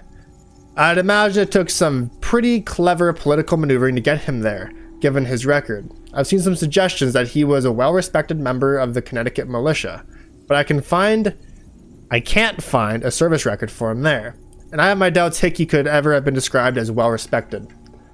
Yes, he was always drunk upon recruitment. In any case, Hickey immediately betrayed his commission by planning to assassinate Washington. Maybe Thomas Hickey stood for that hooligan. Oh yeah, because... Right. Culper Ring. This was a network of rebel spies operating in New York and Connecticut from 1778 until the end of the American Revolution. The group was founded after British forces left Philadelphia and reestablished their headquarters in New York City. Washington knew that he needed people on the inside. I've always wanted to use that phrase, and between you and me, I got quite a kick out of rebel spies. Is that a Star Wars reference? To report on British troop movements. He asked his newly appointed head of intelligence, Benjamin Talmadge, to find some spies, which Talmadge did. Talmadge needed people he could trust absolutely, so he began by recruiting his childhood friends. Nothing says friendship quite like offering someone a job that involves risking their life. The name Culper Ring is taken from Samuel Culper Sr. and Samuel Culper Jr. The code names of two of the ring's main informants. I don't know who they were, but I imagine one was slightly older than the other. The group's biggest accomplishment was probably informing Washington of a planned attack on the French forces in Rhode Island in 1780. They're also credited with uncovering Benedict Arnold's betrayal of West Point, though the evidence for that is sketchier. In any case, the ring delivered secret messages for years, with none of its members ever being captured, with one possible exception, a woman referred to as 355, whose real identity and fate isn't known. The group is credited for being the most effective intelligence operation in the war, on either side. You can't know how much it pains me to write that. It took ages. As the assassins, yeah, I bet. 1661 FPS while playing GTA 5. You think something might be wrong with that report. 1,661 frames per second. I haven't seen frames that high since Sniper Elite. The original Sniper Elite on a GTX 1080. That's the kind of frames I was getting on that thing. I was like, whoa. The Buttonwood Agreement. My fucking voice is going to be gone come the end of this stream. The Buttonwood Agreement is the precursor to the New York Stock Exchange. It was signed in 1792 under a buttonwood tree on Wall Street, hence the name. Lucky it wasn't a monkey puzzle tree. That would not be a dignified name at all. The agreement itself is fairly simple. 24 local merchants agreed that they would trade only with one another, and that they would take a 0.25% commission on whatever they traded. And in case you're thinking 1792 is too early for there to be stocks to trade, it wasn't. The first war bonds were released by Alexander Hamilton in 1790, 2 years before. But you're wrong, and should probably keep your opinions to yourself. Hey, I didn't say anything, Sean. I didn't say a goddamn thing. I think this is making assumptions, and that is not right to do. I think you should be like a little more open to perspective. I'm just reading your shit, Sean. Who said we won't be luck? Who said we won't be luck that your voice is gone? We'll have some peace and quiet next stream. God damn! Getting called out. Peace and quiet. Me? Never. Wall Street. In the 17th century, this marked the edge of the city of New Amsterdam, and it was the location of the city's 12-foot palisade wall. The wall itself was torn down by the British in 1699, but the name Wall Street stuck. By the late 18th century, this was already becoming a financial center. Traders met at the Merchant Coffee House at the corner of Wall Street and under a buttonwood tree outside to trade securities. This buttonwood tree is the site of the Buttonwood Agreement, which was the beginning of the New York Stock Exchange. The street is only 8 blocks long, as long today as you see it here in the late 1700s.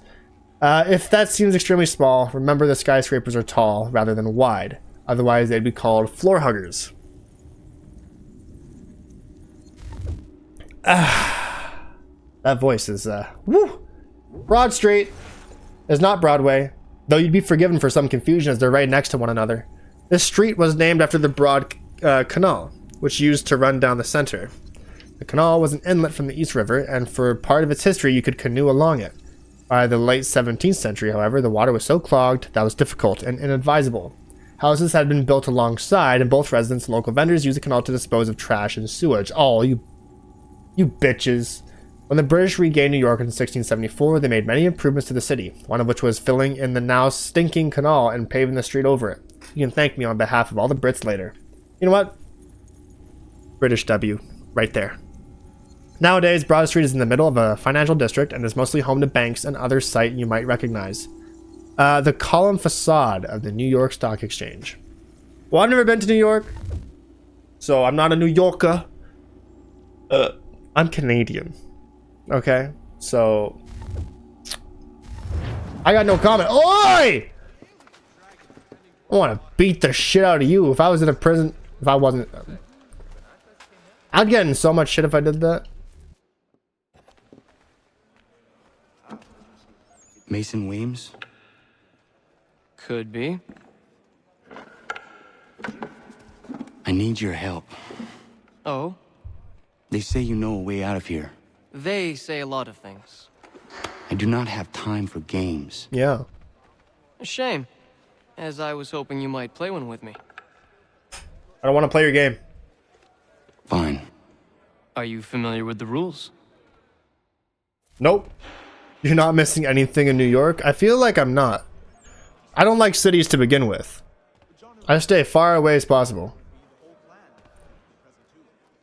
I think you try to get just strings of 3, right? So I'll start here. Seeing as you already know mine, what's your name? Connor. Pleased to meet you, Connor.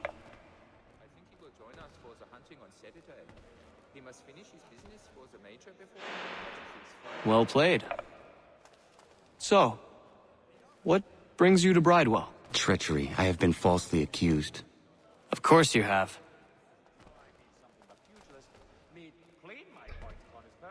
You do not believe me? Why should I? You've the look of a brute. You misjudge. I'm an honest man. Oh, I got trapped. And yet, also a man imprisoned. Tell me how you found yourself in this place. It is a private matter. As is what you ask of me.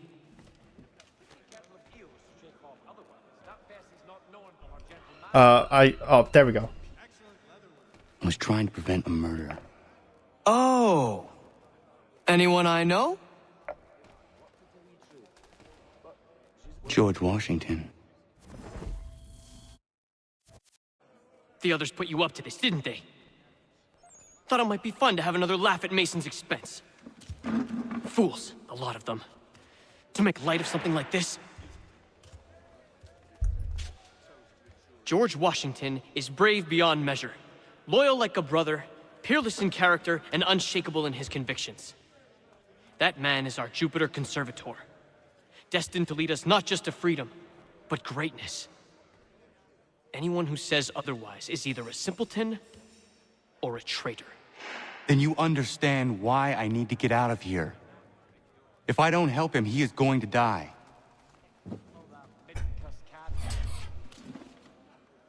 You're serious, aren't you?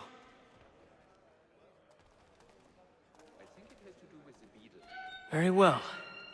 But it's going to take some doing. See, everything hinges on the key I forged. But that lout Finch stole it. Took me 3 months to make the thing, too. You need to get it back, or we're not going anywhere. Consider it done. There you go. Done. Okay.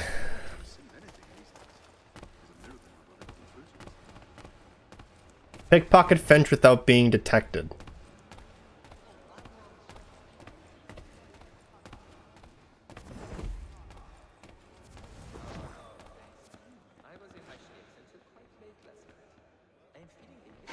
I need him to move.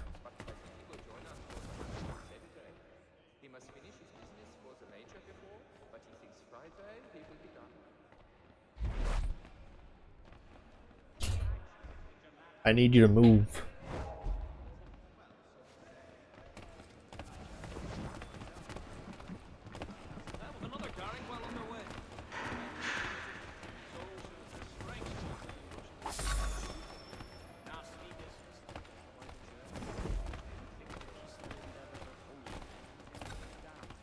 Alright, let's get back into our cell before we get into trouble.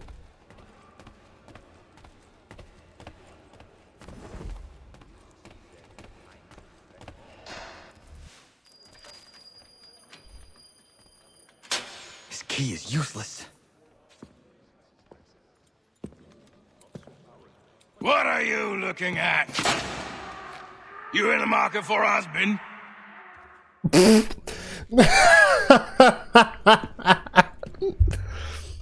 Oh, it's out of the pocket.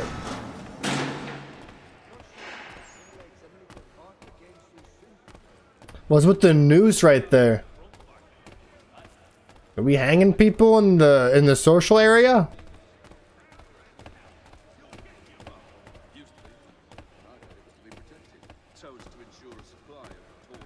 You know, when you consider that all these people are criminals, this is something like a cheater lobby in GTA.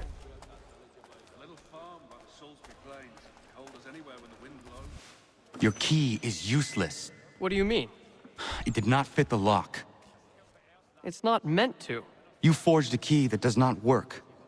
Well, that all depends on what you mean by work. It'll get us out of here. Just not the way you expected. Then how? You're going to use it to get the real key off the warden. You have to swap yours for his. Why not just have me take the real key? Why all this extra work? He might notice if it went missing. This way, he'll be none the wiser. And when he tries to use it? I was gonna say. He won't. That's why we're targeting him. How do I reach the warden? Yes. This next part, you may not like. Oh, as if I've liked the others. Out with it. You need to pick a fight. What? Pick a fight, and they'll throw you in the pit. And how in the world does this help us? The warden oversees the pit. Getting sent there is the only way to reach him. I'll give you credit. You've given this plan to risk my life a great deal of thought. Take down as many as you can. 1 or 2 will only serve to entertain the guards. You need to make them angry. We all have our part to play. Try not to die. Well, I'm gonna say we're gonna throw some fisticuffs, you know? Hey, where's Charles Lee?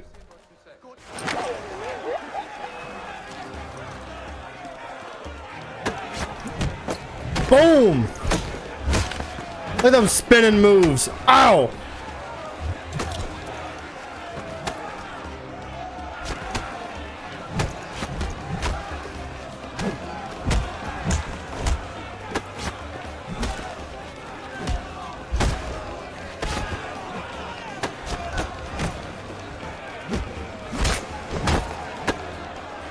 Oh god. Oh god. Ow!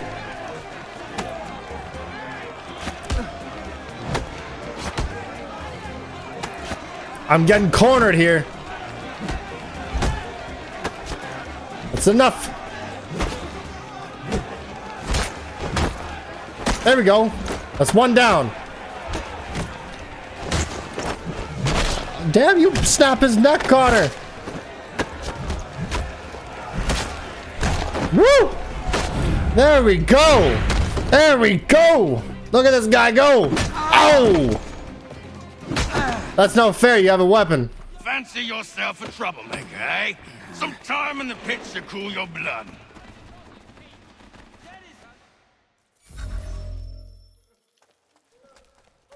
Look at all of you, pathetic, dirty wretches.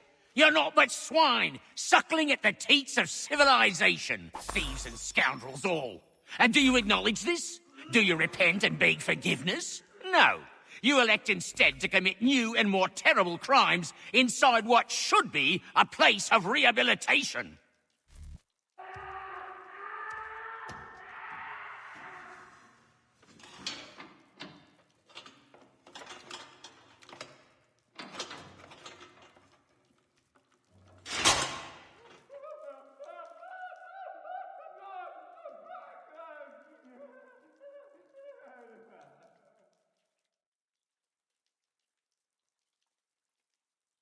That cell door would be creaky as shit. Fuck you. I don't believe a goddamn thing. Need to take care not to raise the alarm.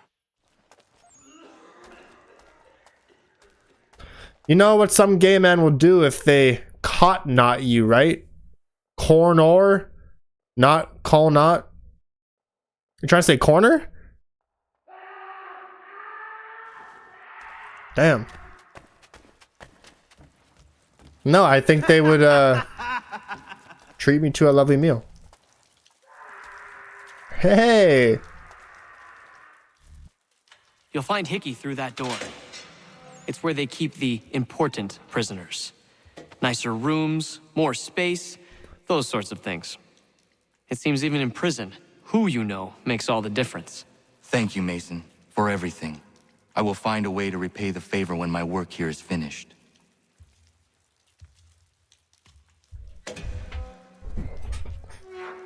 Not in prison, they wouldn't. Why? Do you speak from experience? Assassinate Hickey in his cell. Wait.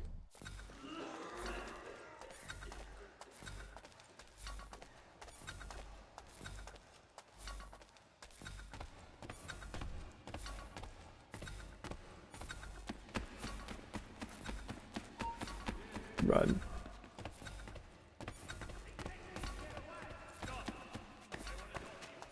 Gah!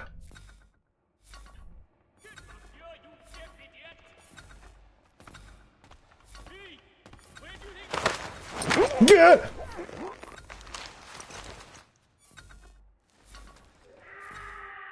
Turn around! Ah! I'm almost there. Turn around.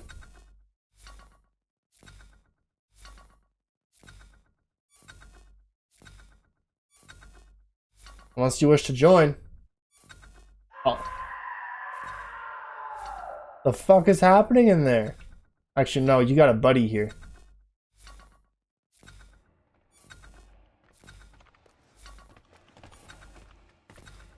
Oh! Son of a bitch! Scared the fuck out of me. Oh. I don't... If I... There you go. Get you back on my...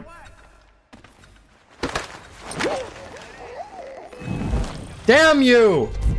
Stupid!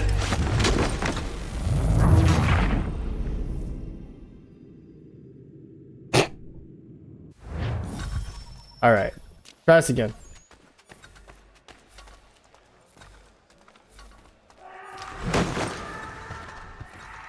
That's what we're doing.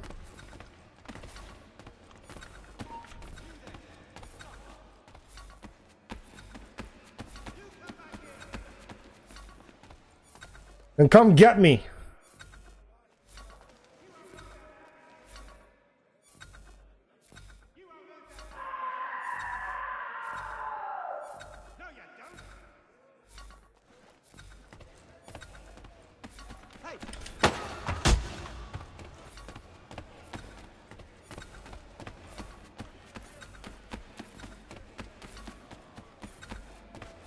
There. There we go.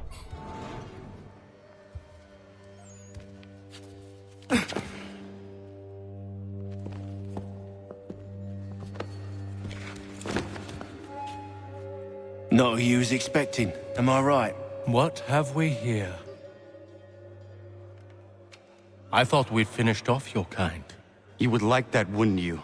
To rid the world of all who do not share your views. Guilty as charged. Your meddling in the revolution has caused us no small measure of grief. It cannot continue. Our work is too important. But what would you know beyond all the lies Achilles feeds you and the tales you tell yourself? I know that the people wish to be free, and that men like Washington fight to make it so. Please, the man is weak. He stumbles and stammers through each engagement, making it all up as he goes along. His pedigree is pathetic, his military record even more so. I could go on, but we'd be here for days, so manifold are his faults, so deficient are his merits. He must be dealt with. You as well. I will abide no more flies in the ointment. Here's how it's gonna work. First we bind you and bring you to your cell. Then tomorrow, you go before the court, accused of plotting to kill good old Georgie. Maybe we could pin the murder of the warden on you too.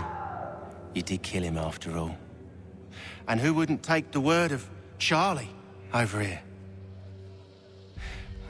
Once that's all squared away, well then.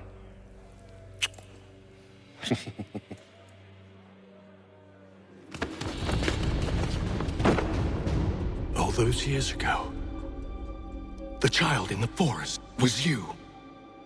I said I would find you. And so you have. But not quite as you had expected, am I right? You know, all of this might have been avoided had you only done what I asked. But what's done is done. Damn! Connor's supposed to be the biggest man in the room, and Charles just fucking a wolf. But then he's probably weak, though. Maybe. Maybe.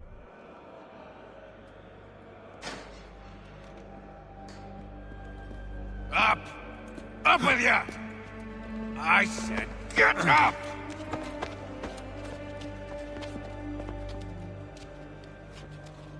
Walk!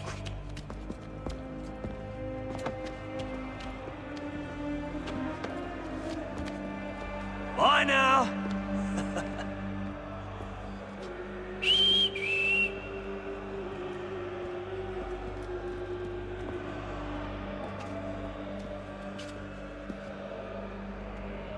Is he trying to call for his recruits or what? Is that Connor trying to whistle?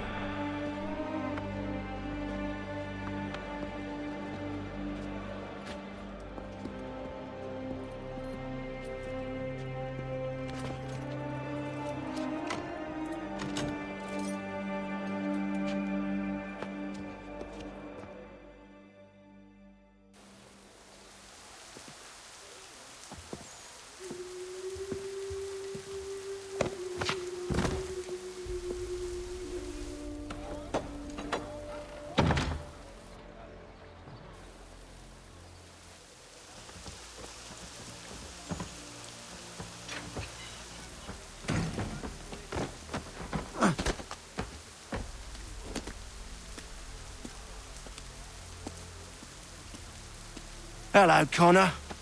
Didn't think I'd miss your going away party, did ya? I hear Washington himself is going to be in attendance. Hope nothing bad happens to him. You said there'd be a trial. Oh, no trial for traitors, I'm afraid. Lee and Haytham sorted that. It's straight to the gallows for you. I will not die today. The same cannot be said for you. That's enough! Keep moving!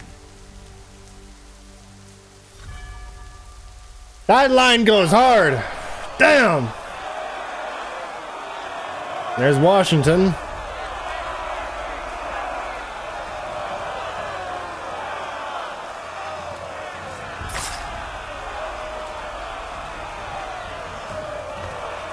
Hey yo, what? What? Connor. That's a bug.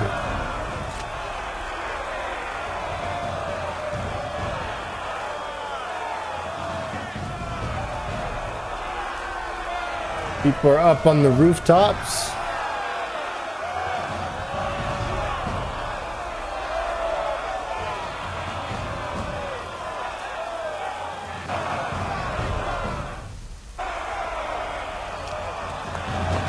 Damn!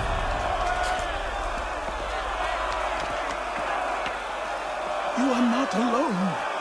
Only give a cry when you need us. Forget about me. You need to stop Hickey. He's... Up you go. Don't want to be late now, do we?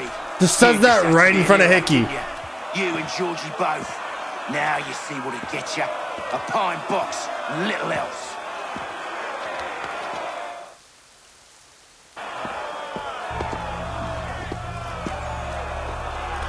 I suppose they know all about Achilles, so. Brothers, sisters, fellow patriots. Several days ago, we learned of a scheme so vile, so dastardly, that even repeating it now disturbs my being. The man before you plotted to murder our much-beloved general. Indeed, what darkness or madness moved him, none can say, and he himself offers no defense, shows no remorse. And though we have begged and pleaded with him to share what he knows, he maintains a deadly silence.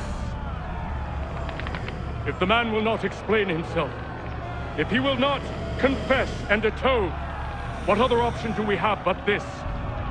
He sought to send us into the arms of the enemy.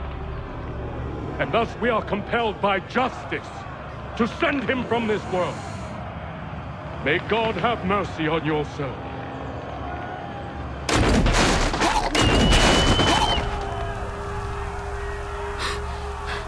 Need to stop, Hickey. Go!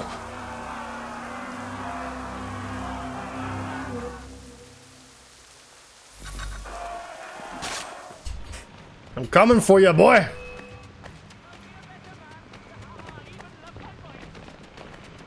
Out of the damn way!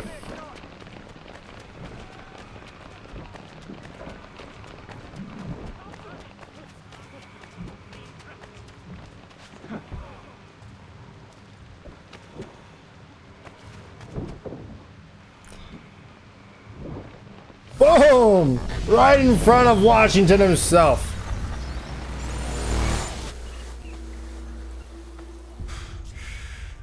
Damn it. I thought I'd at least live to see another day. Shame. I want answers. Why did Johnson try and buy my people's land? Why was Pitcairn targeting Adams and Hancock? What purpose would Washington's murder have served? Why does your order support the British?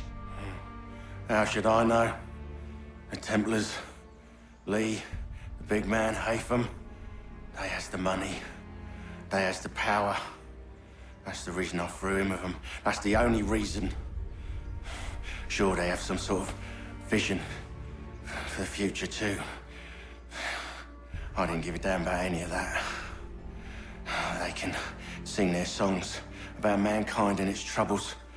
They can make their plans and spring their traps. Don't bother me none. They paid me, so I said yes. Damn. Didn't bother to ask who, or how, or why. Didn't care. You chose to side with men who would rob us of our humanity simply because it was more profitable? What else is there? That's what she said! Give up all I've got on principle. What is principle anyway? Can you bring it to the bank? Don't look at me like that. We're different, you and I. You're just some blind fool who's always chasing butterflies. Whereas I'm the type of guy who likes to have a beer in one hand and a tea in the other.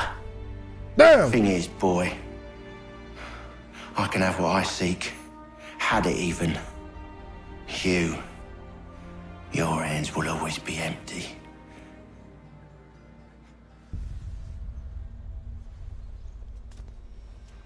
Well then. All that got you a pine box. I said, lower your goddamn guns! This man's a hero! Oh, the general can be so stubborn sometimes.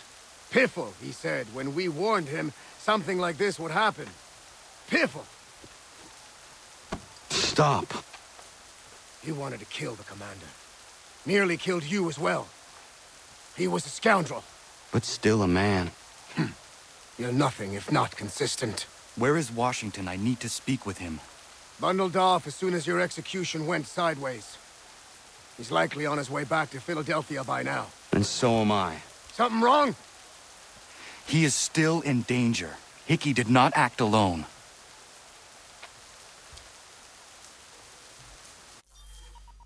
So you know the difference between a pregnant woman and a light bulb, right? You unscrew a light bulb.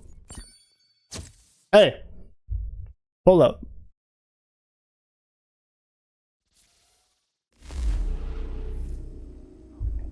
It's quite impressive what you've accomplished. Yeah? Is that a compliment? Now, don't misconstrue. I'm sure the whole endeavor will end tragically. But to have come this far, well, it's more than I ever expected. The people yearned for freedom but feared to grab hold of it. That fear is gone now. Thanks to you? No. This they did on their own. You diminish your role. But you have always been of humble heart.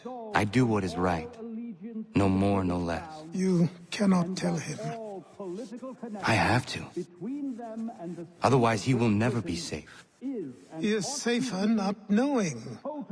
By planting the seeds of doubt, you threaten to topple his entire endeavor. If Washington is paralyzed, Charles Lee will strike. You'll cause the very thing you aim to prevent. Hunt the Templars, as is your duty. But do not drag these men into it. Wise. Alright, that might have been the wisest thing you said all game. We must now all hang together. Yes, we must indeed all hang together. Or most assuredly, we shall all hang separately. You are once more our savior. I must speak with the commander. He's gone to try and hold New York. The British intend to take it. I fear we'll need to recall our men from Quebec as well. It's one thing to declare our independence. Now, my friend, we must make it so. Boom! Look at that! America! Nice! Such nobility is needed right now in America. Their office is all fucked up. Everything all right? Oh, Templars. Sean has located a second power source. Wow. I've asked Rebecca to charter a flight for us. Wow. Where to? Brazil. Okay.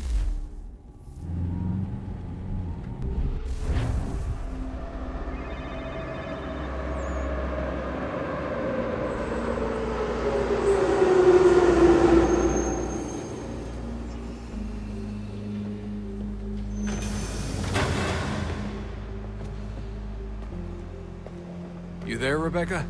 Bad reception. Can you hear me? Well, glad to see that's working. Guess I'll try you back when I'm topside.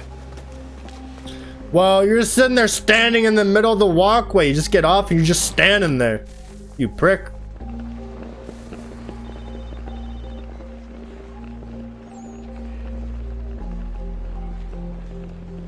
Is my controller not working?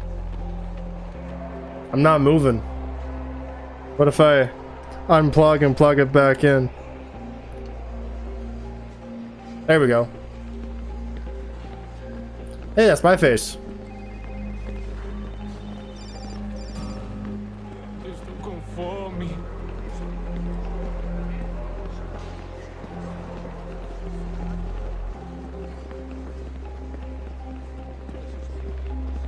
You think it's an operator error? No, that's a controller wiring PC error. The operator fixes it immediately, first try. Boom.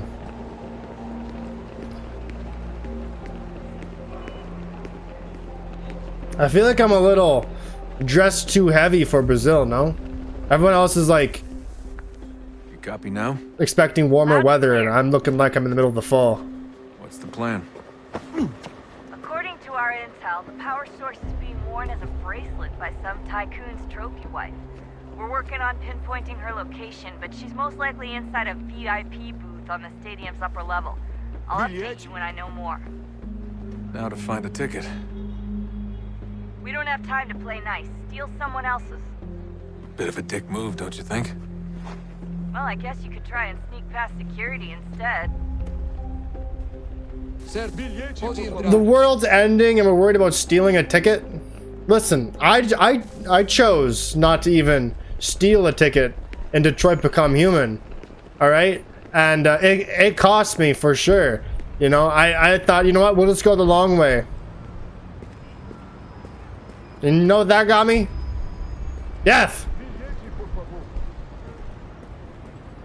That doesn't look like normal security. Because it isn't. Those are Abstergo agents. Cross is probably here too. You need to be careful.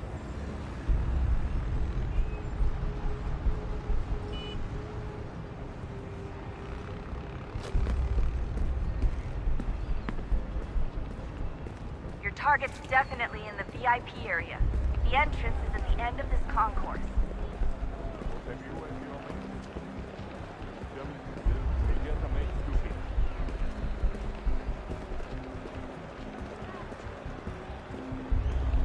Social stealth. This is straight from Ezio. We got this.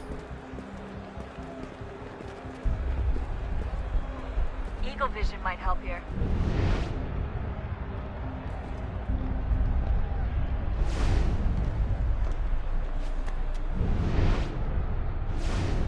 Estamos procurando este homem. Se ver algo suspeito, fale com a gente imediatamente.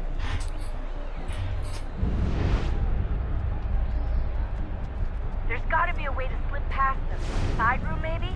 Hallway? Something? Don't worry about it. You worry too much.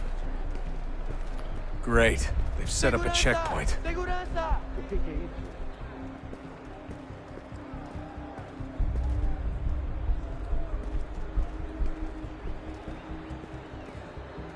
Stick close to them. I'm telling you, there's definitely a way to get past those guards. If you won't go through them, try going around them. Seriously, what is the deal with stadiums and piss troughs? It's disgusting. And who thought they were a good idea? Troughs are time and cost efficient. I don't even see a stall in here. What if I have to take a dump? Yeah, please just mute the microphone if you do. Then what's in here? Oh. Ew. Ew. Watch your back, they're onto you. Ew. Piss troughs?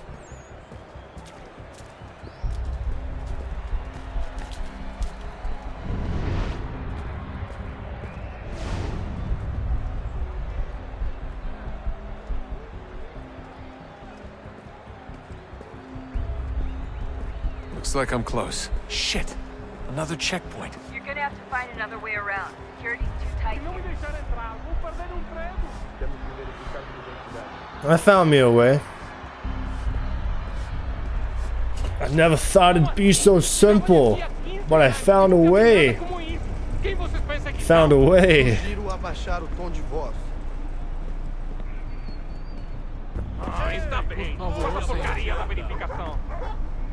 Olha, aconteceu, só isso.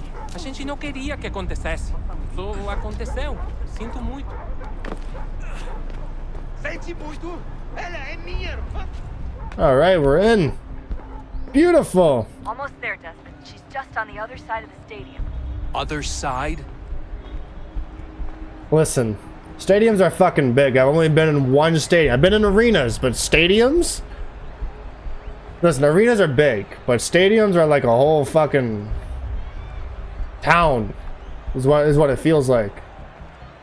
I enjoy doing a lap around at an arena. And it is a favorite pastime of mine.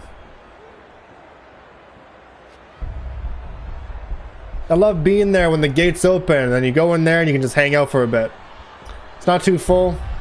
Everyone's rushing to their seats, but you're just sitting there having a slice of overpriced pizza. It's actually awful. Out of the damn way. Use the catwalks to get across.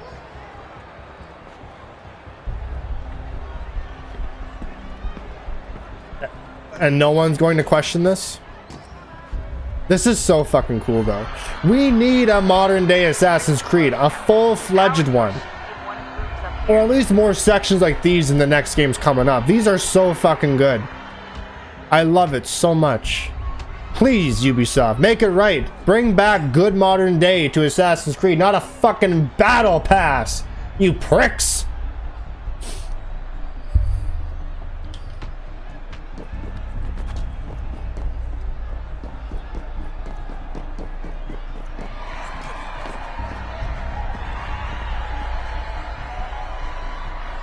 It's like a little private room with a actual bar that's used privately. I've never seen that. Physical or media. Nope. I guess I've never been in a VIP box either.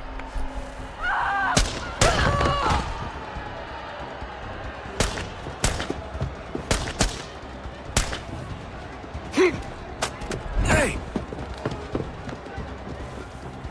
Hurry, Desmond. If he gets away with the artifact, we're screwed. You can't let that happen. Okay, stop him! Come on!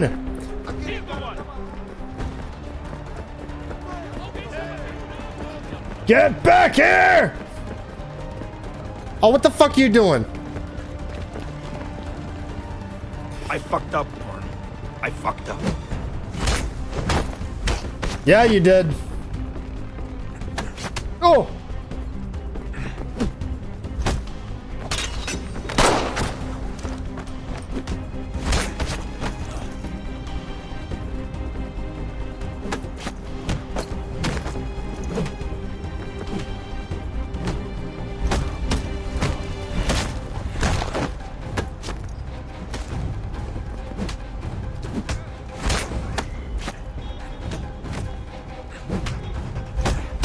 Listen, if people want to see an MMA fight, how about a good old 5-on-1, baby? Damn. I thought this was supposed to be a bracelet. Okay, head for the metro. I'll hold the train for you.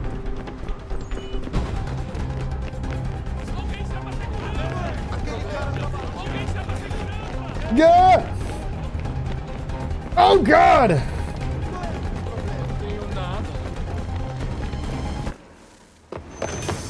Woo!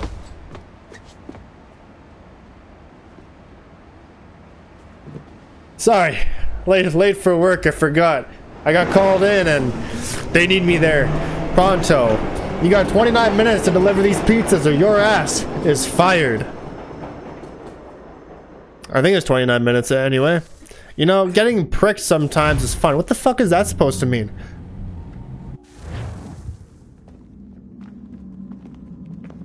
We can get back to Connor whenever you're ready, Desmond. Unless you want to plug in the power source first. Up to you. I'd like to check my email and do my regular rounds.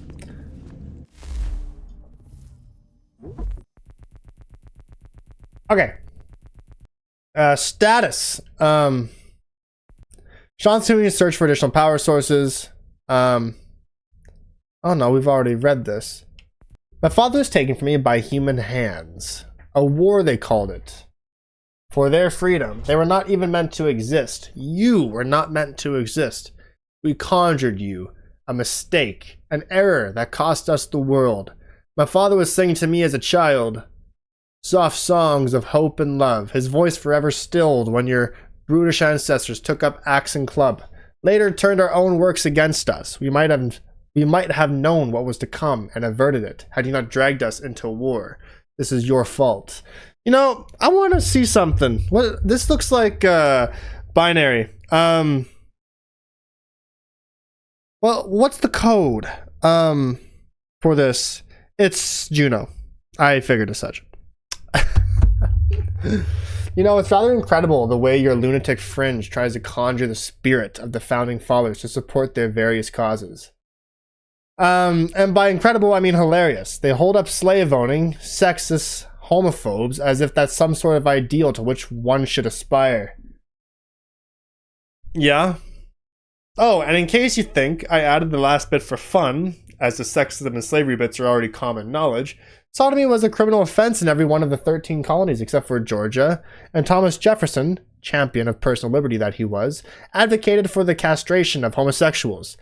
Lovely fellows, these founding fathers of yours. And now there's this new bit of madness with people asking for the removal of textbook references to their slave owning. Yeah, I mean, hey, you can't have our heroes of centuries ago be revealed. And before you think it, turn it back round and rightly point out their barbarism. Let's try this paragraph again. And before you think to turn it back round and rightly point out their barbarism was inspired by English law, because they do, well, it was legal back then. Last I checked, two stupids don't make a smart. I thought the whole point of the revolution was to break free of the old ways, and it certainly doesn't recommend your founders as the sort of persons one should aspire to become, unless you aspire to become a manipulative bigot. You know what? Pretty much all Western origin is horrible. Even as Canada, as loved as Canada is internationally, I would assume, because we are the friendly bunch, that we are the happier northern neighbor of the States. We had the residential schools and the mistreatment of indigenous peoples that we are still apologizing for to this day. So, yeah. Lest you think I'm championing some sort of leftist agenda, I'll gladly shame the internet tough guys who celebrate the Treaty of Tripoli as well. Shame on them for thinking it shows anything other than something taken straight out of the first grader's guide to international relations. Its intent wasn't to prove America wasn't a Christian nation. They were saying they weren't going to reignite the Crusades. No, that would be delayed for a couple of centuries. Now, I don't believe your founding fathers wanted to establish a theocracy. And they probably did intend for the country to be welcoming of all religions, but that isn't proof of anything. I suppose the point I'm trying to make is that people might want to spend a little less time romanticizing and manipulating the past, fat chance that, and a bit more time focusing on how to improve the future. Fatter chance still. True.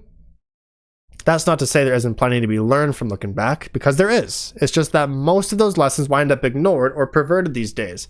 At best, it's disingenuous and unproductive. At worst, and often, it's rather dangerous. We see this a lot, maybe 8 years ago, 4 to 8 years ago, talking about the Second Amendment, and we still hear it today too, where people say that when they wrote the Second Amendment, which is the right to bear arms, they weren't thinking about fully automatic weapons with high capacity magazines, right?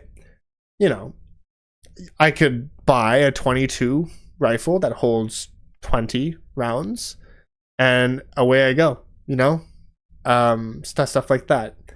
Concealed carry, stuff like all these, the way that weaponry has expanded, you know, it's a fair statement to say that when they figured the right to bear arms, they weren't thinking that there was going to be mass shootings by one individual. Because if one individual had a musket, that's one shot. And then, all right, what happens next? You know, you're going to pull out a second musket? You know, like to get that next shot in? Because now that you've shot your shot, you better get out of there, because if you pissed off the crowd, they might gun for you, because they might have their little flintlock, you know? Which is a fair thing, but they, you know, the pro-gun people are saying, well, the founding fathers said it shall not be infringed. Okay. Founding fathers, as Sean is saying here, you know, are very bigoted. So, okay. And not with modern times. So maybe the Second Amendment is not with the modern times. Now, we also are seeing right now that the Second Amendment's not being used either. Mind you, it's too early for that.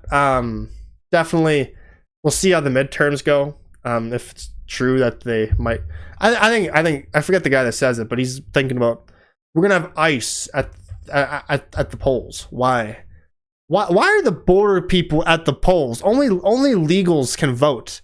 All right, you have to register to vote. Only legals can vote. Why would ICE be anywhere near a poll? You know? They should be at the border. You know? Anyways.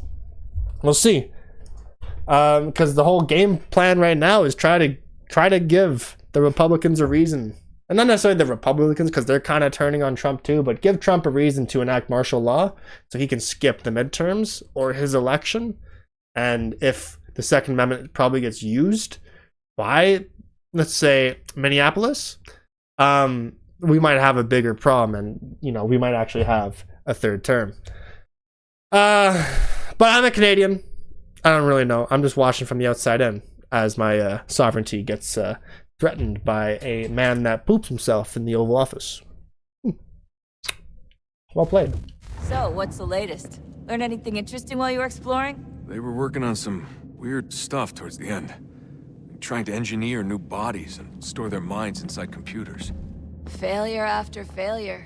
It must have been hard for them. I worry about it too. I mean, they say there's something in here that'll help us, but what is it? Why is it locked up if it's exactly what we need? I don't know. Maybe it's dangerous. Maybe they wanted to make sure only you could reach it. That's the other question. What makes me so special? I guess we'll know once we open the door. Hey, I hope it's not uncomfortable for me to ask, but what happened with Lucy? I don't know. I'm sorry, I shouldn't have said anything. No, it's fine. I really don't know. I was talking to my dad about it. It's hard to say. I mean, Juno definitely took control, but I think I agreed to it on some level. I think I let her in. No. That's not right. It wasn't her. Not exactly. It was more like a program. Does that sound weird? It showed me things. What'd you see? That if I didn't stop Lucy, Abstergo would get the apple, and we'd all be dead. I still don't understand why she turned on us.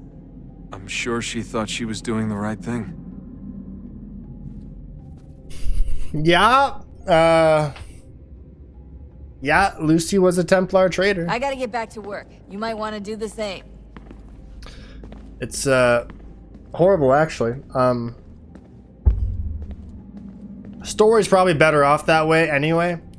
Because the original ending was just gonna have, Desmond and Lucy be like Adam and Eve, and they're gonna fly off in a spaceship. That actually sounds pretty awful.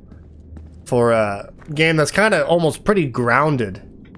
Like Assassin's Creed, you know? To have a spaceship involved and space? Yeah. I feel like that ending was a rough first draft and likely would have been thrown out for something else. But, You got dialogue? Dad? No? Oh. Here's the thing about talking about the Founding Fathers that way. The Constitution in a way that it could be amended because they knew they could not predict what the future would bring.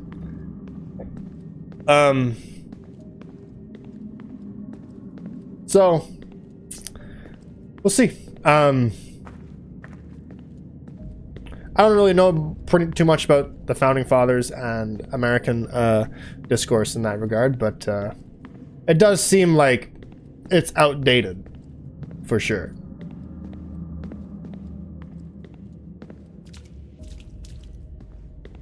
Sean, do you have dialogue?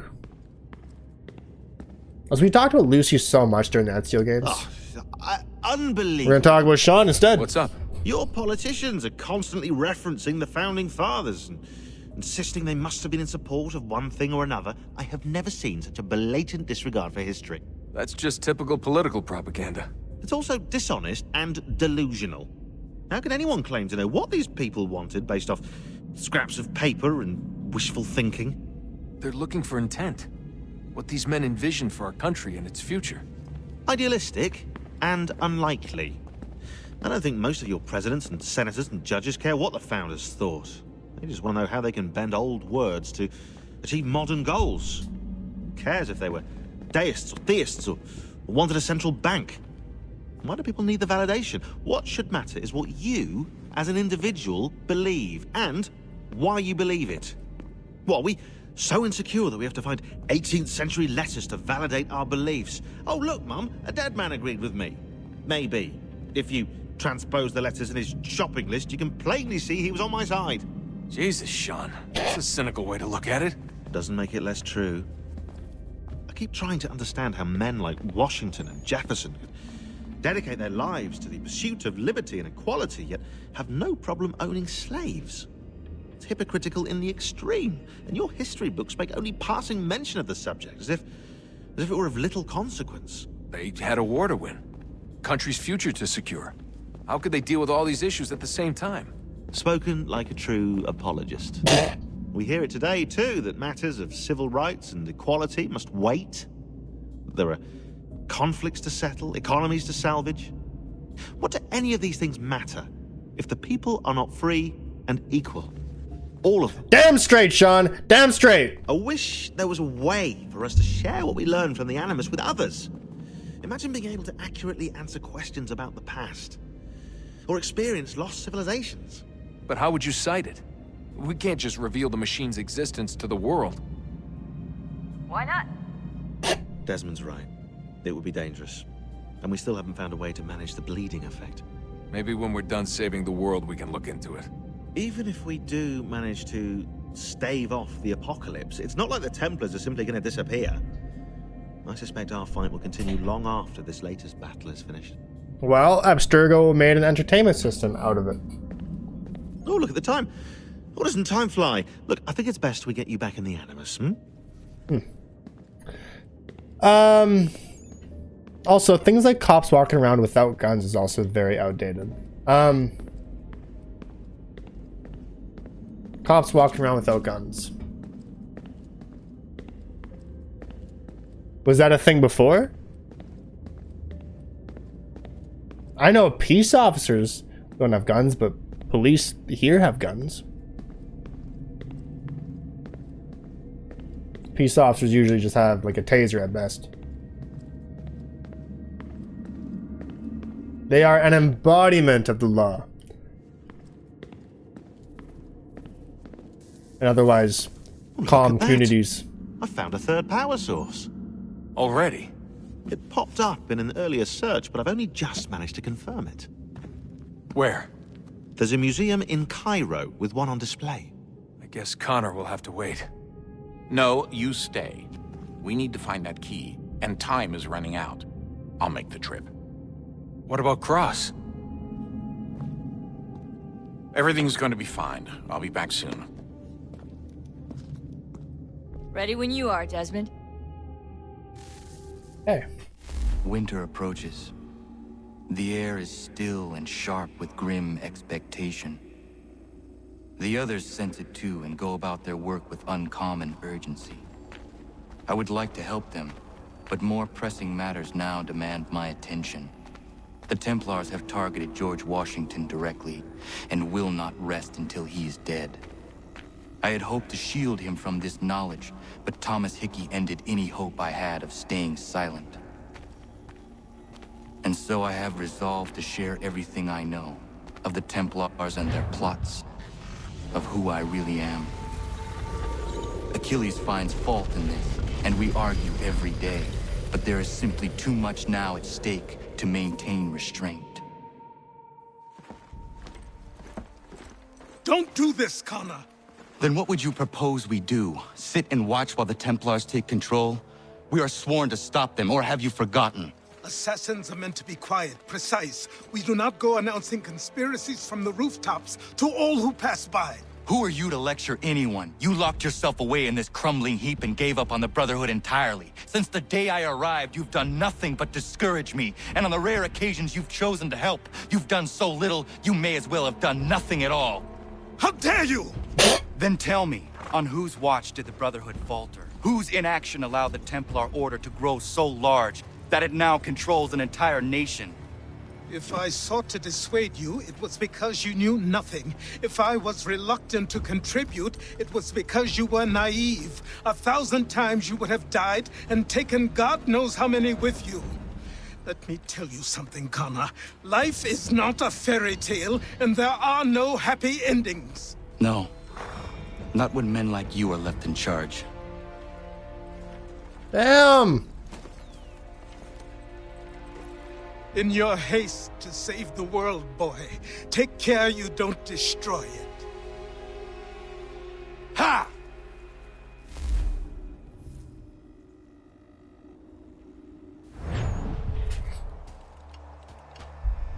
That's rough. Talking about over in Britain. Ours just needs amended. Oh. You should run for president? Britain has a president? Excuse me? I'm going out for some devil's lettuce. Smell you in a little bit. Maybe 19 minutes. You do that. You do that. I'm probably looking at another break too. How's our database looking?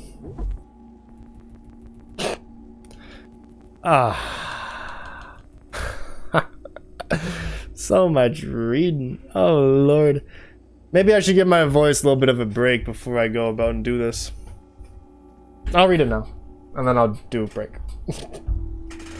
Oh man. I guess we didn't really read anything. No, we actually read a lot in that last sequence. The Second Continental Congress.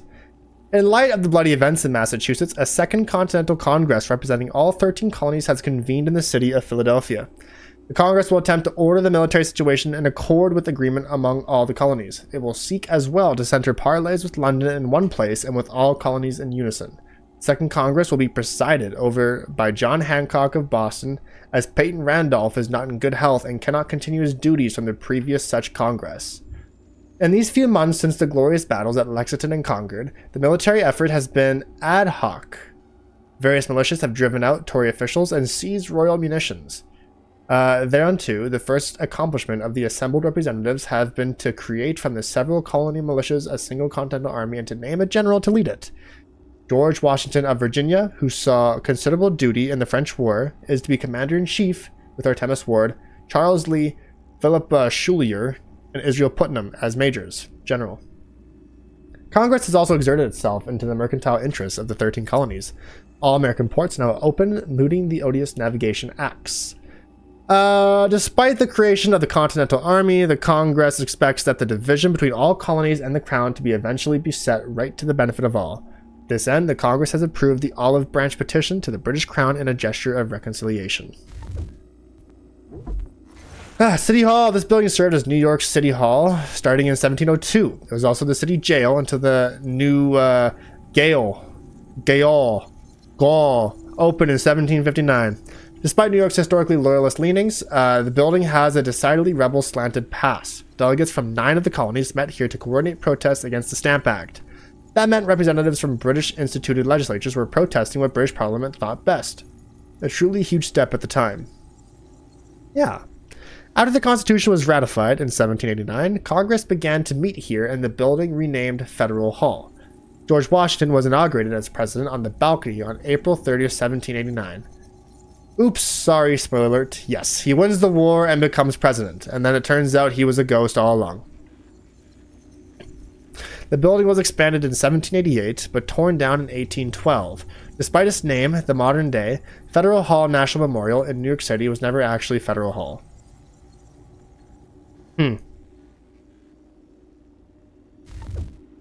Thomas Paine. Paine was a political pamphleteer, originally from England. His book, Common Sense, was an argument for American independence, and became one of the most popular books in American history, mainly because Americans thought it was a book about common sense and on some level knew they needed it. Believe me. At the time, most of the literature around independence was written by lawyers. It's not even the fault of the Americans. Maybe a little bit, but they've defunded education that it's like... and of course, they're surrounded by the star-strangled stripes and banners and... whatever it is. They're very in their own selves. They're not as, like, you know... aware of what goes on around them, and education is defunded, and it's made for people that think voting in Trump a second time was okay. This isn't even like a political stance. This is just outright common sense, you know. I don't know how the fuck you have the Epstein files, you have multiple impeachments. You have multiple convictions. You have January 6th. I need to go, yeah, let's vote this guy in a second time. Especially after Project 2025 was leaked and people were all like, that's just like a theory. And it's playing out in real time. I don't know. If the Epstein files isn't, if the idea that, no, they don't fucking care. Donald Trump, in the Epstein files, would inspect and like grade minors to be used for other people's pleasure, and he would inspect them by putting his finger and measuring tightness, and that is disgusting. And I'm sure there's people after reading that would go, yeah, I would vote for him a third time.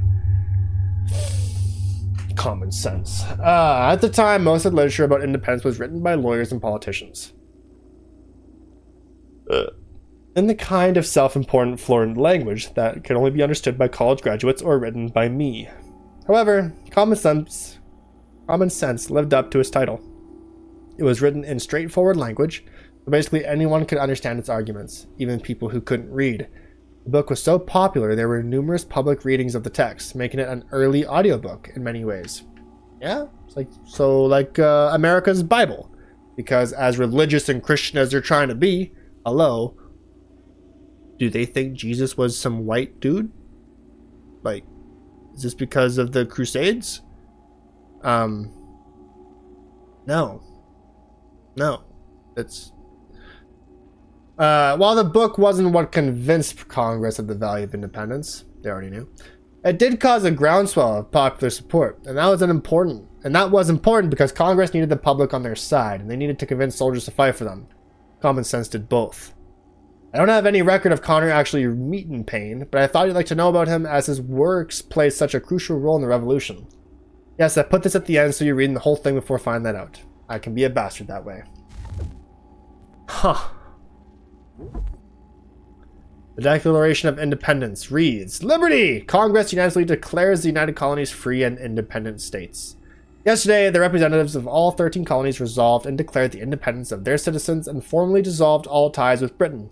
This Declaration of Independence, as it is so entitled, was drafted by a committee of authors, principally Jefferson, John Adams, and Benjamin Franklin, and expresses in language more elegant than we are able to describe the events and reasoning that have led to this final disruption.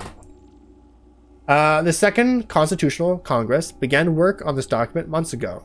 Some few among the representatives had every aspiration that the colonies would reconcile with the king and reasonable rights secured, with each additional regiment dispatched to these shores. That hope diminished until all voted in unanimity to sever ourselves from our mother country. John Adams declares that this day should be solemnized with a pomp and parade, with shows, games, sports, guns, bells, bonfires, and illuminations from one end of the continent to the other, from this time forward forevermore. July 4th. You may or may not have heard of this one. This is a document in which This is a document in which the 13 colonies formally declared their independence from Britain. Congress voted to accept the Declaration of July 4th. Celebrated today as Independence Day in the United States, contrary to popular belief, the document wasn't actually signed on July 4th. The first signatures weren't added until the declaration was formally transcribed, sometime around the beginning of August. Others were added as the delegates arrived in Philadelphia. By some accounts, the final signature wasn't added until sometime in 1777, 1 year later. The Declaration, with its statement that all men are created equal and that they had the right to life, liberty, and the pursuit of happiness, became an inspiration for other revolutions that came after it, most notably the French Revolution, against the very government that supported the Americans in their bid for independence. Oops!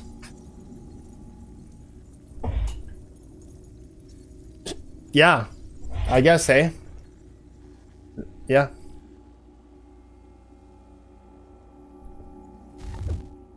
Independence Hall was built between the 1730s and 1750s to be the Pennsylvania State House. The architecture is Georgian, which was popular at the time, and essentially means the building was made to look similar to English manor houses of its day. Georgian, of course, being a reference to King George. Some of the most important documents in the American Revolution came out of this building. The Declaration of Independence was first debated and signed here. The United Constitution was drafted here. And if that weren't enough, the Liberty Bell rang in the bell tower to summon people to meetings. Before it cracked beyond repair, of course, and also before it was really known as the Liberty Bell.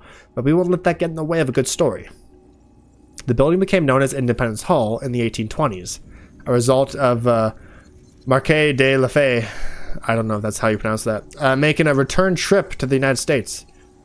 His visit was meant to commemorate the 50th anniversary of the Revolution, and to remind a new generation what had happened and where.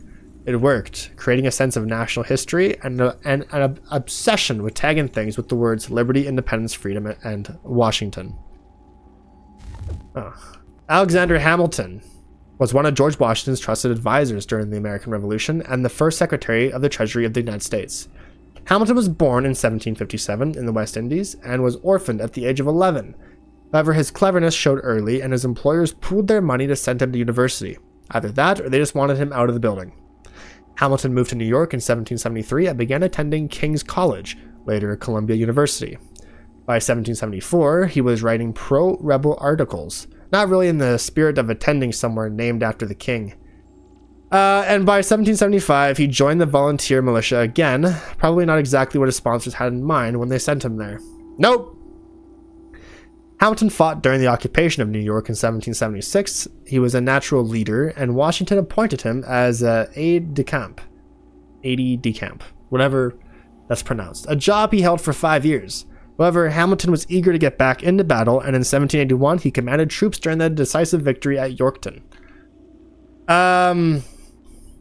Hamilton became a member of Congress for New York in 1788. He developed a particular fixation on the funding of the federal government, which at the time was, well, broke, and it wasn't allowed to demand any taxes from the member states. While that may sound wonderful, when you're looking at your federal tax bill, it meant the government couldn't do things like pay their army. Soldiers like getting paid. Yep, that's the whole thing. They're all like, tax upon tax. I hate paying taxes. Yeah, we all hate paying taxes. We hate seeing our paycheck get turned to something else because of taxes. But also at the same time, it's only, dare I say, in Canada, if you're middle class right now, you're being charged 14.5% federal tax, and then the province has their different percentages as well that you pay. But it sucks because when you hurt financially, you wish a tax break would really get you somewhere. You'd hope it would happen, but no, we just give it all to the people that already have money. But no, if a little break from anything can put you ahead in a way that gives you so much more happiness, buying power, motivation. Like literally, I rent off of my mother, and as y'all know, I was let go from my job, so I didn't have to pay rent this month. She said I can pay it off through labor or something else, but I got a job immediately, right after that. So provided she doesn't turn around and make me pay rent 5 days after it was due. That break alone, I ran the numbers, I'm sitting there in a really good spot, you know? And, you know, if it was just a tax break, like even if it's just for a month, you don't X group of people don't have to pay taxes. Call it, you know, like the month that your license expires, you know? You know, if you don't have to pay, or even your birthday, call it a birthday present. On your birthday, you don't have to pay taxes, right? And you could pocket all that money. Or say the taxes that you pay in that month, so come your tax return, you get 1/12 of your taxes back. Suddenly, oh, wow. That's why I love when I get a tax return. Because it's like, yeah, give me that back, you know? It's like, where did this money come from? Big, some chunk of change. Last year it was a big chunk of change, but that could be so amazing, you know? So amazing. but they don't do that. But you do have to pay your taxes, because without paying taxes, you know, suddenly your roads aren't maintained. Driving icy roads to work. Your military don't get paid. Things like that. Things just don't get paid, you know? And then suddenly the services we kind of rely on and take for granted go away, and boom. Education gets defunded. Police gets defunded. Things like that. So, and for me, most importantly, as a Canadian, I value public health care. Just because I see what the bills are like in America, and fuck that, well, why don't you just buy insurance? Shouldn't have to. I shouldn't have to, one, you guys already get paid pretty bad there. You shouldn't have to then purchase insurance. Well, job benefits have insurance, great. I already have problems with dental bills, right? That's should be covered by health insurance, but it's not. Their luxury bones, as people say. But the taxes that pay for healthcare make me incredibly grateful, and I wouldn't trade it. I would not trade it. There was a time when I was younger where I was being tested for cancer, and all that work was probably going to be an unnecessary amount of money just to find out I was really sick. I go, hey doctor, I went into a walk and I'm like, hey, I got this lump. And he looked at it and he goes, huh, does it hurt? No. Right. Well, we're going to send you to get an ultrasound on it. So I got an ultrasound on it. Nothing. It's your lymph node. It's enlarged. It doesn't hurt. You might have lymphoma. So we're going to send you to do a biopsy. So I go and do the biopsy, right? Right? And the time they're also like, we also want to do blood work.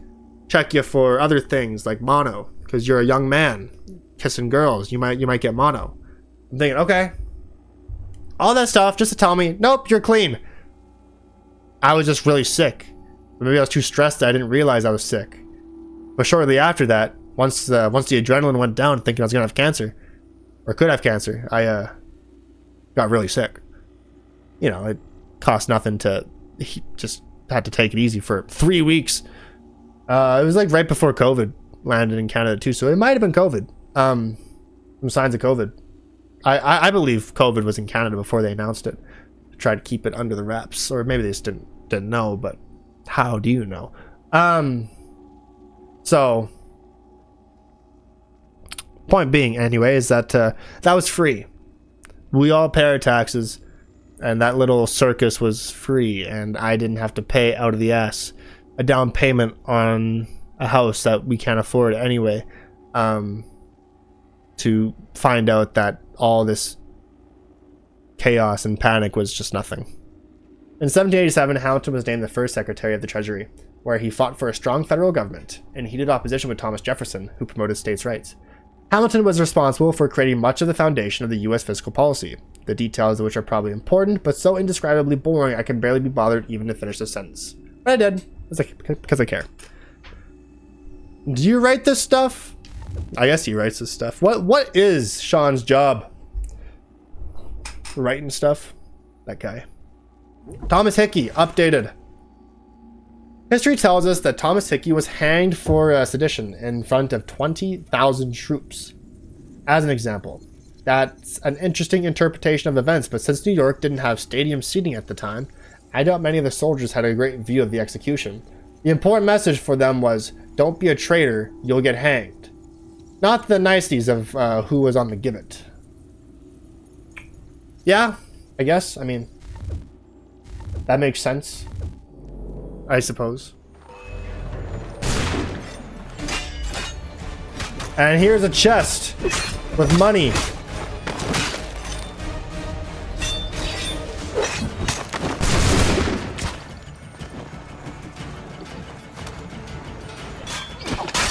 Oh yeah, baby.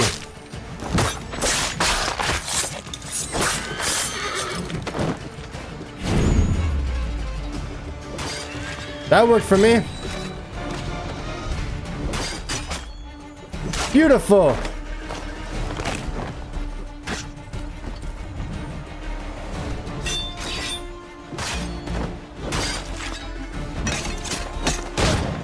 Oh, this is beautiful.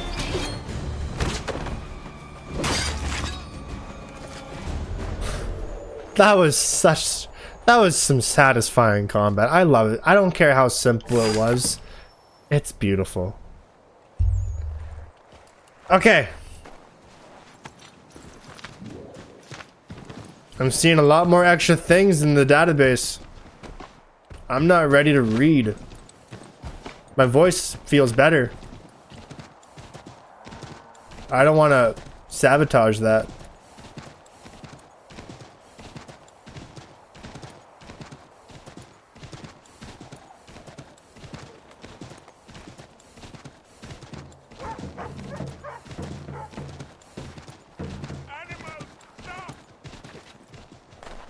Take what you deserve, rebel.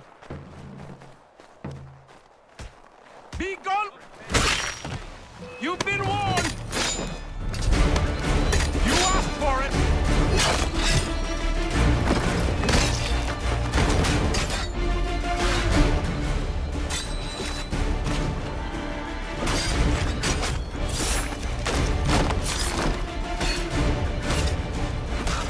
Holy hell, people! God damn! Boom! Keep this coming. Oh! No, sir. Beautiful.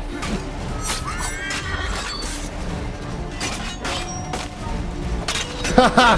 Lost your arms too.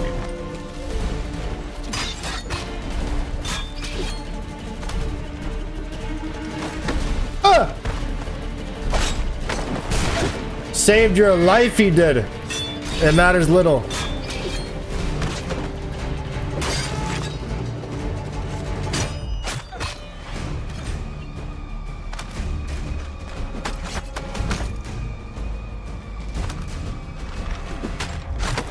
This thing got no ammo in it. Whatever. Gah!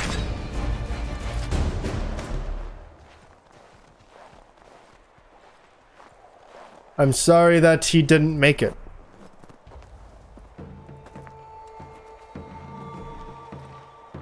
What happened? They demanded we give our entire yield to the crown. Or maybe he'll be okay. They killed our animals, salted our earth, then dragged us out. You saw what followed.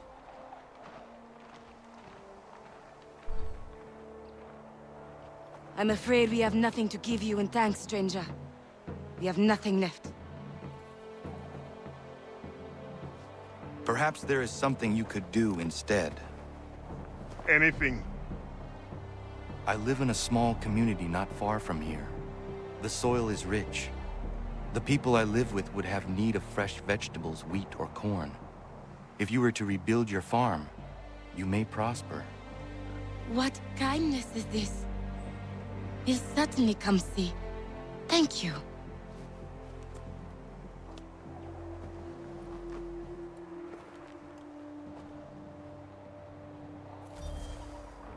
I love that. I love that.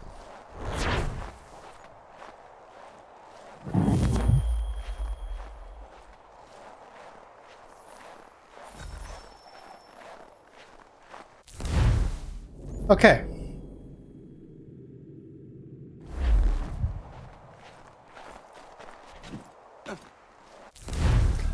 I gotta get my horse. I can't whistle. Like, I can't physically whistle. I think my tongue is too short. I think I have a short and fat tongue. I met some people that got long tongues.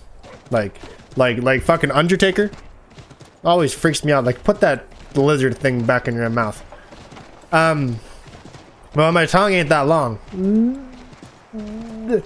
I don't know. So I feel like that's why I can't whistle. Like, it ain't that great. I feel like for some people they can. That's amazing. But I don't know. I don't get it. Maybe I'm just not trained or skilled. I don't necessarily practice, but I reckon. No. It's about as good as it gets. I also always had problems with blowing bubbles with bubble gum. I didn't really like gum though. I hated the texture so much. It reminded me of the fat on the side of like a pork chop. And that grossed me out too. So when I was a kid, I didn't like eating pork chops. And perhaps my mom took that personally. For the rest of eternity, every pork chop she made me was overcooked. I ended up maybe only 2 years ago,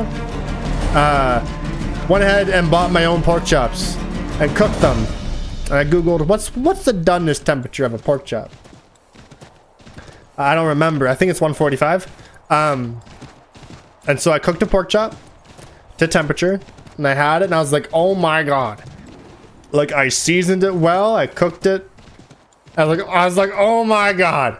This is great. So weird.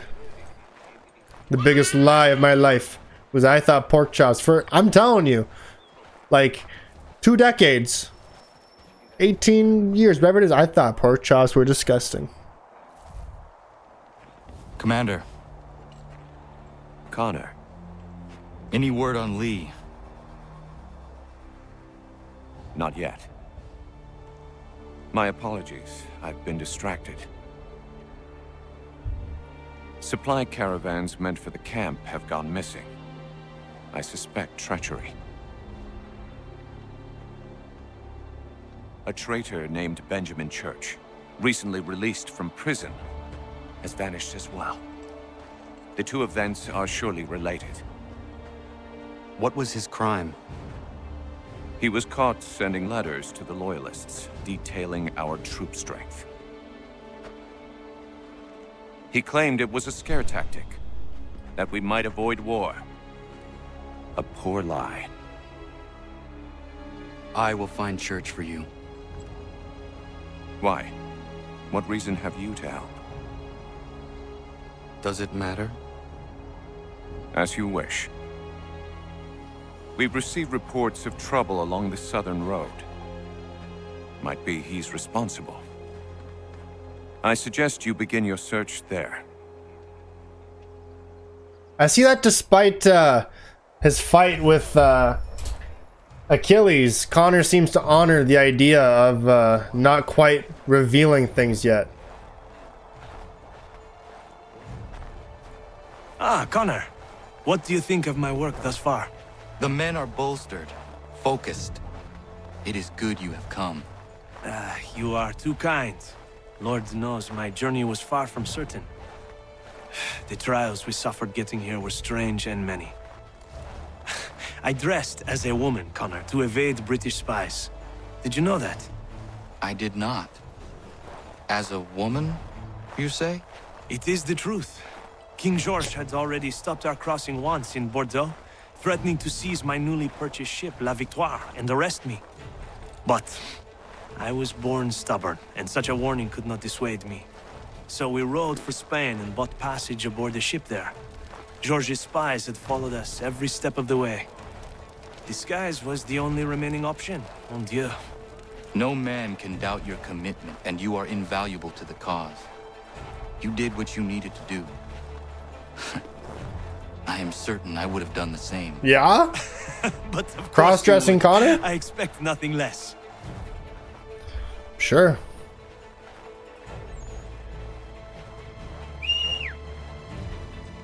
Alright, horse. That was the only optional conversation, right? Unless Washington has dialogue.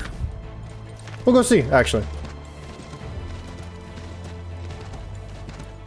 Let's go find out if Washington had dialogue. Because why does he get a W?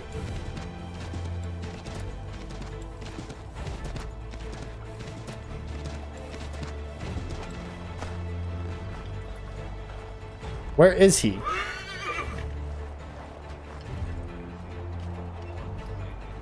He has disappeared. Okay. He's gone.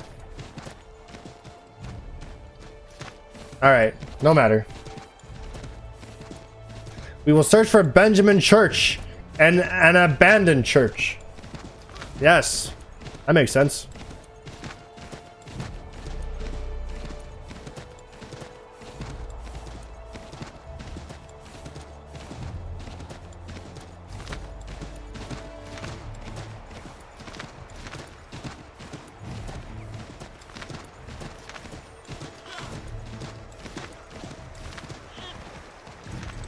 This is not the way there.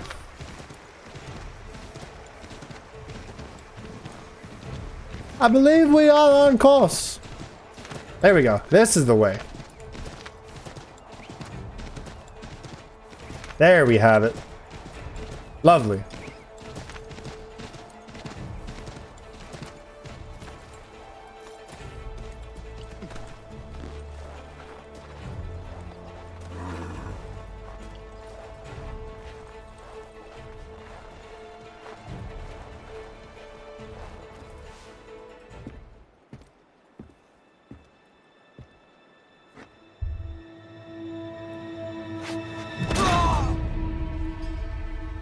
Father. Connor, any last words? Wait. A poor choice. Come to check up on Church? Make sure he'd stolen enough for your British brothers? Benjamin Church is no brother of mine. No more than the Redcoats or their idiot king.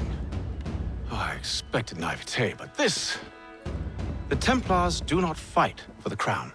We seek the same as you, boy. Freedom, justice, independence. But... But what? Johnson, Pitcairn, Hickey, they sought to steal land, to sack towns, to murder George Washington. Johnson sought to own the land, that we might keep it safe. Pitcairn aimed to encourage diplomacy, which you cocked up thoroughly enough to start a goddamn war. And Hickey? George Washington is a wretched leader. He's lost nearly every battle in which he's taken part. The man's racked with uncertainty and insecurity. Only look at Valley Forge to know my words are true. We're all better off without him. Look, much as I'd love to spar with you, Benjamin Church's mouth is as big as his ego. You clearly want the supplies he's stolen. I want him punished. Our interests are aligned. What do you propose? A truce. Perhaps some time together might do us good. You are my son, after all, and might still be saved from your ignorance. I can kill you now, if you prefer.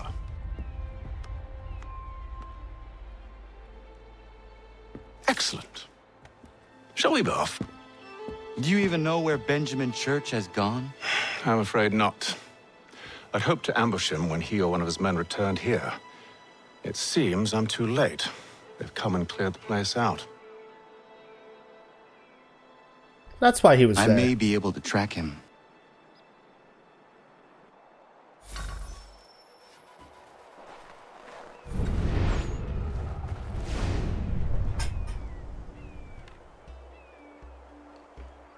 There were rations inside the crates.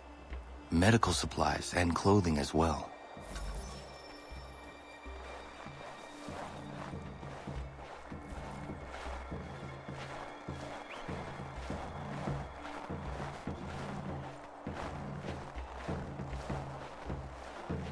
Never mind me.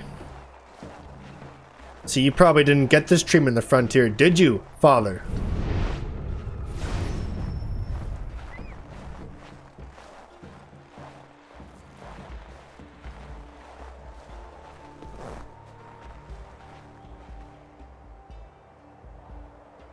Snow has obscured the tracks, but enough remains that we can still follow.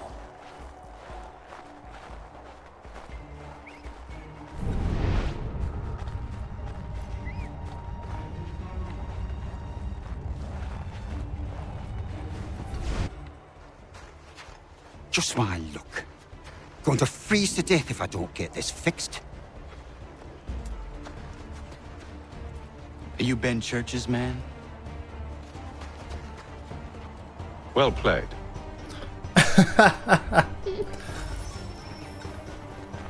Oh, come on. Innocent until proven guilty, right?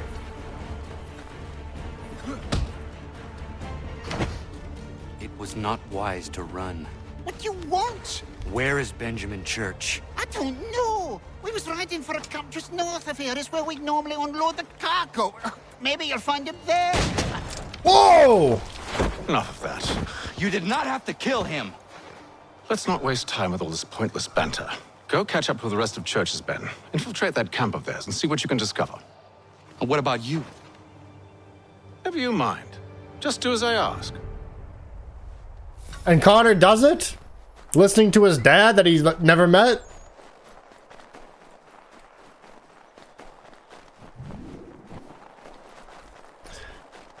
Just do as I ask. I love the dynamic though. Was a good haul today. Saw a bit of gunpowder in those crates. We'll get extra for that. Aye, Church will be pleased and we'll be rich. I almost feel bad for the Yanks, shivering and starving out there. It's a hard way to go. All they need to do is raise the white flag. They should have done that a long time ago. All this fight serves no purpose. The crown's sure to win in the end. To waste all those lives takes the film money.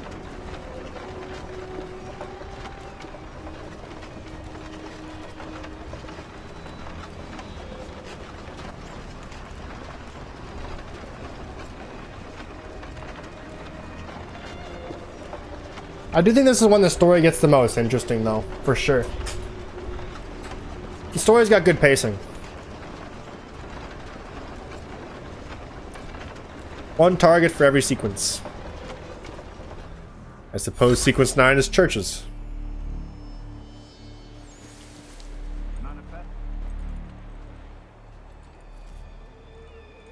Alright, looks to be in order. Go and see the form. There's another run planned for tonight. I'll go bring the wagon and meet up with you later.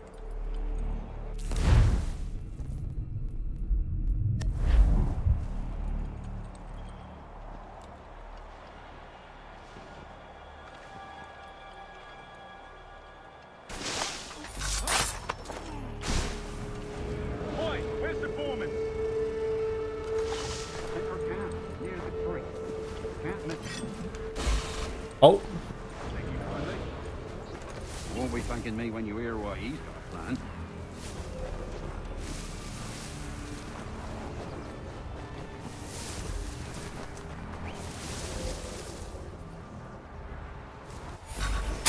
About time you showed up. Listen here. The boss wants us to try something new tonight. A raid. No more convoys. We're to steal from the Yank camp itself. Sally Ford. That's right. You sure about this? It's not my business to be sure or not sure. I just do as Church asks. If you're so concerned, take it up with him. Is he here? Of course not. Hiding in New York, the last I heard. Trying to keep a low profile. What, on account of him not wanting to go back to jail and all?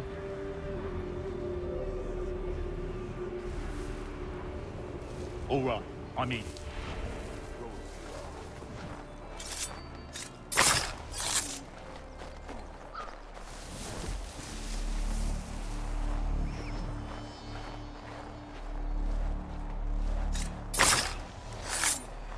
literally all but one survived. Or died. He was creeping around the camp all suspicious like. Must be a Yank spy. Nah, he's something else. Something special. Isn't that right, Hatham? Church told me all about you. And you should know better than this. Damn! You're not really in a position to be making threats, are ya?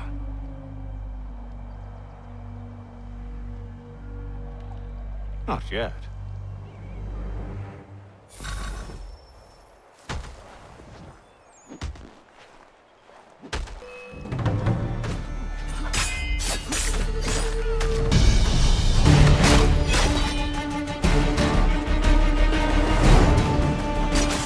Come on!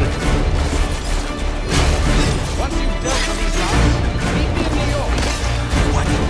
You mean just now? If you can't handle a couple of mercenaries, then we've really no business working together. Unbelievable. He's gone! Dad's gone, leaving his son! Damn!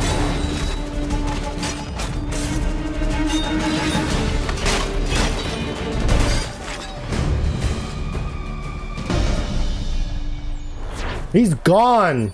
Dad gone. Fuck me. Okay.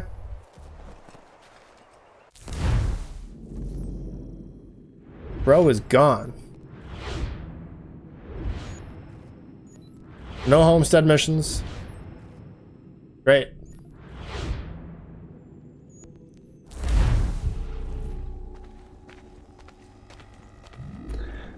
I suppose they come up by the sequence though. 1 month later. Valley Forge. Continental Army suffers deprivations. Encamped a scat 20 miles from Philadelphia, General Washington's army struggles in harsh winter. After the defeat at Brandywine, the Continental Army suffered humiliation as Congress fled Philadelphia in advance of royal troops. The Redcoats subsequently marched upon and occupied our patriot capital. Soon after, miseries were increased with the lamentable defeat at Germantown. General Washington has now located his army at a place called Valley Forge, south of the river, where the high ground of Mounts Joy and Misery provide for easy defense. See, Sean, that's when you were supposed to do the fucking Star Wars reference. However, the Patriots must contend with starvation and want of clothing and shelter. Indeed, the general has set them to the building of huts with logs. He promises $12 to reward the party in each regiment which finishes their hut in the quickest and most workmanlike manner. This is more of a report, though. This is probably a real piece in history. But under several inches of snow, the soldiers are hard pressed to complete their task. The lack of food and clothing has led to outbreak of disease, probably someone's journal, with many succumbing to dysentery and typhus. I don't know what either of those things are or if I pronounce those correct. Indeed, hundreds have died among some 11,000 troops. Only their undiminished loyalty to the cause of independence and to General Washington himself has kept them alive. The arrival of military advisor Frederick von Steuben to drill and train the men in correct formations and maneuvers, as well as the considerable number of wives and children that have joined the camp and who forage for food and wood, have considerably enlivened the general morale. Bad time for the Americans. Okay, Benjamin Church updated. It turns out Church is either an excellent liar or he changed his allegiances from the rebels back to the British sometime before 1775. That's when he was caught sending coded messages to the British forces in Boston. Rather than being hanged for treason, Church was simply jailed and later exiled. That took some fast talking on his part. His defense was that he was actually helping the Continental Army by exaggerating troop estimates and gunpowder stores. That's some quick thinking. Lucky for Church, the Continental Army only ever knew about the one coded letter. More modern research has showed that he'd been ferrying papers to the British for some time, possibly to pay off some of his debts. Incidentally, his expensive mansion was seized by the newly formed American government and sold to pay off war debts. But not until after it was ransacked by angry rebels. That may seem like poetic justice, but it was somewhat unfair. At the time, Church wasn't even living there. He'd left it to his wife, who he'd abandoned for another woman. Seems he made a habit of betrayal. What a catch. More Valley Forge. Oh, this is the actual reporting of Valley Forge. This was the site of the winter encampment for the Continental Army in 1777 to 1778.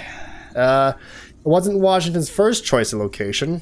My first choice would have been the Bahamas. But apparently that's quite inconveniently located. Ahahaha! Shut up, Sean! The valley was mostly uninhabited, and he felt that it would be easier to house and feed an army in a larger town. Congress, on the other hand, wanted the army nearby, keeping it between them, New York, and the British Army in Philadelphia. Valley Forge was close enough to Philadelphia to harass British troops there, but far enough away to prevent a surprise attack from the British. A life without surprises. What a thing to wish for. Washington did have a point, though. The army had trouble getting supplies, and Valley Forge had no housing for the troops. And even though the winter was mild, it was cold for an army where a third of soldiers didn't have any shoes. Mild temperatures also meant it was damp, so disease ran rampant. Thousands died. All of which makes Valley Forge sound like a complete disaster. But the astonishing thing is, it wasn't. Better equipped soldiers took the patrols, the others built houses. Nathaniel Greene was named quartermaster and found supplies. They invented subsistence rations for themselves when food ran low. Baron von Steuben and others arrived and began to drill the troops in military tactics and in basic camp layout and sanitation, helping stop the spread of the disease problem. Far from being the catastrophe it seemed, Valley Forge is legendary today as the proving ground of the American army. I imagine it would be of little comfort to those who suffered there. Yes, you caught a terrible disease, but well done, you really proved yourself. The army emerged as a capable fighting force, though, winning a victory almost immediately at the Battle of Monmouth. Damn. Continental Army. This was the army that Washington led in the American Revolution. Made up of various regiments supplied by the states, the army was officially established by the Continental Congress in June of 1775. Shortly after the Siege of Boston began, in fact, it was formed specifically to deal with the Siege of Boston, which at the time was being carried out by the various militia who had fought the battles of Lexington and Concord. The Continental Army was disbanded in 1783 after the Revolution was formally ended, possibly because people agreed that civilian militias were all the colonies needed to defend themselves, but possibly also because Congress couldn't afford to pay them. My money's on the last one. Well, that's it entirely. After the war effort, you know, you gotta rebuild your economy. You ain't got time to pay for that fucking army that you deemed was not needed. Oh yeah, that makes sense. Marquis de Lafayette. Lafayette. It's probably Marquis de Lafayette. Better known as Lafayette. It's not surprising. His full name was Marie Joseph Paul Véro Gilbert du Motier. Marquis de Lafayette. What? How about Mark? We'll go with Mark. His business cards must have been 3 feet long. Lafayette was a French aristocrat and soldier who decided to join the Revolutionary War and became one of George Washington's most loyal supporters. I'm sure his friends just called him MJ. Lafayette came to the colony. Where does the J come from? Lafayette came to the colonies in 1777, intent on joining the war effort. So intent, in fact, that he abandoned his post in the French army. When the French army found out his plans, the ship he intended to sail on was seized. And according to one story, Lafayette dressed in women's clothing to better stow away on another ship, headed for the New World. We've all done it. I can't say I have. Lafayette has been promised a place in the army before he left France.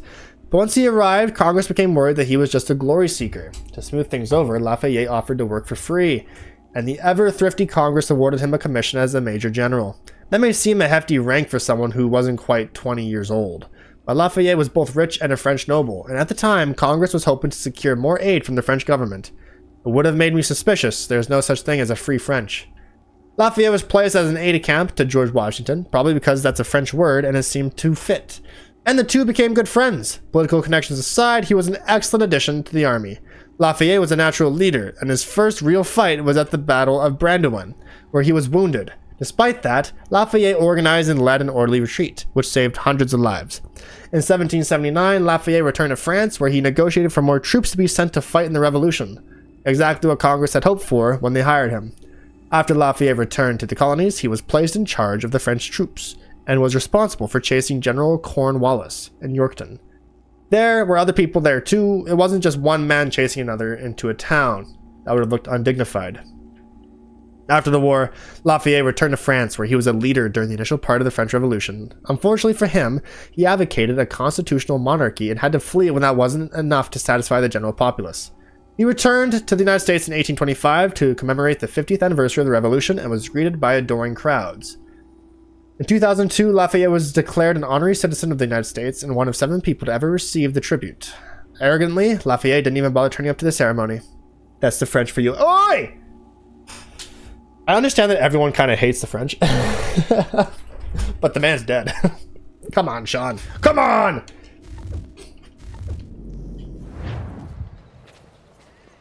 Alright.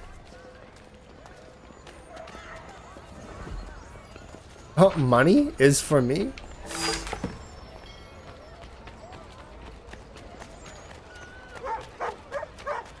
Old Royal Exchange? Excuse me? Is there something else in there now because I opened up that fucking chest?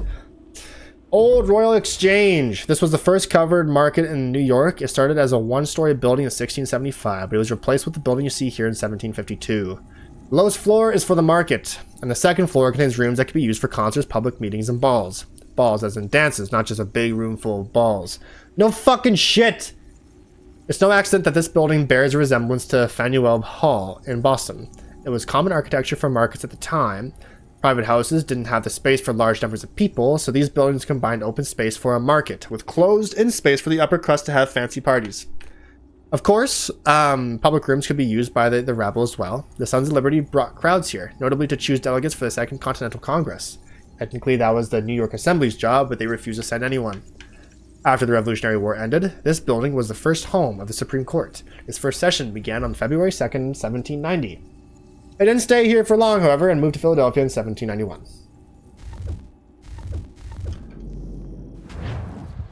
Ah. Where? Where the fuck was that? I don't know. Anyway.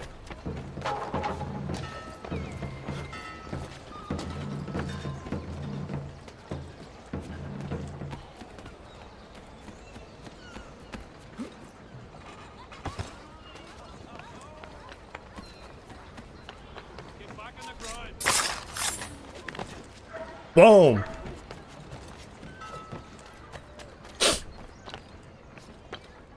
There you go.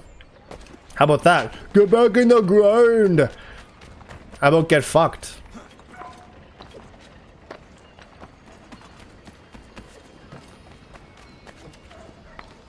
NukaDud, aren't you gonna chase the page? Nope. I might conveniently grab it though. Because I am going here to get across. Good thing I made myself innocent. No, I'm not going for anything here. I'm just rushing through the story. I have an 80% save waiting for me to finish. There you go. Safe passage down. There we go. Beautiful. Beautiful.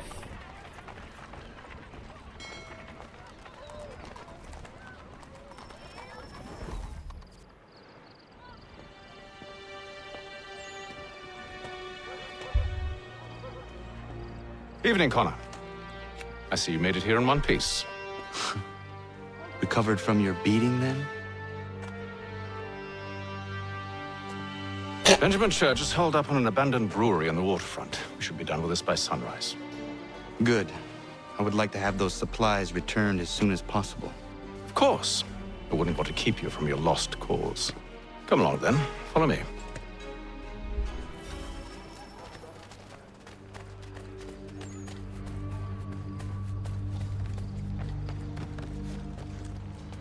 Pretty certain that Haytham wanted an end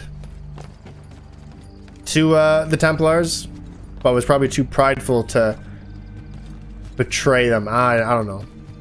I think Haytham knew exactly what he was doing here. Otherwise, he'd deal with the assassin and go right on back about Templar business. Either that or Connor is his weakness. I wonder when he found out that he had a son. I'm sure Dio told him pretty quickly. Tell me something.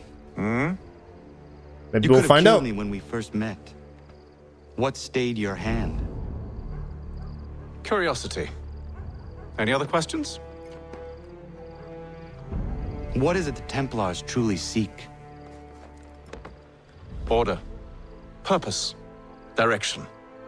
No more than that. It's your lot that means to confound with this nonsense talk of freedom. Time was. The assassins professed a far more sensible goal. That of peace. Freedom is peace. Oh no. It's an invitation to chaos. Only look at this little revolution your friends have started. I have stood before the Continental Congress and listened to them stamp and shout. All in the name of liberty. But it is just noise. And this is why you favor Lee? He understands the needs of this would-be nation far better than the jobberknolls who profess to represent it. It seems your tongue has tasted sour grapes. The people have made their choice, and it was Washington. The people chose nothing. It was done by a group of privileged cowards seeking only to enrich themselves. They convened in private and made a decision that would benefit them. Oh, they might have dressed it up with pretty words. That does not make it true. The only difference, Connor, the only difference between myself and those you aid is that I do not feign affection.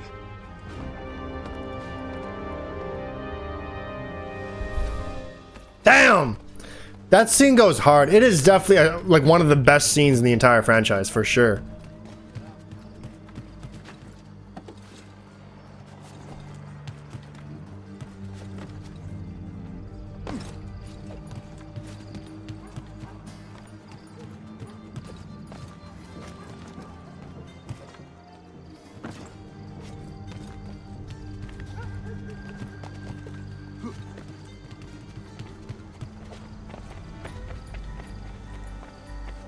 But no, why would Haytham be curious about his assassin child that he doesn't clearly have a previous care about?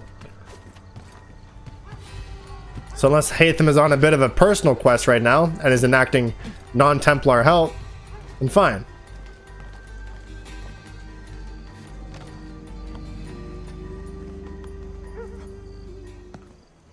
Hold a moment.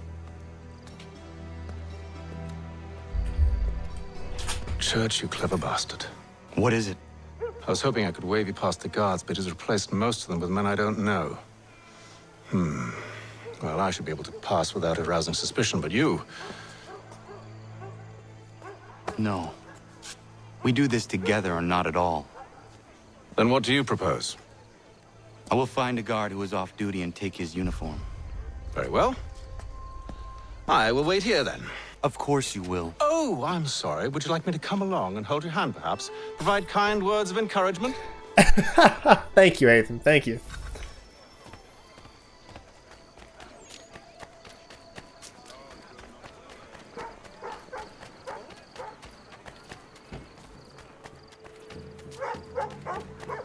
Do not be detected while stealing the outfit. Sure. Ain't much to it, though.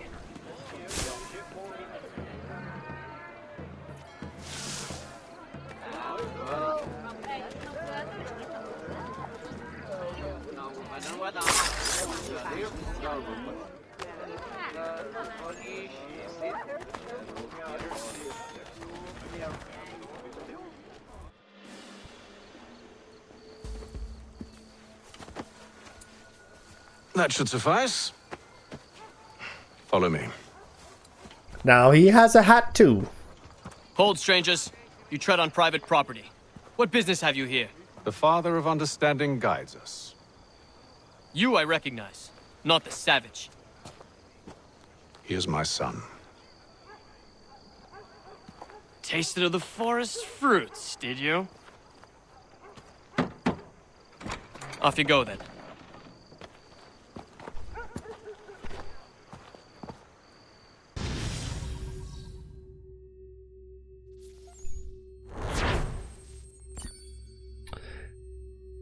That was genuine. He is my son.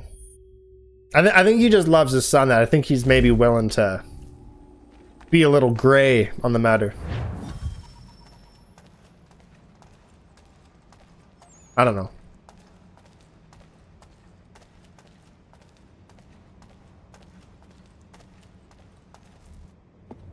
It's locked. Give me a moment.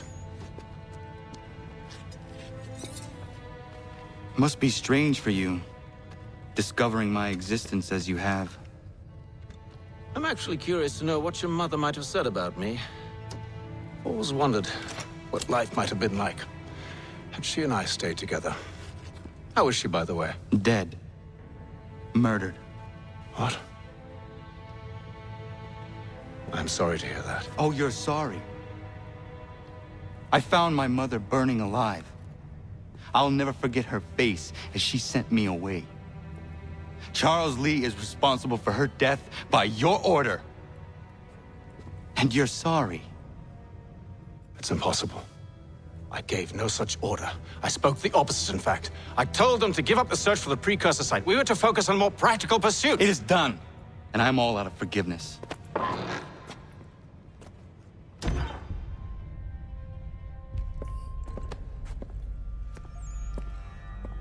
Benjamin Church, you stand accused of betraying the Templar Order and abandoning our principles in pursuit of personal gain. In consideration of your crime, I hereby sentence you to death. No! You're too late. Church and the cargo are long gone. and I'm afraid you won't be in any condition to follow. We've chosen to stand with the victor. Shut up! It's Britain who will win this war. He's dead now. You always did prefer principles of profit. He's... Perhaps that's why your little kingdom started to crumble. Damn! That dude was gone. It was a nice dream you had, but a dream is all it ever was. Look at the half-breed fight, like some feral dog. Best we put him down, boys. Those two! Get them! Don't let them escape! Get him! The Indian too! Take him down! That one! And he's half-breed!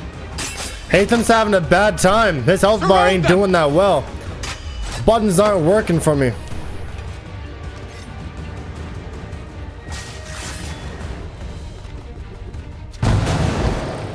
My axe ain't swinging the way I would like it to swing. Now it's swinging. Rip Hatham. I thought you were so great, Hatham. We've chosen to stand with the victor. It's Britain who will win this war. You always did prefer principle to profit. Perhaps that's why your little kingdom started to crumble. We'll keep him alive until he's done talking. It was a nice dream you had, but a dream is all it ever was. More of them. Look at the half-breed fight, like some feral dog. Best we put him down, boys. Those two, get them! Go, bomb! Careful, Connor. There's more. Don't let them escape! Get him! The Indian too! He's doing it again. They have reinforcements. Take them down! That one! And he's There we go. half-breed. We're back in the game. Oh, no, I'm not. Surround them!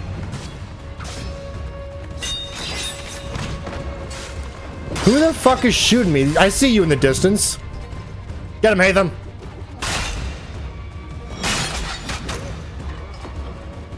Well, once again, I'm just not swirling the fucking axe around. Hatham, help. What the fuck? Where is Church? I'll tell you anything you want. Only promise that you'll let me live.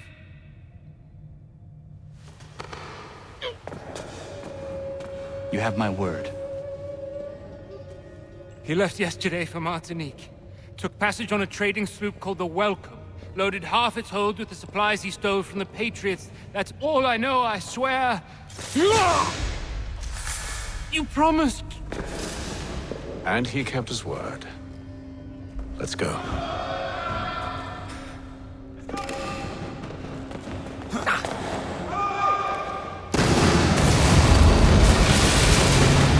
God damn.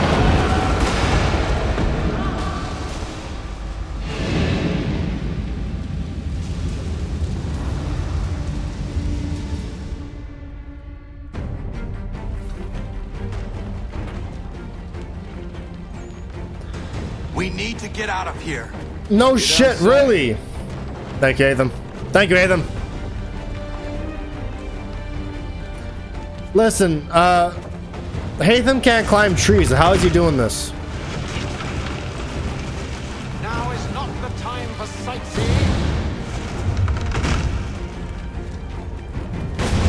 Don't you worry about me. Yet so far. We'll need to find a way around the flames. No, really. Get back here, traitors! Oh, how I'll enjoy making you pay for your betrayal. Did Church pay you well? Were you rewarded handsomely? And what good does your gold do you now? Is it magic gold?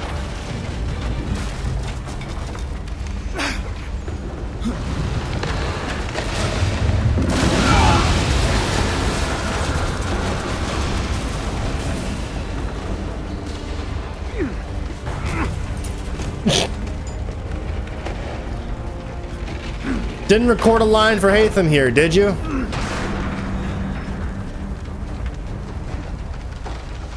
They didn't. They didn't do a line for him. He didn't say a goddamn thing.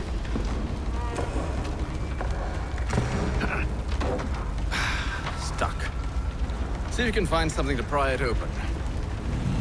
Awkward. Honor? They just forgot to record a line for Hatham here. What are you up to? Oh, no. Don't do that. There's no way of knowing what's on the other side.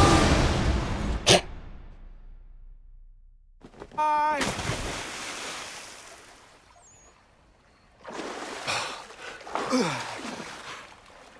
We do now.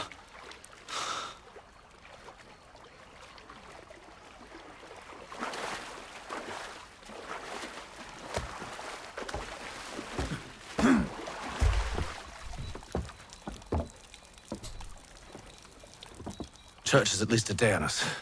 We must move quickly if we're to catch him. I have a ship we can use. Meet me on the pier when you're ready.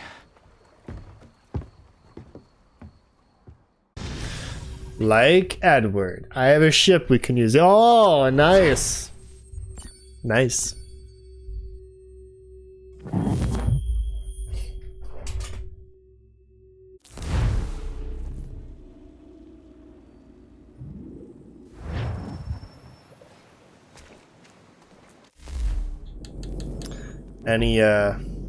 Yep.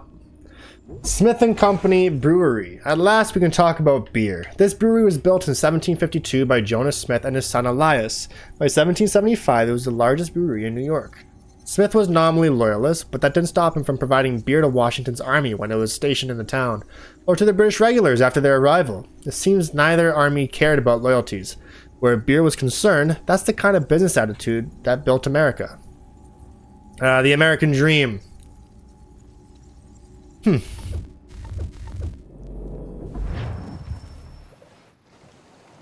Shall we?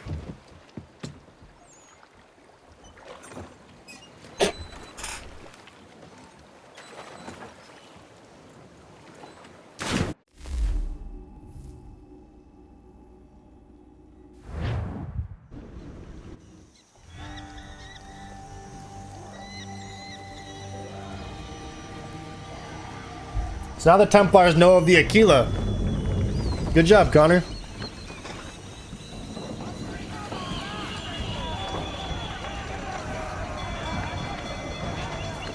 I told you this was a poor heading. Church is surely days ahead of us now. Damn, you got some drip, Connor. He's yet to disappoint. Well, the bar's not been set very high now, has it? We are closer than you think, Father.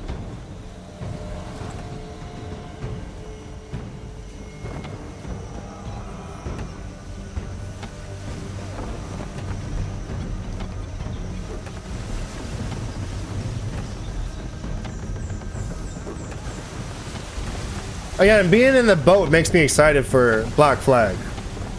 It is a beautiful game.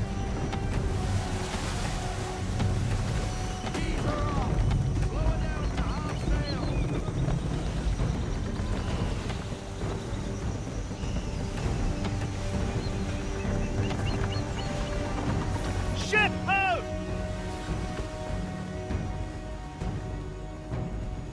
Is it the welcome? Aye, and she's dropped anchor.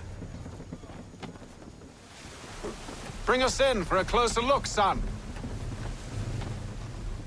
Don't tell me what to do.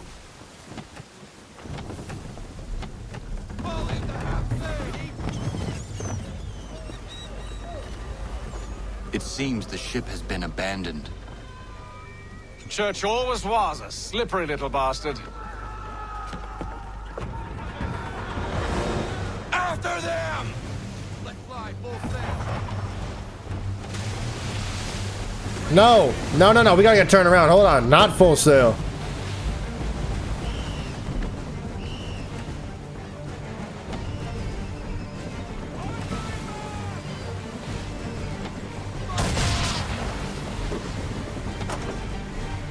Don't damage it. Oh. Why'd you say enemy then?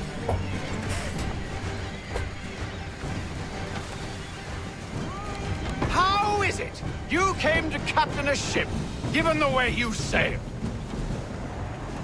I don't know what you're talking about.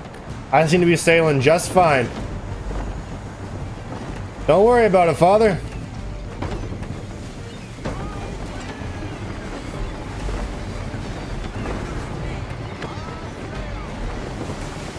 Perhaps someone with more experience should take the wheel.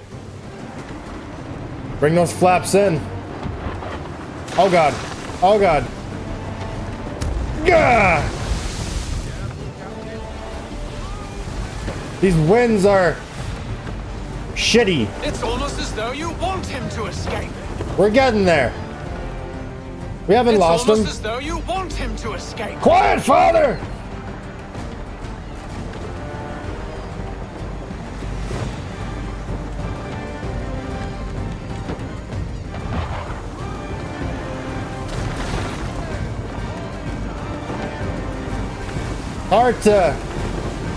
It's hard to give chase when Speed, Connor!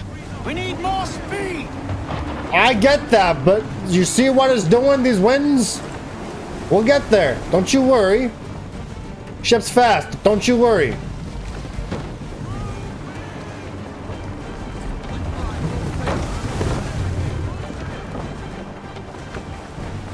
Hurry, son! We won't get a second chance at this. I'm gunning for him.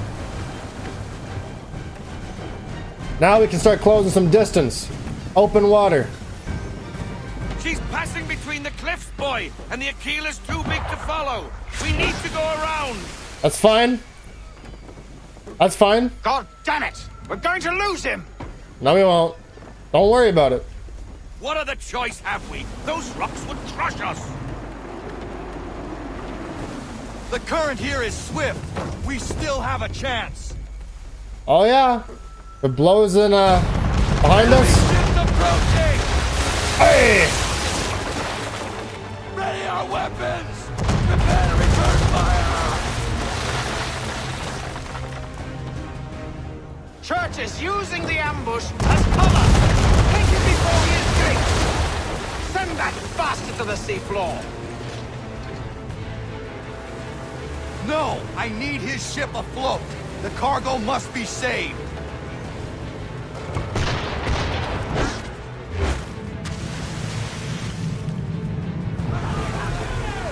Stop him, Connor!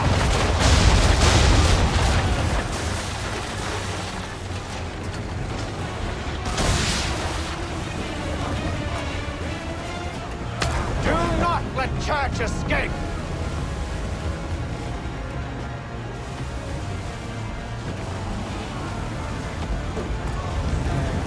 Okay. Okay. Boom. We're set. I thought I was going to hit that man of war. It does not want to hit us either. Focus on our true target. Just you wait.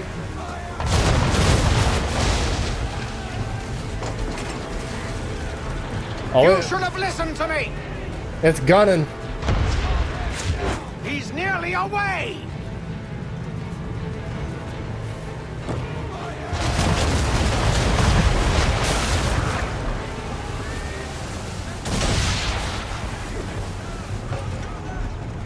One more shot. Get him! Get him!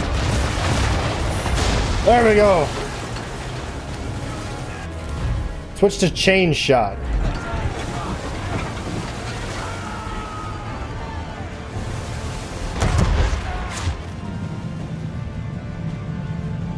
All right.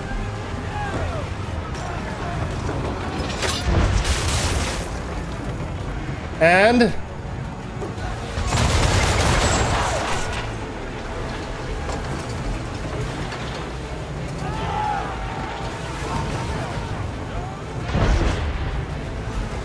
come on. There we go. Beauty. Beautiful.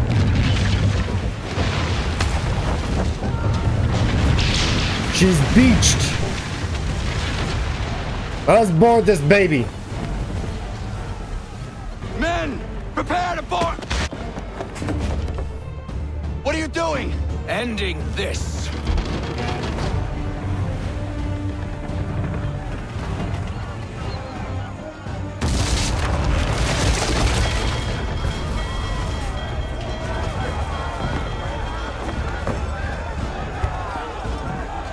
Secure the ship! Hook us in! Bring her close! To arms! To arms!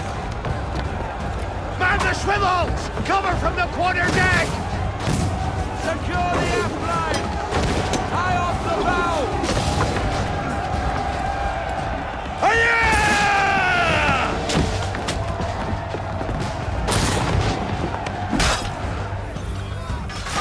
I need to get below deck. Who knows what madness my father intends? So much for frame rate, huh?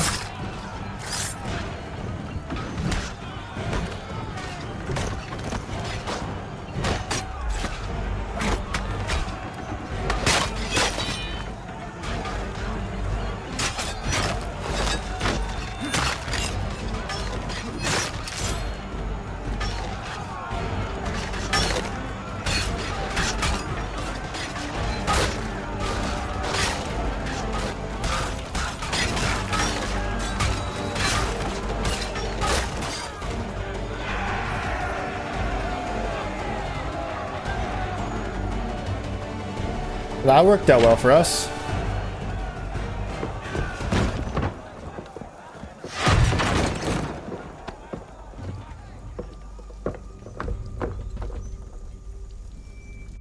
Empty.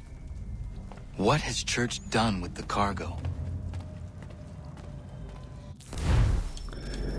Okay.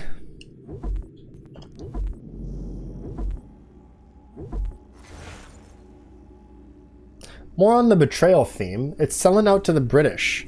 In selling out to the British, it looks like Church turned traitor on the Templars as well.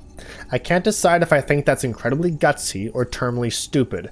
Given how Church ended up, I'm gonna go with the latter. He sounds like someone who'd betray himself if the other him paid the first him well enough. Yeah. Cut off his cock! Put an end to his fucking us!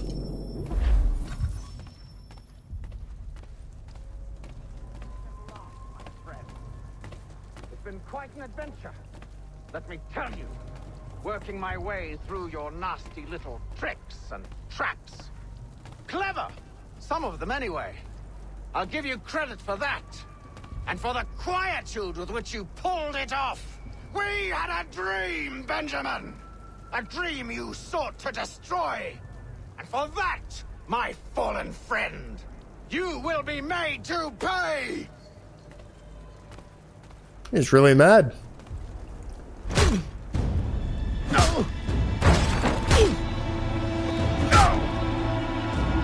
Enough!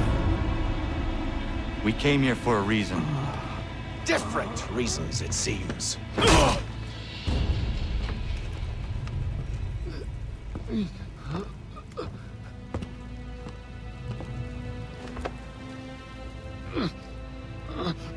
Where are the supplies you stole?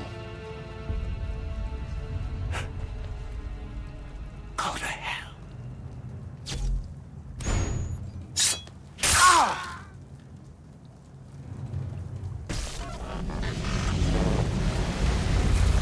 I ask again. Where are the supplies? On the island yonder. Awaiting pickup. But you've no right to it. It isn't yours. No, not mine. Those supplies are meant for men and women who believe in something bigger than themselves. Who fight and die that one day they might be free from Oh, his tyranny pirate such robes as are like yours. his assassin robes.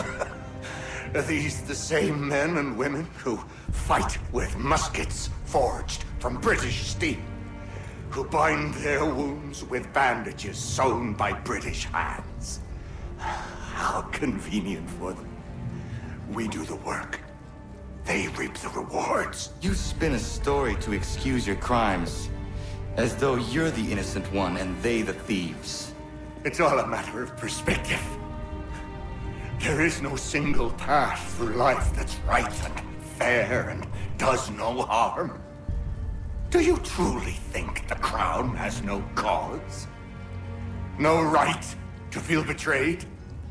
You should know better than this.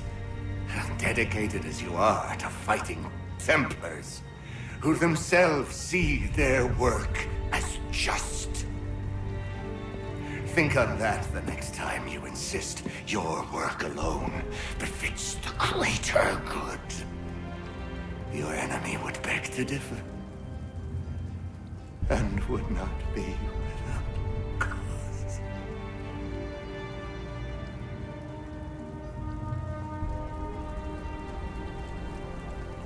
Zawanios gina, netiahne de gantu titogaske. You did well. His passing was a boon for us both. Come on. I expect you'll want my help retrieving everything from the island. The cutscenes don't have to end just like that. You could just have Connor look a little more and then have it fade. I'm glad that Assassin's Creed 4 has a freeze frame for the end of the mission. Like it. At least if I recall correctly. Instead of just being this sudden. I've been reunited with my father. I've been reunited with my father. I thought I wasn't gonna go. But I do not yet know if this bodes well or ill. Our goals are aligned, at least so far as independence is concerned. But he continues to defend Charles Lee, the man who murdered my mother and burned my village. Still, he makes a point about Washington and those who back him. I hear much talk of freedom and equality, but it seems one must be a landed white man to benefit. Damn! What if someone like me, or Suri? What role for us in this new world? Is my father right then? There is so much I must consider and so little time in which to do it.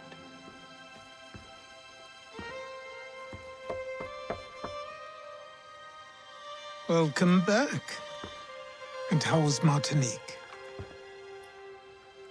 Achilles, I owe you an apology. It was wrong of me to say the things I did. Your words were harsh, Connor, but there was also truth there. I failed the Order, allowed the Templars to take control. But now their hold is weakened, which makes me believe there's a chance for peace. Imagine what might be accomplished if we were to unite. Why the change of heart? Where is this coming from? You've met your father, haven't you? I do not claim to trust the man or even like him. But I would be remiss to ignore this opportunity. Hatham may listen, but will he understand? And even if he does, will he agree? Even he must admit that we can achieve more together than we do alone. I assume you're off to find him. Yes. I ride for New York to see what might be done. You know, if this was supposed to be like an ending for the franchise 3, with Desmond and Lucy as Adam and Eve, and maybe this idea of peace between the Templars, even if it's just for like a little bit of time, like even as Altair says in his codex, things happen and then things reunite. The ideas will always be there, and someone will always spark the match again. I think that could have been a really nice ending, to have a Templar and Assassin just truce, I guess, just like a little bit, some understanding to achieve a common goal. But you know what? Then we couldn't keep pumping out games. You'd have to figure out what the excuse is, or maybe just, I don't know. The game ends fine as it does, and the franchise would be fine if they just stopped. If they just stopped and remembered their identity. They've forgotten because of money. The company is in such deep shit and publicly traded that I don't think they're willing to take the risk. They're just thinking, okay, they liked Odyssey. They like to make more Odyssey. Fuck.